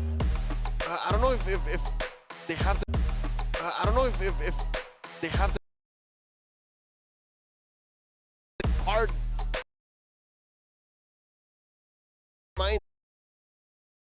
minds. That's in Twisted Minds jungler. I'll try to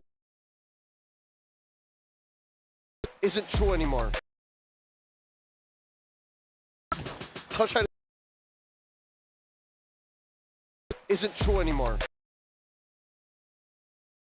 If you get rid of this flicker, things change. Yeah. It also has gotten to the point now where even Lansu trying to front is him thinking, oh, what the majority of the game has gone for me, I cannot do consistently anymore. He gets burned down way too quick. Man, we might be on the road too for our longest game already. I mean, yes, God, this it's season 29. Started, yeah, it's 29, but what was our longest last season? 30, 30? I didn't feel it, by the way. I'm telling you all now, I didn't feel 29. Yeah. Like you didn't know it was 29. Yeah. Yeah, I know. Yeah, my brain was constantly turning about like, oh, how's this reaction gonna go? You saw the little bits of interactions that we really need to watch out for. That felt like a quick 29. Yeah. In That's my why. head, it's like 16. 16. Yeah. except for the being the like the evolved lord, like how difficult it is for them Yeah. Oh, yeah. to actually secure it. 18. Yeah. 18. It's this is gonna be a tough one. I feel like I said for TWIS though, they have the tools. We'll see if they're able to clear it out once we get back into this game. And I think it's this is one of the things. I don't even know if we'll see this specific lineup from ONIC again. Like this is such a unique composition that they brought for. It is, dude. But I wonder if that ends up becoming like their thing. That what if they saw something that not a lot of teams know just yet, that not a lot of us know just yet, that YSS Gold actually really slaps in the right hands and with the right composition and pieces with it. Yeah. Because it doesn't have the pressure of being the main damage dealer. That's the Harley. And it is supplemented with other heroes as well that can help. That was a little bit too close for comfort, Sent, but thanks. Thank you, Sent. We're got gonna be a chop. jumping back into this. Yeah. All right, so Lord hasn't spawned just yet over on the side for ONIC to make work with. Just to help fill in with a little bit more context and information, the Marshals are currently closely monitoring Super Prince as it is on his side of the table where it seems like a little bit of the issues are popping up, but they are close by, immediately ready to help him out in case if needed. Yeah, Super Prince is also going to be a big part of this. I mean, he has this whole game so far, almost the 30 minutes of it. Fury of the Phoenix really helps deal with that golden hour like we talked about, but even so, just the amount of poke and damage he's able to go ahead and provide. So this is going to be a quick mid-turret falling here. Look at the poke coming through already. Lord's going to be stopped in his tracks. He's going to force a fight though. Real revelation coming in, forcing King Kong out of here. Space escape out. He's healing up. He's trying. Down goes Lanzu. Savero disintegrates that Mobius, and the Lord is swinging away. Twisted Mind is in no shape to fight. And Owl is very low. The base is at half health. Down goes one more. Popping his immortality, and ONIC Philippines take game one. The first import in MPL PH history. First import player has just secured his first game win alongside ONIC Philippines in an insane chess match of a 30-minute bout. And that was only game number one. That is insane that we got 30+ minutes in game one here. And, you know, I will say, yeah, part of it was probably attributed to the lineup that we saw. Yeah. And maybe you're right, Redmar. Maybe this is what we're going to see from ONIC Philippines moving forward. It's almost like they went in with a very twisted lineup for this one. Oh, you're right. And it worked out, man. It took a while, but it worked out for them. Twisted is an understatement. By picking the Yisen Shin in the order it came out, and then playing this way is meta-defining. If this becomes the norm, like what, 2 weeks from now or a month from now, I wouldn't know what to tell you. Yeah, and credits to Super Friends. He's the only guy in ONIC Philippines in that game number one that has 100% kill participation. Yeah. I mean, the Fury of the Phoenix, of course. But he was there. The timing was there exactly when ONIC needed it to. And I think that's one of the reasons why Twisted Minds also struggled here. The timing of the Fury of the Phoenix, it messed up their understanding of when to back out, when to actually go for the full commit. Yes, it was going their way for a good amount of time, but then a Fury of the Phoenix suddenly turns the story around for Twisted Minds, because that helps set up King Kong potentially to just show up and shred. Even without the deadly magics, he can shred you down. Yeah, even as you look at these highlights here, you know, there was just so much timing and so much of a, that's why we call it the chess match that it was, because of the way that both teams had to utilize their lineups, but then look for a win here. I mean, this was great too. This was that base defense and then leading into a triple for Severo here, based on the timings of working around that golden hour. And you see how this all played out for ONIC. I mean, it started with that base defense where they were able to go ahead and get some control in their favor and move forward with it. Ooh. That was unfortunate. In theory, I think it was an almost perfect golden hour that caught all the important elements, except for Severo. And what that led to was a backfire. Just lined him up and knocked him down. Yeah, and that story would have been different also if somehow, some way, the Claude and the Eve timed it together. The defensive real-world manipulation was also under the Blazing Duet. But because of the threat of this Harley, again, it changed a lot of the dynamics. Good to see King Kong is still King Kong. Made him rain. Made it rain. MVP for the game, 3, 1, and 4. Harley, he really hurts. I was not expecting King Kong to pick up Harley in his first game for the season, man. Also, I was like, why does this look different? Yeah, he's got his braces off. You're right. King Kong's braces are off. And I was like, because I saw him earlier, I was like, something's different, but that's what it is. But also, it's different because he picks a Harley in game 1. I'm glad to see it, though, man. I mean, the way that he played it was, it had to be this way. There was no other way to play it than this way, and I think still him and Super Fritz really worked well together. This is usually what we see from them, right? Yeah. And it's the same thing even with this type of hero pair. Again, a Zetian and a Harley, the way that they worked, the way that they were able to go ahead and pop off a ton of damage, and it also allowed Brusco to kind of do his thing that he had to. A lot of the times it was, again, trying to get out some of these purifies, trying to get out some of these more defensive opportunities that Twisted's lineup had, or the itemization that they had, and then that's where you could kind of weave in and out with King Kong here on this Harley. And this was a really massive turnaround. Severo using the flicker, going forward, gets the double kill, shut down on the Eve and on the Leomord. If he did not commit that, Twisted Minds would have been able to recover, and they could have been a different ending, but gotta credit Severo also for getting those very crucial kills on the defense. That's gotta be the most deadly combination of words in the English language tonight. Which one? Yusun Shin with a flicker. I think that's what kind of put it over the top, what the Yusun Shin brought to the table, because we're so used to seeing Yusun Shin with Retribution. Yeah. And you can count when the Traceless comes out, right? But with a flicker, he's able to do those things and again, reposition himself. He covers a lot of ground. Exactly, to be able to deal the damage that I think the rest of the lineup was missing, because let's admit it, Ryota was utility. Yeah. He was the anti-engage, and he was there to kind of stop the rest of his minds from making the most of offensive golden hours. Prince was like, he was PG, right? He was QB1. Yeah. And then where else do you find the score? How do you get them field goals in? I love sports ball. Severo! The running back, or flicker back, I think you could also say, because he did time those flickers really well. Striker. Traceless back. That can Left work too. wing. I mean, just tossing on terms, guys. And it's funny because when you look at this, this is not, it's not like he did a crazy amount of damage, but I think it was more appropriate to the right amount of damage on the right targets. Yeah. Is what we saw from Severo. And again, how they allowed Severo to play the YSS as how it's usually played. Yeah. Be the guy starting out the Lord Objective. I didn't expect that they played that way. It's like, yo, you're playing it like as if you have Retry jungle, use the Traceless, but it all works out. The mindset. It's the mindset. Retribution is a mindset. Yeah. It's how you think about it. A good friend of ours would say that. It's all about the mindset. Yeah. It's all about the mindset. I miss Gideon. Yes. I miss Mirko. All right. I miss LaFell. There it is. Yeah, that was him, right? That was him. He is him. If you guys want to feel the heat, I'll tell you what, you've got to grab a seat. Are we rhyming now? Is that what we're doing? Nothing beats the energy of the MPL Arena Live. You guys got to catch it while you can. That's right.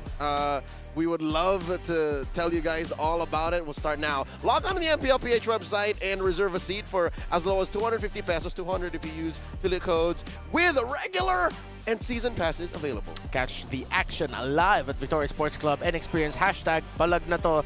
Don't miss out on this amazing deal. I'm going to use your code someday. Please do. Why don't you use it for tomorrow? We're both off. Let's just show. Buy a ticket with my code. And I will not do the same for you. I was going to say, but the trade would be you use my code. Hell no. All right. I see where we're Respectfully, at now. no. Respectfully, nah. All right. How about no? All right, I'll use Leo's. Super fans, ouch. Did you know men are 5 times more prone to dandruff? Don't let flakes ruin your focus. Power up with Clear, man. It's triple cooling power. It gives you 100% dandruff-free hair for that ultimate fresh feeling. Supercharge with Clear. Every single time that I use it, I'm just like, man, I'm powering up. Woo! You guys do the same thing? That's what it feels like. Yeah. Powering up the scalp. Yeah. It wakes me up. And it keeps me awake because of the cool freshness. I was going to say, it's been a little bit like too cold in the Philippines, though. Haven't you guys felt that at night? Yeah. Yeah, at so night. it's, if you use Clear, it's F. Yeah. Or a okay, cold plunge? it's not that cold like it's like an ice bath. Okay. Well, we're going to hear from an interview here before we head on to game 2. Let's go ahead and throw it over to our interview. Welcome back, MPL Superfans. This is your host, Denise, and we're at a very new space here in the Victoria Sports Complex, the Wall of Fame, where we recognize the greatness of our Filipino athletes. It's a space dedicated to our athletes who put the Philippines on the map. From our courts to the arenas, we celebrate our icons who put and give their all to the flag. And joining us today is Mr. Michael Martinez. Hi, Hello. Michael. Welcome Thank you for here. having me. Welcome, welcome, welcome. Kamusta ka? I'm doing good. Pretty happy. Pretty happy. Kamusta? You're at the new venue of MPL Season 17. I'm very excited, and I'm very excited to watch, and I can't wait. Yes. So to those who do not know, Michael here is our first Southeast Asian figure skater to qualify in the Winter Olympics. He's also a 2-time Triglab Trophy champion and a silver medalist in the men's individual free skating event during the 2017 SEA Games. How are you? How is it like being an ice skater? It's very nice. Yeah. Like, it's very challenging at some times, but it's fun. It's yeah. fun. Yeah. And you're an MLBB fan. Yes. Ano ka napunta no, sa MLBB? Actually, a couple of my friends are like inviting me to play lang, and then all of a sudden, I got addicted to it na.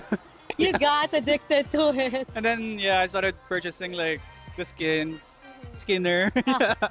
Yeah. So, mahilig kang mangolekta ng skins. Yeah. You really invest sa skins.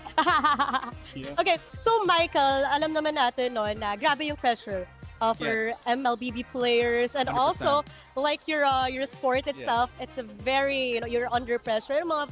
How do you deal with that, the pressure? I think the pressures will always gonna be there with you. So what I do is basically just do what I needed to do during practice and give it your all para pagdating ng competition, you get to relax and you get to enjoy your time there. Yeah, I think pressure pa yung takot sa'yo eh. Yeah, grabe.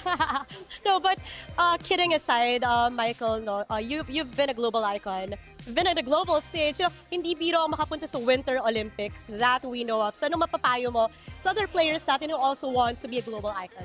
When you're doing something, you gotta give it your all because if not, like, para saan pa, diba? And you gotta, for you to be able to see the results, you gotta put in all the effort every single day, little by little, and it will show up. It will show up. Yeah. And now I heard you're teaching. You're Yes. more in the teaching side na. Right now, I'm very happy and that I get to coach the next generation of figure skaters. I'm very happy. I get to share my knowledge and everything else, and also to inspire them. I'm actually thinking of going back to competing. Ooh. Yeah, but nothing serious. It's just for me to inspire the kids, my students, and everybody. So just for fun. We'd love to see that. I'm excited to see that, you back on the figure skating. Yeah. But, okay, Michael, thank you so much. But before we let you go, okay lang ba? It's an honor that we get to have your signature here on the very first signature on our Wall of Fame. Hello. Thank you so much. Thank you. Let me get the mic for you. Okay. How are you feeling? You have your signature here. Grabe. That's Okay, crazy. Yeah. At syempre, Michael, iba yung energy dito.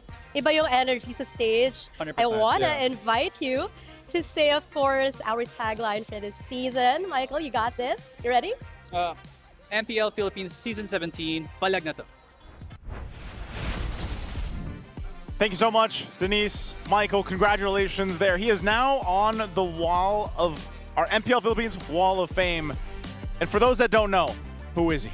Well, Michael Martinez is medal winning in the Southeast Asian Games. I believe it was 2017 Yeah. or 2015 when he got a gold medal for figure skating. So he's a renowned figure skater here in the Philippines. Michael, thank you for bringing honor and glory to our country. Serving his country. Yeah. All right. You know, I would really love it that there's been a long, rich history with MPL Philippines and traditional sports and traditional athletes. Like throughout the years, we've had basketball players, volleyball players show up. Straight up manifesting this right now? He's Yes, manifesting. I'm manifesting Put it into the world. Put it out there. There's a tennis superstar that we are cordially inviting to MPL Philippines. What is she, world rank within top 5 or something? She's around rank 20 plus now. She was at around 40, 30. I believe after her last tournament, it was around 20 and up. Alex Ayala, please come to MPL Philippines. Come on, Alex. Come on. Miss Ayala, I'm sorry. Miss Ayala. Well, what a better place to do it than here. You know, this whole tower is for athletes. Hold up. Gentlemen. Yes. This is a change. Since ONIC gets to choose now, it's not ERBS, it's ERRS. Yeah. Huh. Is this going to be the trend now for teams? It's Cloud and then Rivers? Yeah, no, but yeah, for Aurora, it was blue side. Yeah, blue side. But so here, red ONIC side. swings 2 picks. Yeah, it's red side Rivers. Red side River. Yeah, and they still pick to go red. That's crazy. Hey, they won from red. That's true. I'm wondering. And they're one of the few red side teams from season 16, if I'm not mistaken. Yeah. What was our ending like? You guys remember the percentage that we had over there for season 16 from blue side to red side, or even from M7? Yeah, I think blue. I think blue was still on top. A bit, right? It wasn't a drastic. Bring out my sheets. Give me a second. Yeah, I don't think it was like unhealthy. Yeah. I don't remember. But yeah, I am actually curious if we're going to see this where it's like, yeah, Flying Clouds is always the first map here. Here's taking a look at Owl, by the way, like we were mentioning. Owl returning to the MPL Philippines after 4 seasons as an import. Yep. He last played for Blacklist in Season 12 and M5, of course. Here's his accolades across the globe so far. And like we mentioned, in M7, the wild card, he got third to fourth place. Performed really well there. He's got all these achievements. Gold medalist, runner-up in MSC 2023. And of course, the third place right now. Look at that. His destiny with Cambodia was written even before he signed with Burnex Flash. Yeah. Oh, that's true. He played in the grand finals. Yeah. Wow, Owl has really been around the world. I really thought it was just like 2 or 3 countries. There's more. Okay, so he's had his little stint with the Khmer, then played for Malaysia, then went to China, then back home. Do you think him and Epi the King are speaking to each other in Khmer sometimes? I mean, I don't know if like Al was able to pick up the language. Epi the King was there for a while. He was a celebrity. What was it, like 2 years? Yeah. Did he have commercials? No, that was You're Donut. thinking of Donut. That's Donut. Who is now, by marriage, royalty. Oh, yes. Yeah. He is actually Cambodian royalty. Wait, wasn't, am I thinking right? Wasn't Donut just visiting here? Wasn't he on Wolf's show? I'm trying to remember. Wasn't? I might be thinking wrong. Donut is technically royalty. Yes. Yeah. By marriage. He's a royalty and a celebrity in Cambodia. Man's got water bottle commercials. That's true. Among other things, I'm sure. Yeah. The one tuk-tuk I may have rode back then had his face on it. May or may not be exaggerating. And that was driven on a road that he owned. That was named after his father-in-law. I'm just kidding. Yeah, that's a joke. I couldn't read Khmer script, so I wouldn't know. Well, nonetheless, as we saw with Owl, again, this was a player that I think a lot of people really would say stood out when he had his stints here in the Philippines before traveling across the world. Some way, somehow still goes under the radar. Yeah. There's something, what is it? What is it that you guys think that keeps him under the radar? I guess because he's such a he's so focused. He's so just like, I'm all about the game. I'll let my game speak for itself. It could also just because, sorry, but I mean, if you really want to get on the radar, you win hella championships like over and over and over Which again. he kind of did.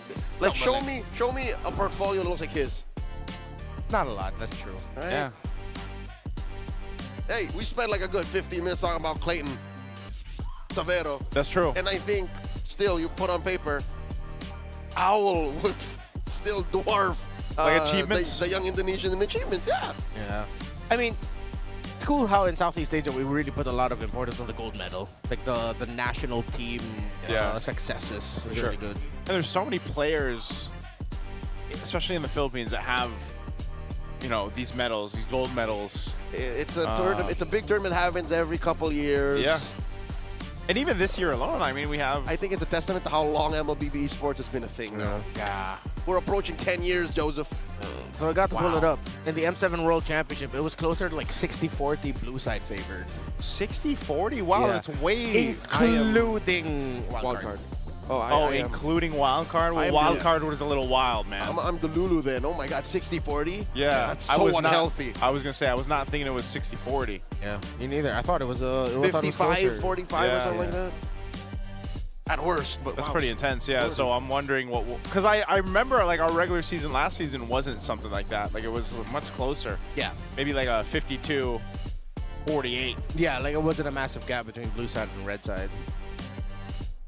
We'll see what ends up happening here. We should be jumping into the draft too. They've probably taken a little more time, ladies and gentlemen, to make sure everything is situated from what we had in game 1. So hopefully that's all smooth for the integrity and for the safety of the players here within the land of Dawn.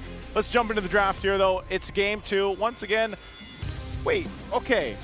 So it's twisted on the red. It is twisted red. ONIC is it's blue. Still My tail's been itching for a real fight. FC, BS, yes. ERBS. Yeah. For you that don't know what that means, it's the maps. Yeah. Flying clouds. Blue side. Yes.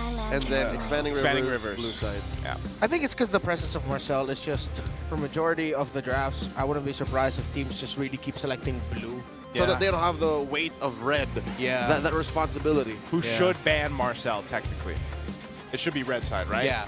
And if it's open for them, they'll think about picking it up. It went all the way to the last pick of the draft. But hey, Marcel, despite all the fears that we had about him, for that one specifically, did have a huge impact because I feel like what the Marcel really made both teams overthink a lot of situations, which was necessary. Yeah. It was annoying. I swear to But protect it till it my didn't last have like that dominating, oh no, why did this go through thing? And feeling.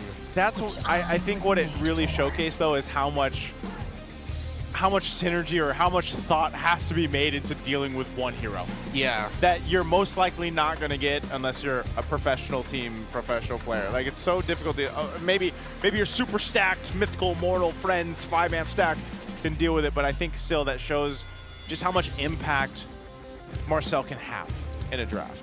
Something to note, Valentina is open. So there's a lot of things that could show up. Even Sora, for the first time in a while, is open. First time today, no? Like Sora, I believe. Going into the second phase, we don't know yet. Okay. Because he's seen bans in like That's 4 true. and 5. But the opener for Twisted Minds, they want to go a little faster now. Claude and Khalid. Yeah. I think ONIC has to just grok it right now. Just go with the grok. Yeah. Like, don't be shy about it. Or, there are a lot of roamers that if you don't need to necessarily put a grok in here, but I would just like to see them just keep matching that Khalid speed. They're going to go with a Fred, though, for this lineup, though, too. Oh, yeah, absolutely. Oh, Grok, wait, hold Fred, up. that would rock with the Eve against a Khalid and Claude. Another first-time hero to open. Suyo instead. Hilda. Allow me to Oh, lead you're the right. charge. It's been consistently There banned out. she is. Yes, the other, of course. Grok Khalid, unless Hilda opened and Hilda Khalid. Right. The speed with this, though, too, is going to be a bit scary, I feel like, for Twisted. Especially since expanding rivers again. Like, these are two heroes that can just move around so quickly. The Hilda we've seen banned out in the previous series multiple times. Now it's getting picked up. They go with a Leo Mord to answer that Suyo over here. So Twisted will take the Leo Mord. And then Coach Hayes and Bluffsy go ahead, attack all the good mid laners. No Farsa, sir. No. I mean, what else is left? Other than the Farsa for this one, maybe they go with the Zetian again. No Zetian, yeah, exactly. We can go Valen to steal away the evil. That's true. Valen, Zetian would both be good. And then they leave the Farsa. If you really want to annoy Hilda, and if ever they show their EXP lane, I mean, it was one of the theories we had behind the scenes, but Valir could show up. If ever this is going to be a EXP laner and roam combo that want to get up close, Searing Torrent is just going to mess up that whole team fight. Push them back, create space for that Claude and whatever. Well, and the Valir will also have a lot of space because the Leomord and Khalid are there together to mess them up. And actually, we're thinking about it, mid lane trade, yeah, that would hurt. With the slow, with the Desert Tornado of the Khalid paired up with just the fireballs coming out of the Valir. Yeah. Theoretically, yeah, that is annoying to deal with. There's the Sora ban. So Sora's still going to be banned out. This time, second phase. Magic is Gold lane is, at least for ONIC here, still kind of wondering what Severo's going to play against the Claude. Potentially, we mentioned earlier, could just be a Moskov. And you still, I think now, depending on what comes up in Red 4, yeah, maybe Harris, rather 1-1 or Irithel might be better. Yeah, if we're going to lean in on the idea of like the Severo comforts. The Severo picks, yeah. Unless Severo got a few notes from Arfi and then he suddenly packs a Granger. Unless, I'm thinking their fighter gold lanes were missing. Freya got banned out, Ruby, I don't know how to feel about that. It's really just, like, fighter golds right now is really just Freya and Ruby, right? Am I thinking of... Cho gold, actually. Cho gold. Still a presence. CC gold, gold, too, yeah. Ooh, they're going... Okay. Okay, they thought... Yeah, actually, Yep. Kimi Khalid would have messed up the Hilda in the mid, trying to get advantage. Yeah, Probably just going to be a Farsa. We haven't seen TNC in action just yet, so we don't know. 4. I'm pretty sure they're packing all the fighter gold lanes. Yeah, that's true, that's true. Yeah, tomorrow's going to tell us a whole lot, too. Woo! Like, prime time, Saturday time. We're not even done with day 1. I'm like, woohoo! It's refreshing. It's refreshing because I almost thought that we're just basically going to see like mostly shades of M7. Yeah. And I know we had the qualifiers and you saw a little bit mix up there, but like I didn't know we'd see this much of a mix up for day 1. There's the Valentina.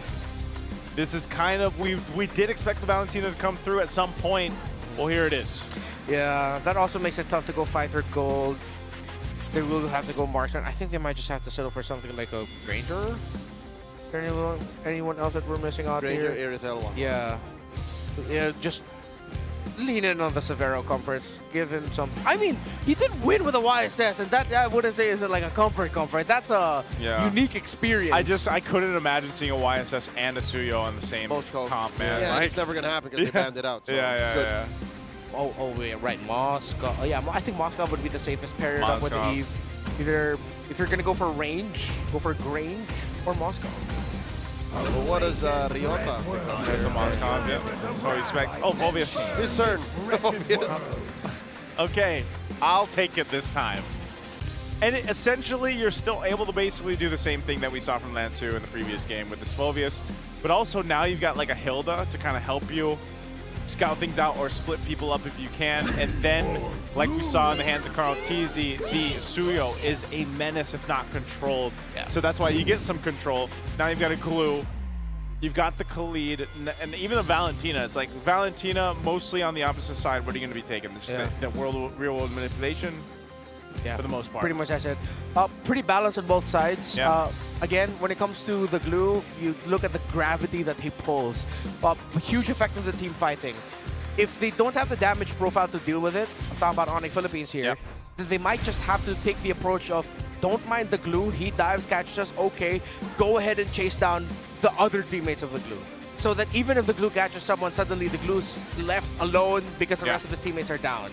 So, besides that, still leaning a little bit more towards Twisted Minds here to force us into a game number 3 because, again, of the gravity of the Leomord alongside the Glue. But if King Kong goes crazy, then yeah, this is ending quick. And that's why I think the keys to victory was so important there, especially about King Kong. You know, like we saw in the hands with a Harley, he was able to get an MVP performance. Well, the Suyo, we've seen him play this time and time again. And so we are going to be waiting a little bit longer to get into this game. Is it still on the...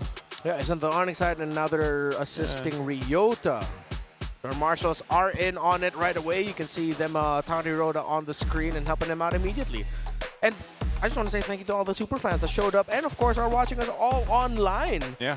Pretty packed house here for the very first day. I love the energy, especially the ONIC superfan. They were throwing out merch earlier. I've gotten word that both matches today have sold out, so thank you to the Minds, thank you to Superfam, the Sonics from all around. Tomorrow, I think we do have some tickets left. Please check the MPL PH website, secure them now, so that tomorrow you can just rock up to the Victoria Sports Tower. Yeah, we also have our MPL playgrounds right outside. We get some really nice selection of free drinks. Goodies. We got some great goodies outside. We're so happy. If we have time, is this Daddy King Kong? Yeah. I was going to say, shout out to King Kong's parents, man. I don't think they've missed a game. Yeah? King Kong's dad is my dad. King Kong's dad is our dad. He's our dad. It's even like I know internationals. They've been able to usually make their way out there. So yeah, and he knows a good amount of us. When you say hi to him, he'll tell you like, "Oh, hi Redmar, hi Burrito, hi Womi." It's really cool. He's a really cool dude. So Redmar just forgot us. Yeah. No, because I've never seen the interaction with you guys and Papa King Kong. No, he just says hi. Hello, son. Yeah, that's what he says to me. Yeah. All right. All right. There we go.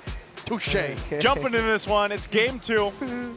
ONIC and Twisted Minds. Let's see what ends up happening here. Again, expanded rivers for this game 2.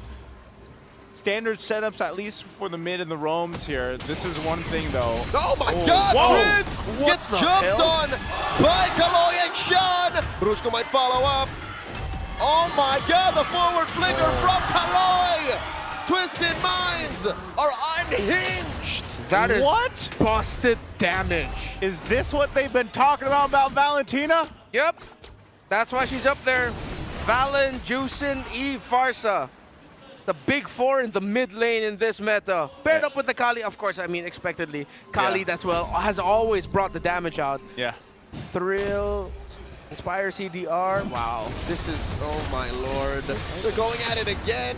And I think ONIC don't want to get bit twice. 1,000 gold up is now Twisted Mind. In comes King Kong. Brusco gets the kill. They get sweet revenge. But now without Brusco going down himself. There we go. Good clapback right away. Response by ONIC Philippines. Now Twisted Minds pull things down. Do have the Leomord with them. Yeah, one of those wait for the first turtle type of scenarios. Yeah, it's gonna have to be here. Except for mid. That's what I love about mid, though. Where you have this thing where you have this. Kaloy still going.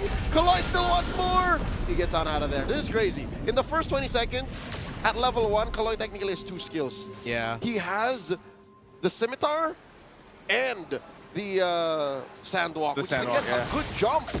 That's extra damage. And even the extra damage from Concussive Blast. Like, that's also true there. So they've got this turtle under control. Dear God. For Twisted. They're going to make quick work of it. Secured so quickly here. That'll give him a little bit more advantage to work with. So all the action so far has been in the mid lane. Yeah. I really thought that after the first trade, they'll slow things down a bit. But then again, the advantage of the Khalid is after that initial salvo, you can heal yourself again. The Hilda's heal is slower, and she has to go into a bush. Kaloy can just drop it down in the feet and go, okay, thanks for poking me out. I'm going to start fighting you again. And he did. Oh my Lord. Brusco did not stand a chance. Everything but the kitchen sink thrown at that Hilda. He even committed his flicker. Oh no, now on the play here down bot. Silvero dashes on back underneath tier 1. That's enough damage reduction to help him survive. Oh! SOD missing. I mean, didn't even click it. What was that? Yeah, missing the mark. Oh yeah, that was stolen SOD. Yeah, Sean took it. Yep.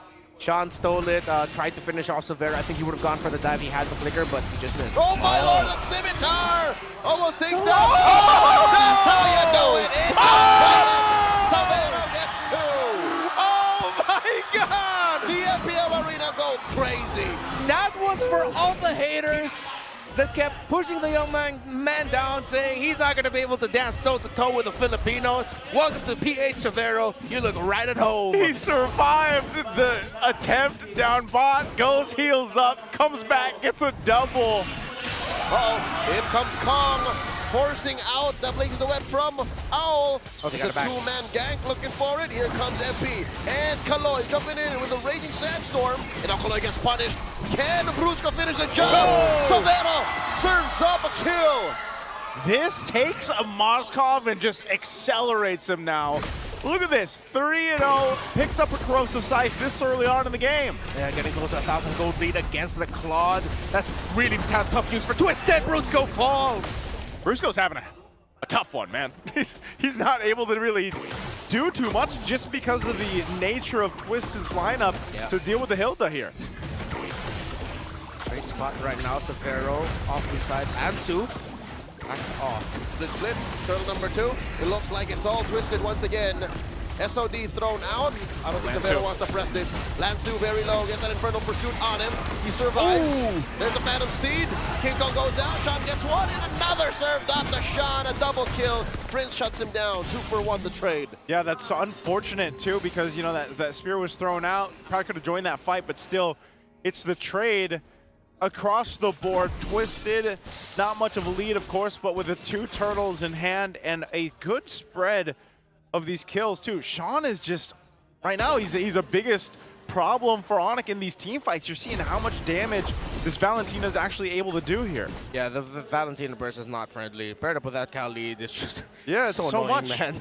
ONIC, as we mentioned, we just need to keep timing out the fights that they're taking against Twisted Minds, and even if they get surprised, they have to watch out for the eventual clapback. Oh, Owl is going to take a couple shots, but he's got Kaloy there with him. Yeah, Severo's been freezing the lane really well, holding the cart, holding it right in front of the lane so that Owl is forced to put himself in a dangerous spot to try and just push out the minions. He'll be able to get a fresh farm out of this, but that's a slight advantage for ONIC.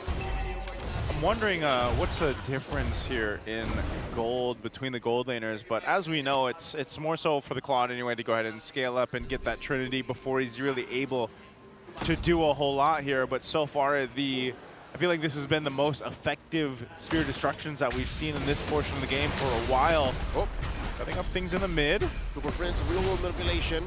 He knows that Sean has his own. Gonna compromise his Valentina, send him home. Now, ONIC will have advantage with this turtle. MP the King, spotted out. Brusco on him. The response from Kaloy. Throw out a few scimitars here. Prince and Ryota making them some scares. And now Lancer with a split sprint for the mount. Kaloy backs on out, quick sand guard. Final turtle still in jeopardy. Okay, King Kong swinging around. They're just going to go blitz this turtle, so that should be 3 for 3 for Twisted in terms of the turtles here. Yep. As it's going to be secured, King Kong decides to go ahead and push up top instead. Yeah, a good read of the situation for both teams. Twisted. Uh-oh. This is Kaloy with Brusco on him. In comes Ryota.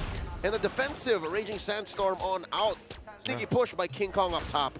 As I was saying, good read of the map. King Kong goes in with a surge. Backs off. That is just a, yeah, you don't want to deal with throwing too much at Lansu. So what we're seeing is with these kind of lineups, man, there's so much push and pull. They don't have to overcommit if they don't want to, but they're focusing down on this bottom tier 1 turret now. RWM. Real revelation from Prince, keeping him down. Sean, the answer. Coming back with Brusco on him, not enough damage from this Hilda alone. Twisted Minds really holding on to this tier 1 down bot. Yeah. They know how much the map is going to open once ONIC takes that down. Severo can go wherever that he wants. Either way, Severo now, focus on the screen right now. Nothing beats watching MPL PH action live. Get your tickets at ph-mpl.com/tickets. And by the way, a lot of us talents actually also have affiliate codes, so use our codes if you get your tickets online and you get 50%. 50 pesos. Whoa. 50 pesos off, 50 not pesos 50%. off. 50 pesos off. 5-0 PHP. Yes. Now here's it. This is what I want to look at. Look at the so look at the lead that Severo has right now. It's actually not too bad considering you had those early kills. Owl now. Divine Glaive for Sean though is what you need to be worried about. Divine Glaive with a glowing wand and the burst that Valentina has right now could potentially take out Severo if he's not careful, if he joins these fights, or even so put enough threat on King Kong. So the turret finally goes down that they worked on for so long on the bottom side. That Lord's going to be up in about 15. Whoa! 1v1, King Kong versus MP the King! No! And MP wins! Despite Super Prince's interference, real world manipulation committed there, but it's tough being a Suyo in this matchup. Great punish by MP the King, and now this is ONIC trying to see if they can delay this Lord take. Twisted Minds has gotten all the objectives so far. Severo in the far lane, waiting for an SOD. Okay, Lord half health. Severo still up top. King Kong not up just yet, but they're going to force a fight anyway. Phantom Steed called in. Sean taking out Super Prince. He has a little minimation off cooldown, so that's a no-go. Twisted Minds happy with what they got. SOD attempt coming in from Severo, but Twisted Minds take all of the objectives. That was way too close. Yeah. But in the end, Twisted Minds held their ground and still got the Lord. They should be able to ride this out to maybe take down one base turret, and if ONIC are going to be able to stop, at least all inner turrets are just going to be gone for Twisted, while ONIC will still have their base. Twisted playing very well here after that objective, after dealing with some of that momentum that Severo gave in the mid to that early to the mid game. they're doing great. Now they're going to go ahead and go for this tier 2. The flicker engage coming from Twisted Mind, shocking Super Prince, and the rest of Super Fam, blazing duet coming from Ao. Sean gets another. Ryota falls. King Kong trying to clean up what's left of them. Down goes Kaloy, and that's all that they could get. Twisted Mind's happy with that trade. The shock and all full dive lineup that Twisted Minds packed here. That's why I was leaning towards them, forcing a game number 3 after the draft. Despite all of the smart plays ONIC have been making, the little ploys and tactics to try and see if they could get a sneaky little win here and there. At the end of the day, Twisted Minds can just press buttons, dives, they win. Yeah, that's what works with this lineup, and now you've got the Trinity locked in for Owl, so he's pretty much where he needs to be, and you're seeing that happen here. So the difficult part for ONIC is actually looking for somewhat of an advantage in a team fight. And you would think, okay, we've got the real-world manipulation with Eve, but so does Sean. Oh, and he hurts more, man. I mean, this is the tier 2 now falling in the bottom side. Severo's going to go up top. And you're left to wondering where ONIC is going to be able to find a potential fight for their favor. They almost have to wait, in some cases, for Twisted to kind of overstep or make a mistake. And the window of opportunity for them right now, anyway, is quite small here. And I'll tell you now, it's shrinking. Because Twisted Minds are not giving him any room to breathe. The engagement! And that's one member of ONIC trapped. Down goes Ryota. In the backline, Brusco gets trapped as well. This is feeling desperate for ONIC because Brusco, especially inside the base, will have less room to move. Yeah. Hilda is almost useless with grabs. Oh, Prince gets caught out by Sean's real-world manipulation. Sean is locked in, man, on this Valentina from the start of the game until now. He has to be the MVP of this one. They're going to go for the base turn in the mid. And they trap ONIC here with just King Kong and Severo left to defend. They get that tier 3 in mid. Top going to be up next. Owl can push in with impunity. Owl? They are compromised, and Ryota catches him. As just I was saying, he should be fine. They can chase him. How did this happen? The flicker in. He's gonna miss. Ryota going in. Brusco looking to trap him. And there's the Phantom Steed stopping ONIC from pushing forward. Down goes Ryota. A little too close for comfort. Yeah, unfortunate miss on that SOD. That was a perfect dark wave by Ryota, but Twisted Minds, I like their approach and trying to retreat. They took it nice and slow. Yeah, they all clumped up together. They probably know that there was a risk of them getting hit by the Spear of Destruction and the Severo coming in. That's why they played the tight formation, but now ONIC has advantage on Lord. Do they want to blitz? Is blitzing it. King Kong is still here. Sean gonna jump him. King Kong gets trapped and he's taken out just like that. He survived maybe 1 or 2 seconds a little longer, but Prince helps Sean get down. MP down, Severo going ham, takes one down. That's MP, 2 for 1 the trade, no repchi both sides. Big pickup to be able to get MP just when you thought it was so bad for King Kong. Well, what a play for Severo again. And this gives them a little bit of space to work with the Lord, start things up for King Kong to come up, but they might just go and fight it. Fam. No red 4-3. Forcing it into dangers. Lord at a quarter of its health. Kaloy, Severo, it comes out! And with that, Severo still life stealing away! Severo lives! Severo survives the assault and the Super Fam back at the Lord take.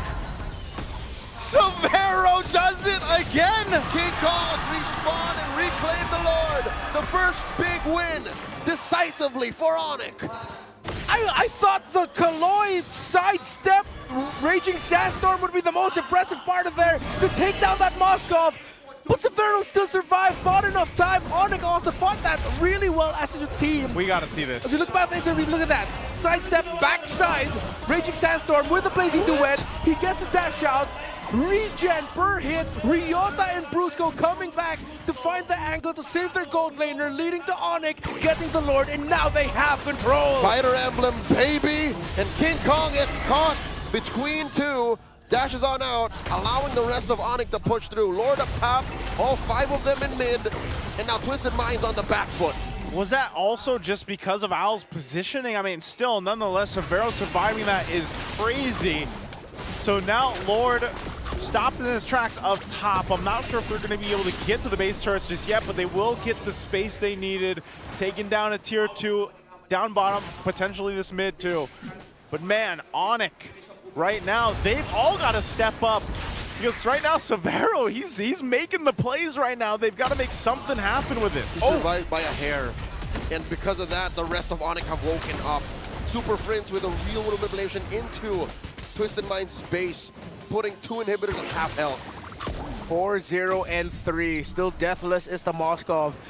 Twisted Minds got caught, and now with them not having control, have to say, still their strat of just Unga Boonga dive damage, it's still definitely there. It's still a threat. Yeah, it's still a threat. They were just really outplayed by what started off as great individual play, then great recovery as from the team as a whole to just get the counter. They can still go Unga Boonga full dive, but it might not be as easy as it used to be now.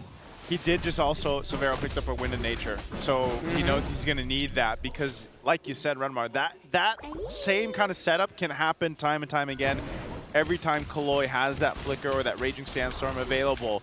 And so it's something they have to kind of work around. They can go ahead and it's almost a flip a coin at this point when they kind of initiate with that. And I would say more often than not, they're gonna be able to find the right target. But so far, Severo has been that key factor of being able to kind of make these outplays.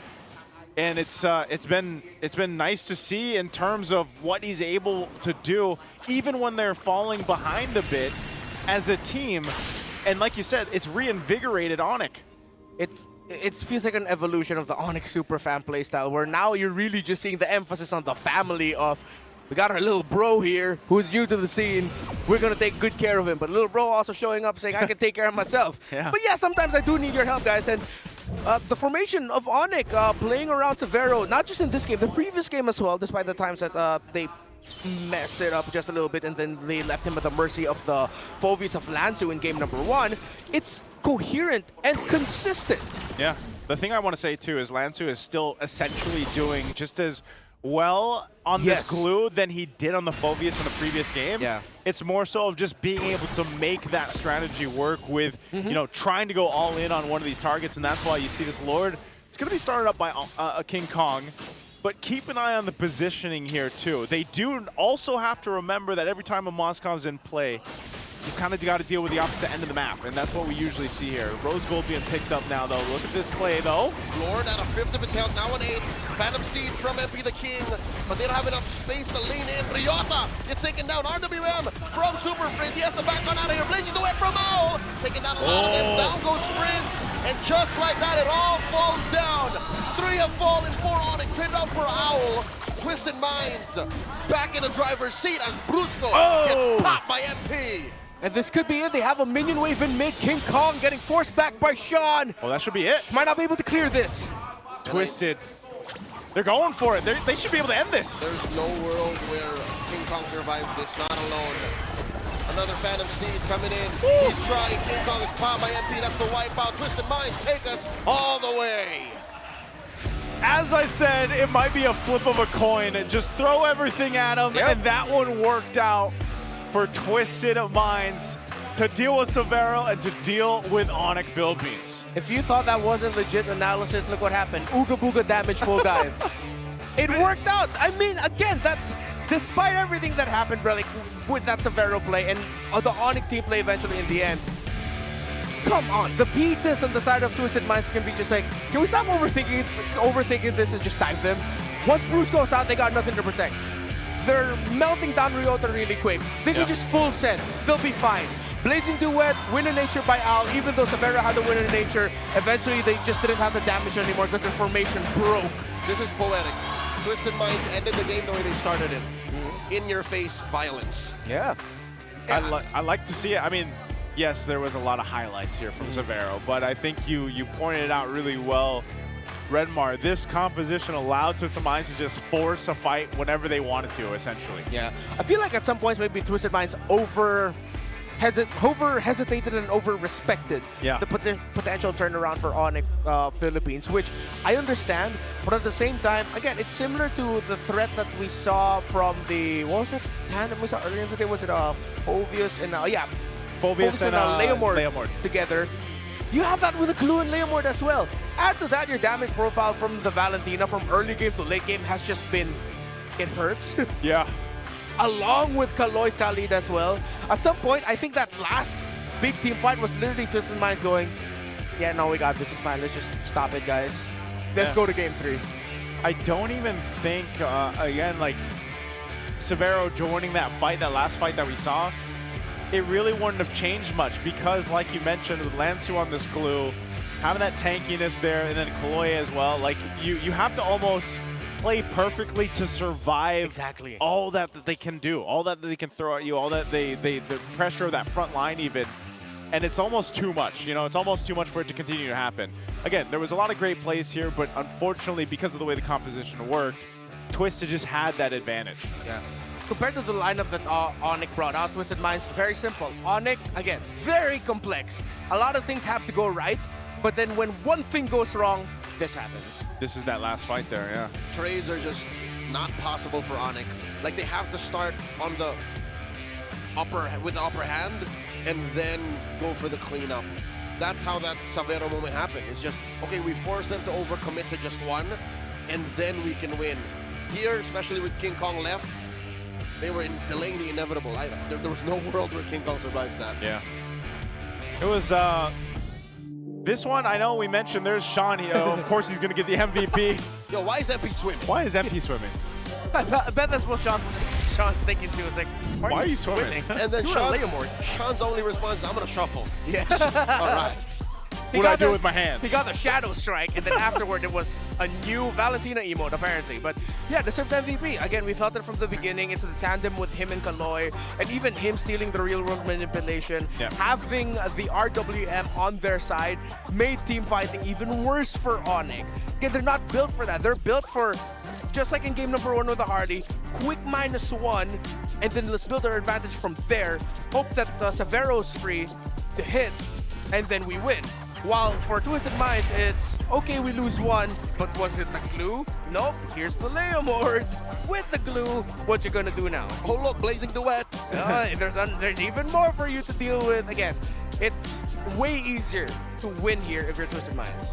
Yeah, just the way that the lineup works, and that's really the nail in the coffin, I feel like, to deal with what ONIC had. And you know, you saw it, like the struggle was there for ONIC, especially, I mean, you gotta imagine how many times Brusco died in the early and mid game. And this Hilda was essentially not able to do much other than provide some of that vision to the team. But, you know, I think the way that Twisted executed and readjusted, because again, throughout this game, you see them kind of readjust to what ONIC is trying to do, and especially on the right targets to catch.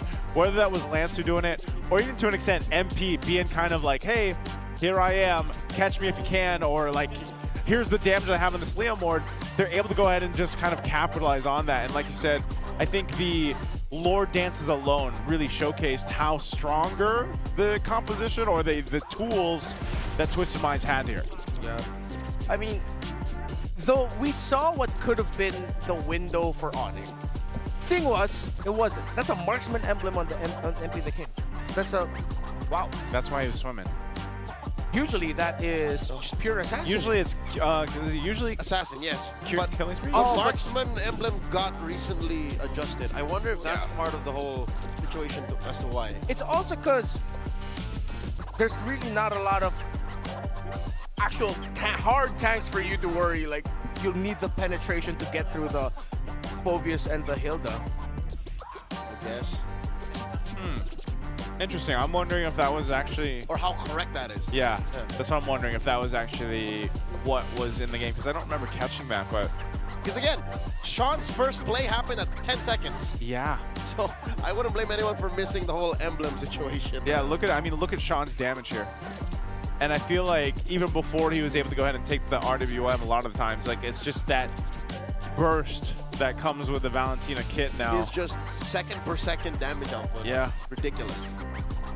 Interesting how they did that. I mean, even this, the amount of damage that was taken for Kaloy, MP the King himself, Lansu, like, they were able to tank up so much damage as a whole, like as a team, to deal with what ONIC wanted to go ahead and do with this lineup. And so, game 2, under the belt there. I would say, if you look at game 1, that was like a marathon. This one was like a 10K. Yeah. Yeah, it's not even a sprint. It's more of it's a 10K with some obstacles. What do you call that when you're jumping over the... Isn't that like a Spartan race? Oh no, like a hurdle? Hurdles. Hurdles. Yeah. Not more like hurdles, but even longer. Oh, 10K hurdle then. 10K hurdle. Sean with the Valentina paves the way for Twisted, the equalizer. You know what? This is how we wanted to open season 17, by the way. We wanted 2 So is there any, 3 games. Is there any method to the madness? Yeah, I just remembered. It's What instead is of it? lifesteal, it's adaptive pen. So For the the marksman marksman? emblem now has penetration. Yeah, instead of lifesteal. Gotcha. All right. While we ponder on that some more, we got to ask you guys, think you have what it takes to run the show?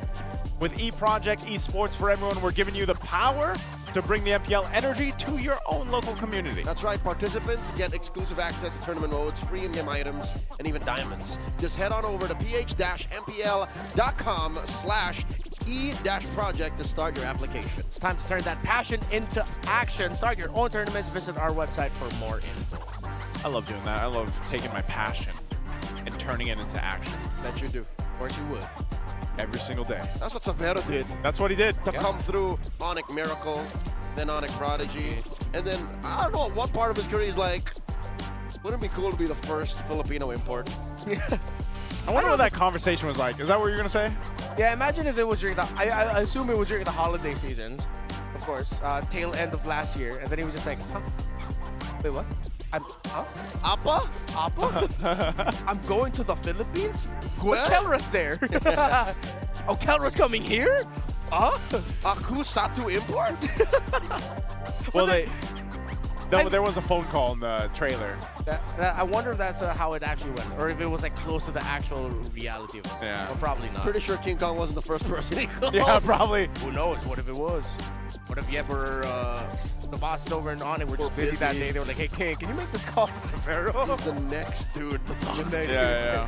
Just let him know. This makes me interested to see, because so MPL ID starts next weekend. Yes. So we'll get to see Kelra. Man, but we're gonna we go almost at the same time.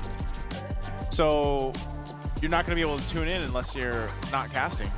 You know what? I'm okay with that. I'll just watch it in my downtime. I guess there are replays.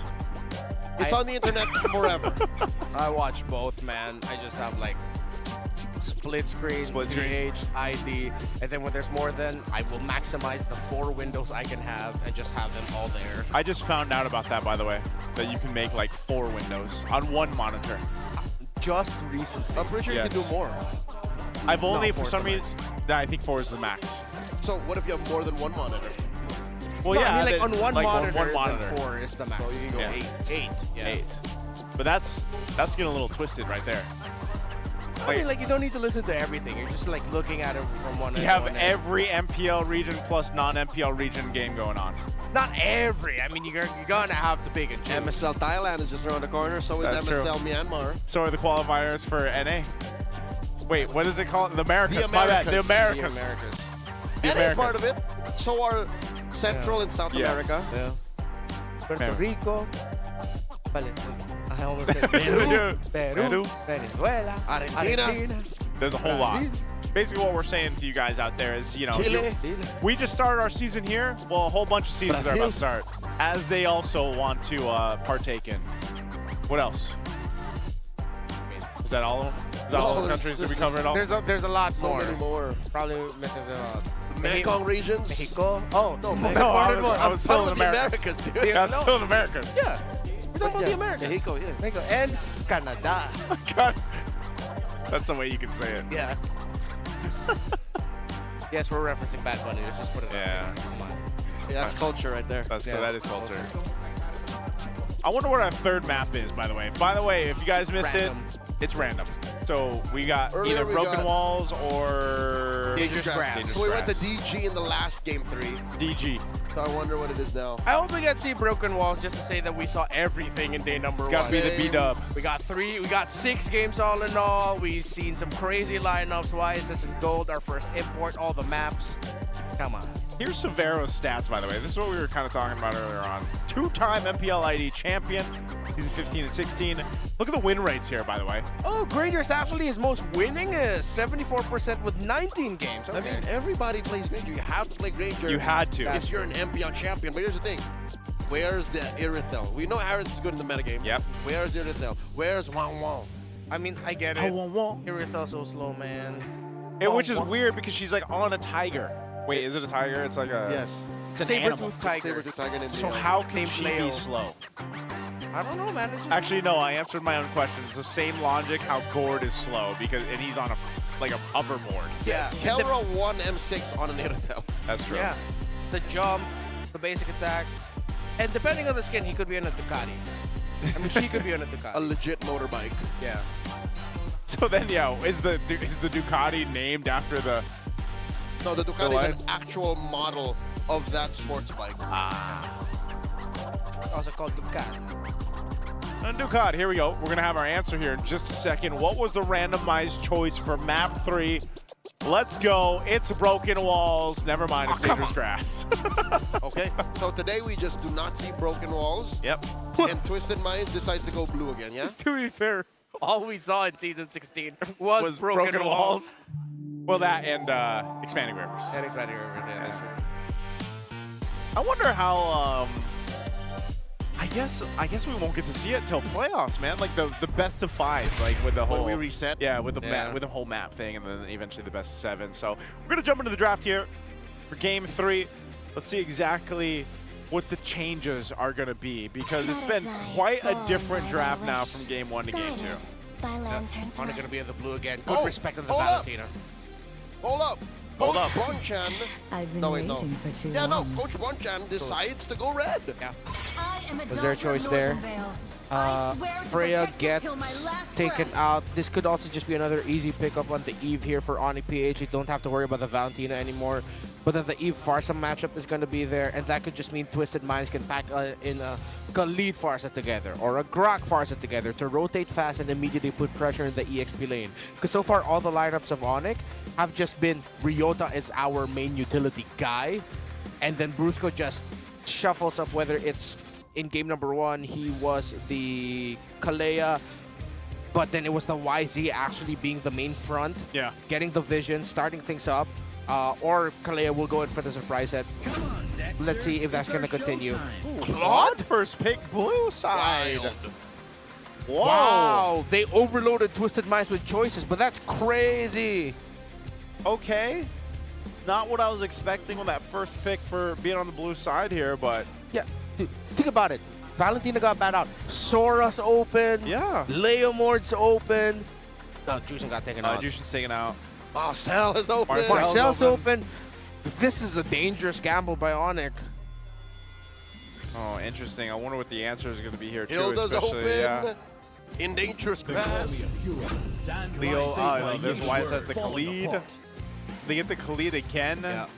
And the thing is technically now, the YSS could be swerved. It's a flex. It's a swerve. It's a flex, yeah. So you don't 100% know if that's going in the jungle yet or the gold lane to deal with this Claude matchup. So now for ONIC, they're probably going to go ahead and secure themselves. I would assume that jungle, at least for King Kong, can go for it. And also with the mid lane option still being open too. Of course, roams, but they're going to go with the Leomord, the Eve, so they'll secure that.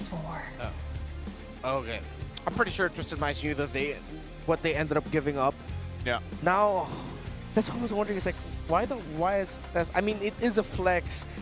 Are they this time going to be the ones picking up the Suyo and then put the YSS in the gold? Are they going to go Harley? Are they going to throw back to an old favorite and go Akai? As expected, they pick up the Farsa. They go Khalid Farsa. The Yisenshin is going to be a flex. We did see that the Leomord did have problems up against an Akai in I M7. think they are going to hold out to the flex down to red 5. They have to, or else it doesn't make sense. Yeah. Okay. So they're going to make the most of this. Something tells me Akai or Suyo are both just equally possible. Because imagine a Suyo getting out an RWM for free. Yeah. Actually, we're going to be looking at that so that you don't have to put yourself in the risk of just having to eat up the RWM. Yeah, the coast is clear. You're literally pre-nerf Suyo at that point. Yeah. Okay. At the same time, you also don't have to worry about another magic damage dealer unless ONIC decide to go for the Gatot Kacha as their roam. Which is, again, I think, it hurts, it sucks, but I think it's bearable. Yeah. EXP lane, ooh, with all the dive, the range. I wouldn't mind if a CC decided to show up, but then the likes of the Arlot and the Lapu-Lapu are still open. Yeah. What is this ban? So these next ban, okay, the Sora still not getting picked up. So no Sora here. Yeah, XP lanes. So pick here. Well, Twisted Minds needs a body. I think to go the idea of having the Phobius as like your tanky EXP laner could be really tough. Do they just go glue again? Oh no, they might end up going Yuzhong for the Claude, use the Petri, cancel out the real world. Not real world, excuse me, the Blazing Duet. Glue would also be really good, just another body. Khalid and Farsa can rotate fast, so the Glue can afford to be somewhat slow. Or if you go for the placeholder EXP laner of the world, to Rizla. He is an NPC. He's just really right there. I'm surprised we haven't seen a lick of Uranus. Not a single one. Not a single. Remember, in M7, he was such a priority. And going into this season, Uranus was such a in-demand hero. I thought you were going to say, oh, just if we're not seeing any of these normal matchups, maybe Uranus, because he's a stopper. Yeah, Uranus is a stopper. He's a lineup compromiser. Yeah. When I see it, I don't want to move forward. Yeah. There's been also a lot of much of a bulwark. Yeah. And there's been a lot of late game EXP trades that if the Uranus does show up, then in comes Esme. Magic That's is true. my Hey, life. Uranus dropped Liquid in M7. That's true. That was a lot of aggressive cuts. Actually, was that a Uranus jungle? It was a Uranus jungle. It was a... Wait a minute. Possible for Twisted? Possible because not ideal. Yeah. Not ideal, especially with the Cloud already there. Yes. Okay. Oh, hey, hold up. There it is. Yep. Yeah. Okay. You guys mentioned this. So it wasn't going to go all the way to Red 5. They decided to jump the gun. Yeah. Coach Exxon and Bunch are looking at each other. Now? Okay, now. All right. Just do it. All right, last two picks here for ONIC. They still need their Roam and their... What am I thinking here? XP. Yeah. So we really know now it is a gold lane position. Yep. I think we're going to see that more, honestly. Yeah. You mentioned even with having the ability to have a flicker for the Yi Sun-Shin kind of helps out. Hey, Uranus kind of looks good for ONIC now too. Euro or the Lapu, I think, is what I want to see this. Oh, even the Arlot. Lapu's better. Yeah. Now they're gonna be the ones going full dive, malicious damage. Oh, there's the Yuzhong, and we got a gotcha. Truth be told, the EXP lane was free game for ONIC. Yeah. Ryota could have just picked anything. I wonder if they're willing to pick up either Blue, Yuzhong, Alice, Lapu. Phobius. Phobius. Twisted Minds is really a Phobius team, though, too. Like, they naturally, as we've seen them through the seasons, they love the Phobius pick. Yeah, Lansu was the Phobius of season 16. He was. But I think also even during MDL, that was like his thing. One of his main favorites as well, so understandable. I mean, at the end of the day, even if like matchup to matchup, if your comfort is a specific one, then you go for your comfort. It's the last game. You want to get that dub. Yeah, I think this is one of the big things here. These lineups from game 1 now to game 3 have evolved into this. This is more a little close to what we've seen, I'd say. Yeah. But nonetheless, I think it's going to be a great game 3 ahead of us. Yeah. Look out for the itemizations. Chastise Pauldrons are going to be important for both teams. The eventual Blade Armors, it's not I mean, we rarely see it anymore, the Avengers Phobius, but it is still going to be a flicker. Surprise setups, potentially. Look at the early game rotations of both Rome mids. Whoever gets the first gank win might end up just coasting through to a Turtle 2 lead. Yeah. And then we'll just see Turtle 3, Lord 1 to see who gets control. All right, let's see. Jumping into this one, again, a game 3 ahead of us in the second series of day 1 for Season 17 opener here for the MPL Philippines. More or less the same thing that we're going to see this mid lane pressure, but this time you don't have that burst coming out from the Valentina to be that big of a threat. Look at this. This is not an error, ladies and gentlemen. This is real. So MP has been using a marksman emblem set. I wonder, is that just going to be a him thing? Or is this? Are we going to see more of this? So far today, yeah. So far today, it has just been him. once been, twice shy. ONIC no longer overextending. And I think Kaloy also has to start watching himself. Not as heavily aggressive. And oh my God, Kaloy! Quick sand guard. Fortunately has level 2 already. Okay. Almost gets taken down by Prince and Brusco. Holding on to that flicker too. Knowing that he had that, so he's, oh, Brusco almost. Just checked in on Just him. checked him. He's going to go ahead and get that regen in. But yeah, this is one of the things you have to look for. So I would say a better start anyway by not having those early deaths. And again, you can kind of just, like Renmar mentioned, it's just going to be one of those things where you're waiting into that turtle, these objective takes, especially with these kind of lineups. But, you know, this time with King Kong having the Leo more, I mean, think about the difference. Whoa. Oh, Severo. Oh, no. Marksman duel, in comes MP! Taking down Severo! Welcome to MPL PH. Joseph, you were saying? Well, now I'm going to say this. I had a flashback, man. Flashback of Suyo doing that so many times so easily. Deep cut. Now Kaloy in the sights of MP and Brusco. That'll be fine. King Kong now. Phantom Steed, nowhere else to go. Mount Shocker, Owl confirming what they already know. I don't think the first turtle will go over the super fan. Okay, they need that because you already see it, that gold lead building up, and this is all just off of basically farming for Twisted, getting a bit of a lead to work around with, and now that these level 4s are coming into play here, they're in a pretty good position. I mean, look at this, look at the gold ranking right now for Owl against Severo. He's quite a bit ahead. Oh! Feathered airstrike by Sean! And MP finishes the job with a charged up Quella. MP's a nuisance, man, on the Suyo. I feel like he's everywhere. I feel like we're on expanding rivers, but it's dangerous grass, and this is like you mentioned, and he's got a Fury Hammer right now built up. His damage already with the Queller is just so good. On his way to a Hunter Strike. And once that happens, I think the gap in the speed between the Yusun Shin and the Leomord should grow exponentially, probably. Larger is that the word I'm looking for? Because sure, the Leomord is better in fights. You can deal AoE damage, but MP. Oh, how'd that happen? Owl. What? Wow, that was a solo kill. A stun. Because he used the Mount Shocker, Yeah, and then Severo did not get the Purify. I wonder what happened there. I mean, where would you go? It's a 2-step process to survive that. Purify plus BMI back. Yeah, that's so. Even now, further Severo is going to be in that lane matchup dealing with this because that's such a disadvantage. AOG, Brusco catches Sean. Sean has nowhere to go. Has a flicker instead of a Purify. Did not survive. They're gonna have to balance things out. Oh, just as I said, balance things out. Ryota gets taken down after they get their first kill on the Philippines. So the tough thing about the situation is now they have to decide, are we gonna lean in on getting the objectives, and then that way, little by little, Severo also gets a little bit of the pot? Or do we lean in on just making sure we stop Al from farming out of control by helping out Severo directly? But then at this point, it's like, nah, you can't allow the Suyo to get any more gold, man. You gotta stop the MP the King Suyo. What I'm saying, that gold curve will grow so out of control.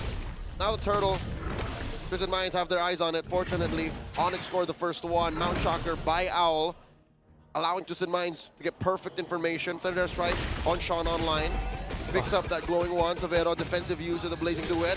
Sean forcing him back. Ryota with the jump in. Massive crowd control from ONIC. Ryota finds Sean. That mid laner is out of commission. The answer from Lansu. Taking down Brusco. RWM from Prince. Sweeping away. Lansu cannot stop him from taking it down. And just like that, MP the King has eyes on the turtle still. Keeping going. 3K up. Yep. King Kong already here. Already uses Phantom Steed. And MP still secures. Kaloy holds down the fort. Twisted, happy with the lead.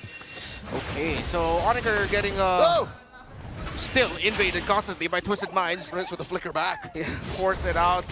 At least they have a turtle under their book, but yeah, they need to stop this. Owl YSS somehow. Severo already used the Blazing Duet, which is why even after the clapback, courtesy of Ryota Super Friends, they just did not have the damage and the dive to follow through with it to push into an even bigger lead. So Twisted, again, this is the threat when you're going up against Khalid, Farsa together. Yes, Agatha, Kachi, and Eve have a great box, and theoretically they could also rotate really well. But in terms of just raw speed, Twisted Minds will be the ones setting the tempo. And there's another feathered airstrike. Lansu, the mere threat of activation, enough for ONIC to think twice about their re-engage. ONIC has a good box, but Twisted Minds have the perfect tools to cut right through. Yeah, it's just all that dive. When you mentioned the Suyo earlier, that made perfect sense. That we ended up seeing them pick that as well, because the harmony of it all just makes so much sense. Bro, Ryota will have Petrify and the Dragon up if ever they decide to go for the clapback. There's the RWM and the AOG, no one home. Kaloy here, holding his ground, flickers through, Sandwalk out of there. Ryota gets caught underneath the turret, but it was all he was looking for. Now Sean with a better airstrike, serving it up to Kaloy. What a tag team maneuver. Great read by Sean to find the flank. Lance was still fighting, gets to it, and he looks like he can do it! Ryota gets another but Lance with the flicker to finish the job. He knew he went in too deep. A Pyrrhic victory for the EXP laner out of the MDL. Ooh, Brusco decided not to face check there. Brought down the damage instead. Try and get the info. He did get the info, but I wish he decided to face check and get the taunt instead so that Kaloy will be able to get brought down just a little bit by Savero. Okay, Turtle coming up here, positioning. Feathered airstrike already used by Sean, so... MP? Oh, MP, is he just going to try to be a sneaky guy here with this one? MP coming in with a steal, but he gets shut down by Savannah. Yeah, blazing the west of it of a kill. The King Kong Kaloy falls. 2 kills for the Turtle, but Owl gets a long push. Is that worth it? So that was my question. Was that worth it? Yeah, I mean, they're going to be able to get down the bottom lane as the trade. So the question earlier was, is ONIC going to lean in on helping out Savero or go for the objectives? It seems like the answer was actually both. They decided to split their focus. They were still getting some semblance of jungle control because of the little skirmishes happening up top, which allowed Savero to keep it close. Brusco was even like brute forcing his way into making sure Savero can get last hit and cannon minions. Worked out for them. They get that trade, and then they found a big punish onto MP the King, despite MP stealing the Turtle away. 2 for Turtle and the tower at bot. ONIC are still in the spot where they need to try to find more wins, but it's a little bit more doable now. Seems like it's a bargain. It's a good bargain. It's a good bargain. This is Tier 1 is going to fall, though. Savero knocks it down with the support of the rest of the ONIC squad. Now it looks to be a play into open up the map before this Lord comes up. And for the most part, the way that things have kind of fallen into place, it's more so of even grounds when that objective for the Lord does come up. Yeah. Big power spike timing for Savero at around 8 minutes. Because of those 2 kills, the 2 turrets that he got, he now has a Trinity. So it's not going to be one of those scenarios where the early deaths lead to a... Wait! That is a pickoff from out of nowhere. I don't know Big what MP the King was thinking there. Yeah. Did not expect maybe the Petrify to be committed on it. Yeah, it felt like a misread of the map too. I don't think he expected there to be so many members of ONIC there. Petrify coming in clutch, RWM drop down. And now Twisted Minds are pushed out of defending their Tier 1 in mid. ONIC claim another objective. So as we were talking about earlier, we got to see the thing that their lineups can do. Twisted Minds took control of majority of it early on because of their fast, aggressive rotations. Now ONIC and their box are almost unstoppable for Twisted. Oh, the RWM's not up for this. They're fighting for the Lord here. Battle speed by King Kong, running through Twisted Minds. And Ryota sweeping the perimeter, looking for engagement. Feather Airstrike, King Kong secures. Twisted Minds again. MP, they have learned from that miffed fumble in mid. That was a really decisive choice to go for the Lord, even though they had already gone for that Tier 1 in the mid lane using the RWM. They knew they had a bit of an advantage. They could play around the Black Dragon form from Ryota, and now objective secured, at least to continue on to go towards the base of Twisted. But looking at things, I think Twisted's still in a good position as long as no one gets caught. The problem was, like you guys mentioned, it was a bit of a, he was caught out, basically, MP. And you gotta respect the Petrify alone. Like, even if the Black Dragon form isn't there. Another battle speed of RWM. How are you gonna get out of this one, MP? The answer is no. King Kong takes him down once again with the momentum enhanced by MPL. And now Kaloy goes down, slain by the sword of King Kong once more. 2 for free, going ONIC. Fight after fight, box after box, they have now delivered all the punishment that they received in the early game to MP the King here in the mid to the late game. And just in a few sequences, ONIC have taken complete control of game number 3. Yeah, that's a couple holy defenses being knocked down. Tier 2, last one up top. going to be the next to drop here. Mind you, all that action that happened in the bottom lane, Severo wasn't a part of it. He didn't need to be because of just the great sandwich play coming out, utilizing the Avatar of the Guardian from Brusco and collapsing it down on the members of Twisted. So they find themselves with all their base turrets up, should be able to clear these waves out, but Ryota. Black Dragon form, going hunting. The answer from the RWM. The Feathered Airstrike from Sean, stopping the push. ONIC does not penetrate. It's crazy how mobile the ONIC lineup can actually be. That any other lineup under that turret dive probably would have gotten punished like crazy, but they lost nothing. It's just taking a look around, basically. Yeah. He's like, I'm gonna go have a look. Yeah. Just pops the Black Dragon form and No go. Yeah, it's Red light, gentlemen, red light. Kikong has the speed with Barbiel up. Severo has the BMI, can dance around, put up a defensive blazing duet to push back Twisted Minds. Brusco can jump out. Yeah, Brusco can jump out. It's a nasty dive. So now you see here the uncomfortable part of Twisted Minds lineup, wherein in this situation, they do have fantastic wave clear through the Farsa, and technically the YSS, you could also consider Kaloy, but then he has to put himself in a dangerous position to damage down those minion waves. The Evil Queller is also some great pokes from range. So Twisted Minds defensive in terms of wave clear, good. But then what if ONIC just decides to dive you and you've used all of your resources to try and clear minion waves? It's going to be a tough comeback for Twisted. Not impossible, though. Yeah, they're not too far behind. That's what we're saying here. And you know, when you look at this, it's most likely, all right, once Lord is up, do they actually have the option to get in the position that favors them? But not only that, what we usually see against these farces, I mean, even to an extent, it's the Eve, like once those ultimates are down, whether it's the Feathered Airstrike or the RWM, that's usually your windows to go ahead and work through. So you can see this is going to be started up by ONIC, pulling the Lord towards them. Twisted's going to have to answer. Everybody rotating down for this as well. And so MP will have to be the one to go ahead and secure this if he can on the Suyo, but the mid lane, Kaloy? Brusco entertaining the possibility of a full-on engage. AOG jump. no one home, and now Twisted welcome him, forcing him to use that Revitalize. Lord gets hard reset. Owl starting it up and throws out that Mountain Shocker Turtle Boat. Lord left again wondering, who's going to take me? The dance continues. Yeah, I have a feeling ONIC also wanted to burn out more flickers, but it was only Sean who committed his. Yeah. So Super Prince had used his. Oh, he also had to use his too. Yeah. Oh, that's gonna be rough. No, Petrify as well for Ryota. Yeah, battle spell counting. Twisted Minds have the advantage. Bit of a trade here, still a reset, knowing that some of these crucial battle spells are down. Waiting to go ahead and grab the buffs here. A bit of a reset while both teams are face off again, and Brusco probably waiting for that AOG to be up, so we'll see this. Feathered Airstrike drop down, just clearing some things out. Oh, that's going to be down. Owl, though, on the hunt. Another Mount Shocker. He's holding on to it. Exposing all of ONIC's positionings. Yeah. Hey, I think Severo has to reset. He's very low, down to a third of his health. Brusco, too.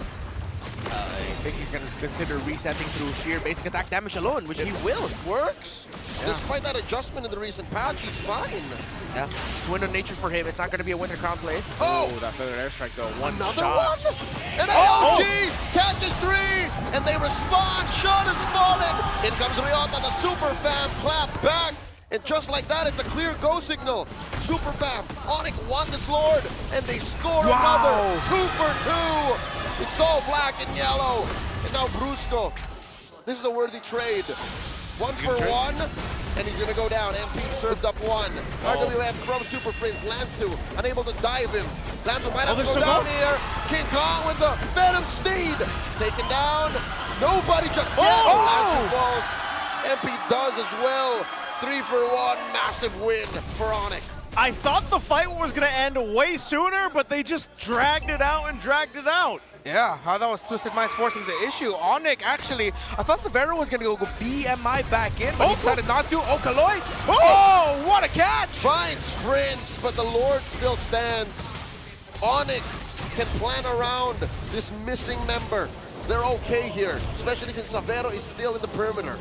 I like this matchup. Oh, Ryota goes in. No Petrify, though. All right, backing off from the rest of Twisted Minds. And that's a full-on penetration. Twisted Minds have lost their mid lane inhibitor. Great zone by Ryota. Great read by ONIC Philippines, knowing that they can't push that turret now. Twisted Mind still very close for them to get that turnaround that they're looking for. They're waiting for the third item on the Farsa. The fact that there was a significant lead for the Eve and even the Gata Catch as well, that's one of the main things hurting them right now. Again, ironic considering what happened in the early game. Slight lead here for Al, but because Sean and Kaloy, especially Sean, just cannot get that big damage out to really burst out ONIC first, Al cannot clean up. Sean has seen better days in this series. Yeah, it's so behind. He's like, man, that Valentina game last game, but he's almost to his Holy Crystal, so he's almost got that. I mean, you are seeing that one feathered airstrike landing on Severo, for example, keeps him in his tracks. If anything, Severo is the only one who really feels The feathered airstrike. the feathered airstrike. Everyone else, until he gets, what, a DG, a Divine Glaive, that's when it's going to hurt. But for now, he's really just a deterrent. He's really just there to make sure Severo stays within a range that's healthy for Twisted Minds. There Okay, there's the Holy Crystal. At least for now. Be different. Still Kinda needs the look Divine at Glaive. Pharaoh. Doesn't even have any magic damage defense on him. No Like a RGM rose or gold? anything. No, Yeah. you can't, not even a tough boots. Is it going to be too crazy to ask him to consider building a Winter Crown instead? I think he can juggle. He's going to rely on, good old young man mechanics. Yeah. After the Wind of Nature. Winter Crown. Super Prince also just got the Rose Divine gold, Glaive. gold housing. Yeah. But I think realistically, you'd want to go the Winter Crown first because your Wind of Nature is going to be the item that you use so that you can get away. Also, you can Blazing Duet, Winter Crown. Crown. Hold Pop that, off the damage. and then as you're selling, you wait for it, sell, Win a Window. Nature, window, out. And then if it's really tight, sell it, Immortality. Yeah, Immortality as well. But so far, I would say... And then Rose Gold, that's the final. He's been able to actually dodge a lot of that, so... But it all comes down to these Lord fights. It's more or less going to be the same thing that we saw in the previous one, but see how Twisted Minds changes. Is Brusco was the one that started things off with that Avatar of the Guardian, that ultimate jumping into the right targets. But look, they're blitzing this Lord down to half health. Twisted Minds look like they have two left feet because they're trapped in that white brush once again. Brusco with a revitalized Black Dragon form from Kaloy, from Ryota rather, compromising Kaloy's engage. Not a single chance to contest. On to get another Lord. Yeah. They're third in this game. Similar to the previous game of Twisted Minds wherein it was like, oh, Glue's good. Glue, stand in front of you. We're fine. Now it's just Dragon up. There's nothing MP the King can do. Yeah, and that's, again, why when the Yuzhong was popping back into the meta, you remember just how much of a threat Black Dragon form is, whether you actually follow through with it or not. Even the Petrify. So now with the Lord in tow, they're going to go to the mid, take down this bottom base turret. Can they end it? AOG from Brusco, relatively with impunity. He's at, a quarter of his health, and there's nothing Twisted Minds can do. The Lord find that base, but the waves will not survive. RWM from Super Prince almost takes down Lansu, but he's okay. Twisted Minds happy to keep this tier 3 up top. Yeah. Not sure if he used his Win of Nature, but he did get the Rose Gold meteor before the fight, sold his boots, so he now has a Rose Gold. So that's enough. I don't need to ask for the Winter Crown anymore. They want to go for this last turret. Endable. Need coming through. Lansu jumps up. He gets Petrified. taken down. And in comes Ryota once more. Still alive. Blazing the whip from Savero. Taking down MP. And they're not done. There's only 3 left. They want to keep going.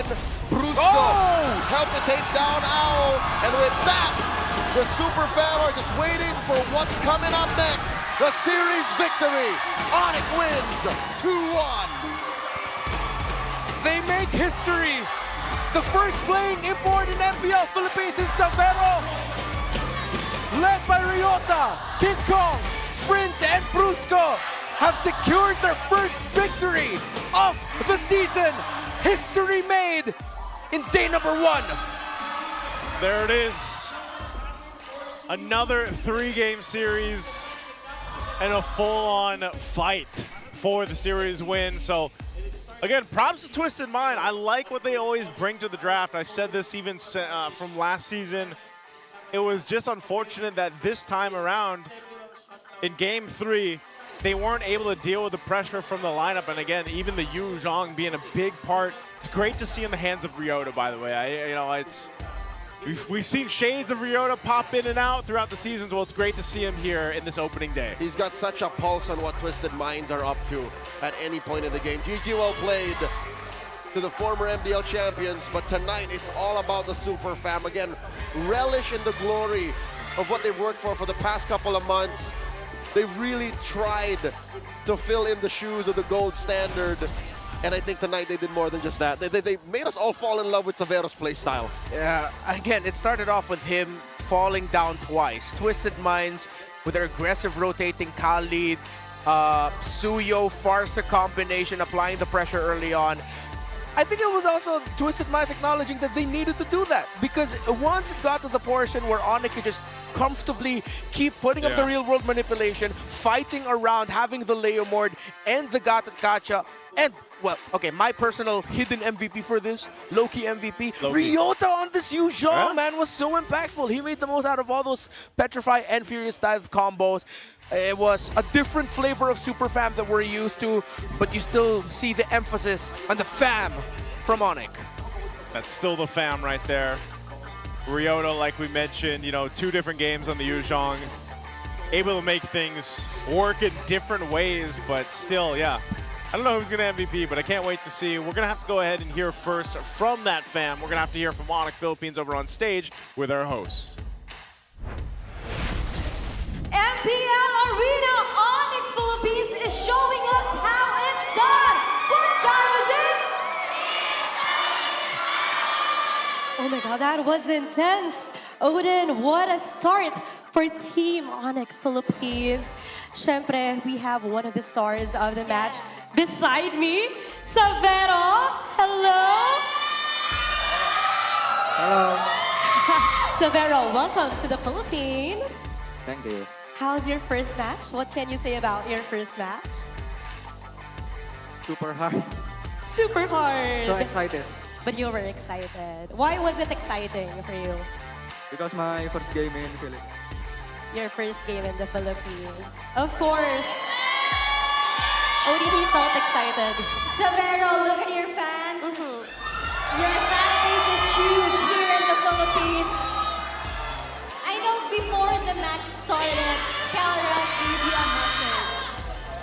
Calra just said that you should embrace the pressure. What can you say about it? Be the pressure. What can you say about what Calra said? What's your message to Calra instead?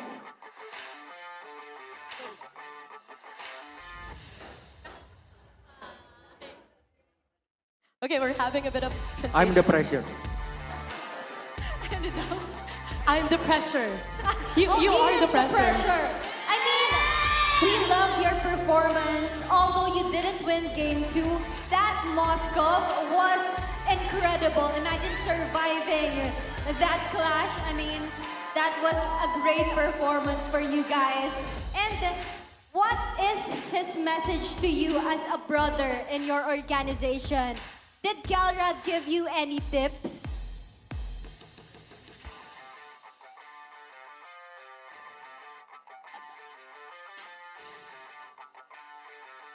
Huddle muna, Oo, huddle, si huddle. Brusco ang ating translator. You can speak your language and Brusco is here to help us out. Let's go, Brusco! Yeah, yeah. Pasti dapat banyak ilmu dari Kerala dari Scream. Sobrang dami niyang natutunan si Kai Kerala lalo na sa Scream kapag kalaban namin sila. Oh, that's great to hear. Thank you, Severo. Thank you, Brusco, as well. Now, I would like to ask King Kong. King Kong, grabe naman yung match na yun, ha? Pinakitaan nyo talaga kami ng napakagandang performance. Game 1, 30 minutes. Grabe, sobrang haba nun. Ano yung tumatakbo sa isip nyo during those moments na na-comeback nyo yun? Ano yung comms nyo sa mga ganong klaseng laro? Ano lang, yung usual lang na comms namin mula early game hanggang late game, which is yung kalmado lang na pagpaplano. Then, ayun, pag may hindi kami naririnig, ipapaulit namin hanggang sa may mag-respond. Kaya, ayun, pampalinaw ng mga plano namin. Talagang yung chemistry pa rin ang nananaig in those kinds of moments. King Kong, ako naman, tanungin ko, katabi mo na si Savero. Kamusta naman yung adjustments ng team having Savero? Kamusta yung adjustments having Savero? Yung adjustments naman namin so far, minsan may struggle na may halong fun. Kasi parang at some point nakikita namin na na challenge na kailangan namin i-face. Kaya ayun, super fun para sa amin and lately sobrang smooth and sobrang daming Tagalog word na natutunan ni Savero. Ano yun? Anong Tagalog word? Tagalog word from Savero. Mahal ko kayong lahat. Oy! Mahal daw kayong lahat ni Savero. And with that, it's time to take a look who our MVP is. Sino sa tingin nyo? Our match MVP is... King Kong! Yes! Yes, King Kong. King Kong, ano bang masasabi mo sa super fans nyo ngayon? Sa lahat ng pumunta, maraming salamat sa pagpunta, sa time, sa effort. And mas gagalingan pa lalo na namin sa mga next matches. So, pumunta kayong lahat! Thank you so much! Thank you once again. Congratulations. Let's give it up for ONIC Philippines. You may now take your bow.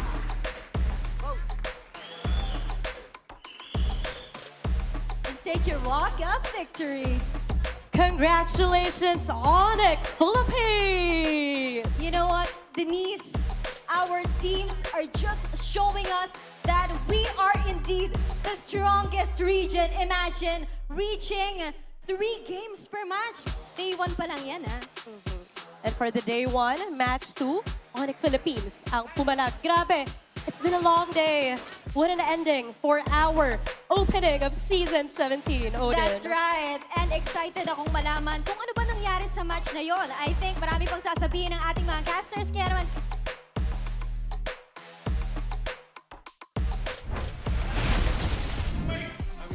There we go. Great to hear from Odin, Denise, and ONIC Philippines again. Congratulations to them. Great to hear some insights from Savero too. I loved what he said. What Filipino words he knows. I'm so happy that went the way that it did. I was across the board. This entire big 6-man table, the anxiety went through the roof. But Brusco ends up with the MVP of the game. It was his big AOG onto, what was that, 3 members? 3 members. Of Twisted Minds that really set the... I felt like that was the dagger AOG that really solidified LB Onyx game to lose, and they just continued from there. Yeah, no, Gatot Kacha was a hero that started to come up in their championship season all the way into their M6 win. So this is a hero that, again, if we're talking about comfort, Brusco is more than comfortable with. Yeah, this he is Gatot Kacha. He is Gatot Kacha. And he, by the way, great job for Brusco translating. I'm glad he's able to go ahead and do that for Savero because, yeah, so what did Savero say? He is the pressure? He is the pressure. He is the pressure. And a lot of us thought, like, is that right? No, it's right. No, he was talking smack, y'all. He said it again looking at the camera. I am the pressure. Yeah, I just have to clarify. Chat, he did not say I'm depression. He said I am the pressure. Nor was it grammatically incorrect, missing a few articles. No, he really is the pressure. And I would say... He set his own moniker on his first match in PH. The pressure Savero. Yeah, we didn't even have to give him a nickname. Man's just coming in doing our job for us. Yeah, he knew the culture. Dude, like, the pressure. Guys, if he does the plays that we saw today, that was the pressure. Yeah, but outside of just Savero, man, I have to give how it really feels like ONIC PH have adapted their playstyle for him. No, my theory for ONIC was right. They would make it so comfortable for him. The vibes are there. Yeah. They wouldn't like force the pressure on him. Is that for sure another marksman emblem? Yep. Yes, sir. So this is no longer just speculation. MP the King does play these fighter assassin type junglers with marksman emblem. I have to start recalibrating my emblem set. I have to study this now. Yeah, because you play Suyo. Yeah, I do. I play Leo more too, and he's done that with those heroes. Yeah. I think he's just thinking that since it's not as high as the penetration that you get from the assassin emblem, but then the fact that you already get, it's also the extra attack speed that helps you clear faster. Correcto, yes. Because there was a school of thought wherein you put attack speed boots on Suyo, and you just go ham. Yeah. And you get faster attack speed in mortal form too. Yeah. Suyo is interesting because he's basically back in the meta now, right? Yeah. I mean, he had like some he started to make appearances, I feel like, at the end of last season. Yeah. December, early December. December, yeah, but now he's definitely like, I would say he's back. Yeah, it's the damage. It's the fact that now, even if there are, okay, ONIC takes the condition. They have like 2 magic damage sources. Most Suyo lineups really just want to go up against one because the early game traits are tough. But the thing is, it worked out well for him because it was his roam mid that was setting the tempo for him. So he's fine. But then as the game went on, you started to see how much more difficult it would be for the Suyo. That's fine. We can keep raising that. Cool, That's yeah. actually really cute that we have like someone just doing that. The rest of the teams, like Hedgehog. I would love Twisted Minds to just have one like that. Like a brain. Like, I'm pretty sure we've met the brain. Yeah, Fikri. Yeah, we've met the brain. Oh, man, we didn't get any twisted gummies. That would have came in handy today, by the way. Mines. That's what's missing. We need to get that fixed. What's the twisted gummy candies that we got from last season? The Makati branch had a lot of gummies. Yeah. QC gang pick up. I gotta check out the mic check for this one. We're gonna go ahead and see exactly how the winning moment sounded for ONIC Philippines.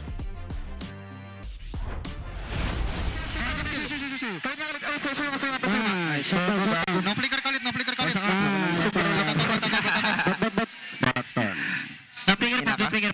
Basta ito mag-ubot. Second skill. Pala naman tamis, papaskilling ka dapat. Pala naman tamis, papaskilling ka. May third skill pa. Wala skill. Nice one, boy. Tonto pa. Sunod ka sa akin. Nice one. Marangkada na. Vision resource. Kita yung Wises. Pagkabaya ka. Ready ako na. Nag-trigger na. Wala trigger Wises. Alalay lang. Ito, shoot. Wala trigger boy. Wala trigger ba? Pinya na saan, pre. Pisan backline, pre. Dalawa. Petrico. Napag-dash. Patay.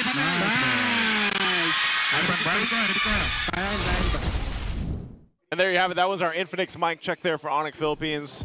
What do we hear a lot of? I feel like we heard mix. I like to think it was like 90% Tagalog. 90% Tagalog, a couple bit of English. Savero was just fixated on what he needed to do at the moment. Yeah. And then I wonder how much of that comes through to him. Yeah. I mean, I'm pretty sure like he's been set up for this, that the Filipinos, when they go to Indonesia, they pick up a lot of basic bahasa. Some even get really good at it. Real fluent. Yeah, and I'm sure Savero could be in the road to being that as well with Tagalog. And this is our Infinix standings right now after day 1 has been completed here in the opening day of Season 17. There it is across the board. Of course, you've had 3 games, or no, 2 series go 3 games, go the distance, 2-1, 2-1. And there you go, TLPH and ONIC. Oh my lord. Liquid coming and saying, this is my house. Sending the S17 World Championship, at least after tonight, you know, to the bottom of the standing. Yeah. And again, as we mentioned earlier, it's great to see that we got to see very opposite ends of the spectrum when it comes to how to play in MPL Philippines. And it was just a fun day. It was a great way to start. 6 games.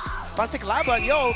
Shout out to the Sonics and RORAs who started off the Fansik Laban campaign. That's the fan MPL that we have. That's right. I think some of them in the crowd were playing because you can hear them like cheering for the Sonics. Yeah, that's true. The Fansik Laban. Yeah. Oh, and this was actually a Sonics heavy crowd. This was, yeah. For even on the Twisted Mind side, usually it was also still majority Sonics. So hopefully we get to see more of the Minds show up in the upcoming weeks to show some love to Twisted Minds. Today was definitely a jam-packed, full house day. It's great to have everyone come through again. I mean, it's been every time we get like kind of like the off season, if you will. I know we have all the international stuff, but every single time we're away from the MPL arena, I feel like, you know, it's always nice to have this opening weekend, have everyone join us. Yeah. And again, it's been a phenomenal day, gentlemen. I could not ask for a better opener for Season 17. This is where we need to be, and everything that follows from here on, palag na to. Yeah, new home, hiccups here and there, but thank you all for staying. This is a great one. We will see you guys back here tomorrow and then Sunday. It's been us, the Wee Bear Bros. Let's go ahead and close it out on stage with our hosts. You know what? I would say welcome to the Philippines. That's literally how you kick off a season. Day 1 is officially grabe din naman talaga ang energy ng ating mga super fans dito sa Victoria Sports Tower. Odin, literal, nag-goosebumps kung ganito pa lang yung salubong ng Day 1, paano pa kaya sa buong season? Sa True Denise, ramdam na ramdam yung gigil ng bawat player, but huwag muna kayong mag-relax dahil marami pa kayong aabangan. That's right, dahil paalala ko lamang, Day 1 pa lang ng ating season. Makikita-kita tayo muli bukas para sa Super Fast Saturday. Again, this is your very own Odin. I'm Denise Valdesancho. And I'm Thea Franco. And this is MPL Philippines Season 17. Panag na to!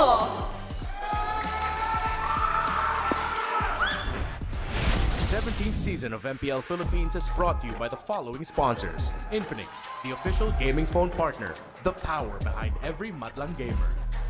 Smart, the simply reliable connectivity partner of the MPL. Our partner in esports, Clear Men. And our strategic partners, TT Racing, Ferry, and SIP.